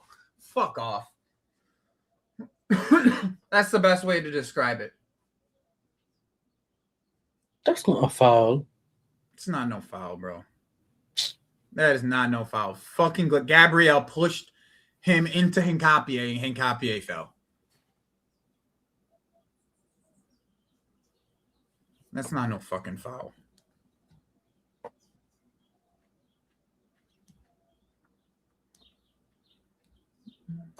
Some rubbish, bro.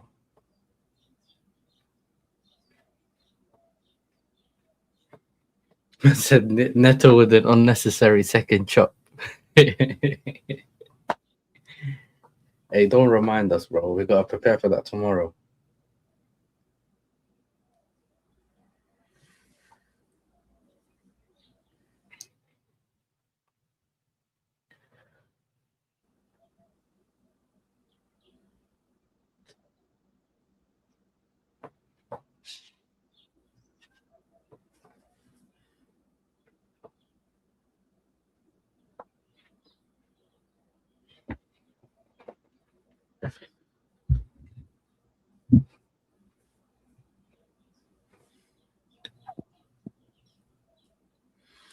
Agreed, Mafia.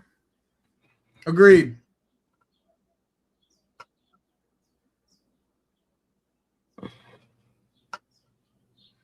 And honestly, why don't we try Soshan on Kuminga?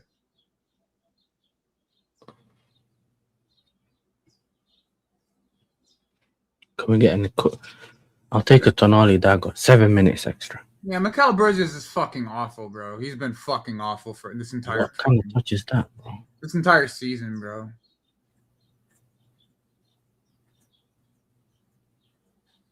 It's like, bro, all you have to do is hit your corner threes, bro. And none of us will give a fuck. As long as if you just hit your corner threes, nobody would give a fuck. But you can't even do that right now.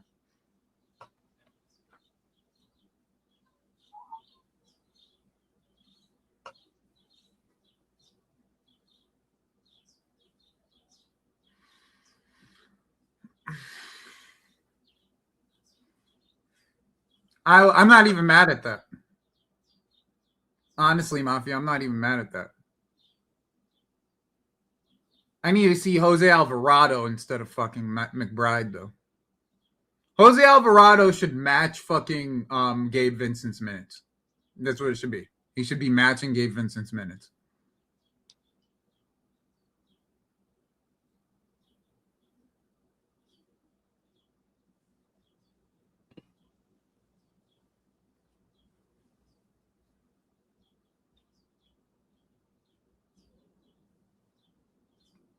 Once again, Mafia, you just opened up a can of worms just to piss me off.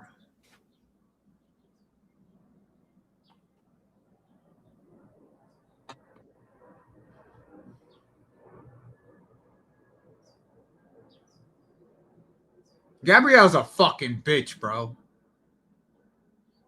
He's a fucking bitch.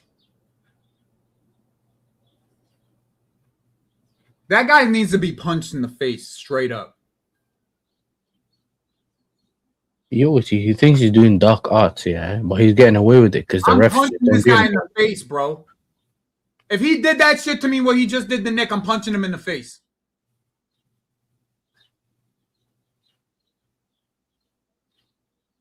He thinks he's doing something. Does this big ass, bitch ass Brazilian. Let's see what he does. I'll punch you that remember, motherfucker in his mouth.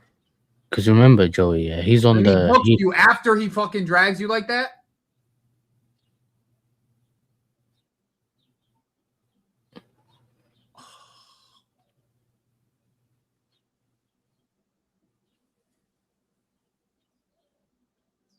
Nice. Yeah. Can't put that on him. Keep playing. Play on. Play on. Yo. Please. Alanga, this has to be a winger today. Oh, bro. Yo, Gyökeres is useless, bro. He's actually useless, bro. He finally got the ball in behind. Actually useless, bro. He is a waste of fucking money, bro. There's nobody that can tell me otherwise. He is a flop. Gyökeres is a flop, bro. He's a flop. Way he plays and impacts the game is not. He does not do enough, bro.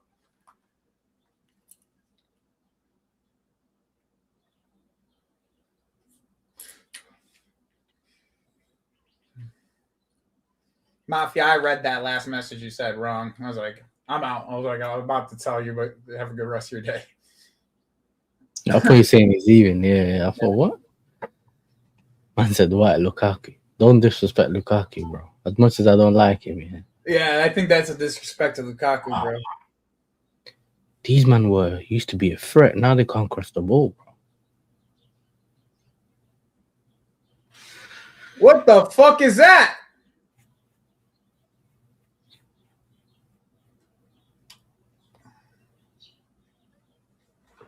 Lukaku might have won the title for him. I'm not gonna front. But in his worst season, he scored 15 goals for United. Mm-hmm. So I remember how much he scored for us. He had like 10 for us before he got the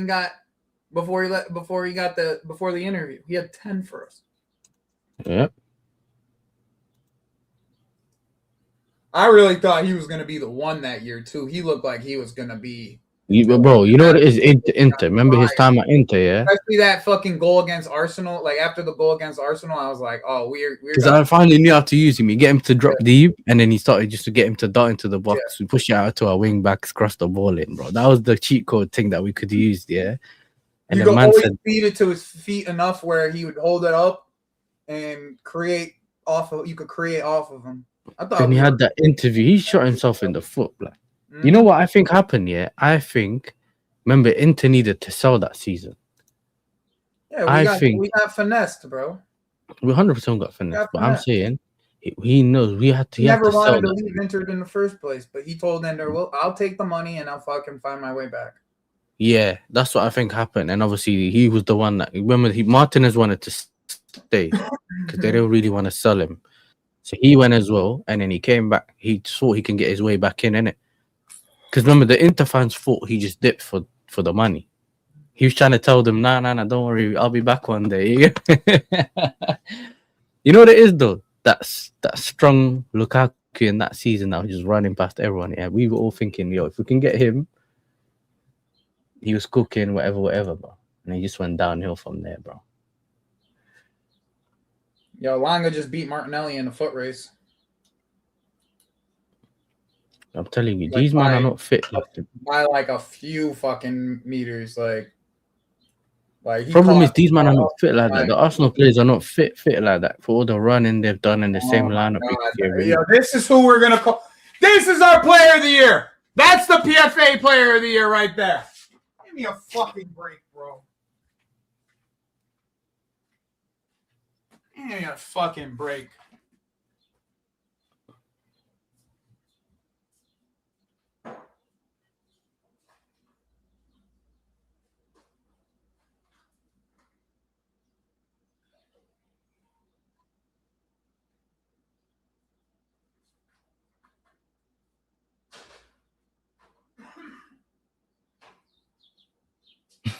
I just seen it, bro.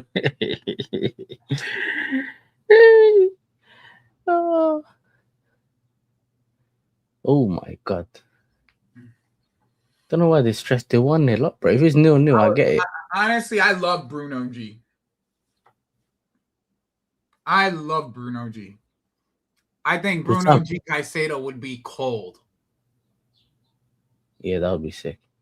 Because he got the legs. Bruno G still got legs, bro. And he can actually pass. Enzo Fernandez, there's this thing about him in his passing that we never really see, bro. Do you get it? Like, you know how we see it. We just the end product for it is terrible, bro. We just have terrible end product. I'm not gonna lie. Fucking Enzo Fernandez his passing has been actually really good over the last few weeks. It's just we just have terrible end product. It's like the ball's landing to Garnacho or to Delap. Like it's just terrible end product. I think that's fair, innit? I think that's fair. All right, guys. 4 hours. I'm not gonna do it anymore. I'll talk to you guys later. We'll see you guys tomorrow. I'll probably watch the game on Lewis's channel tomorrow. But I gotta go get my car's registration finished up because I didn't sell it this last weekend. So we'll talk later and we'll see everyone soon.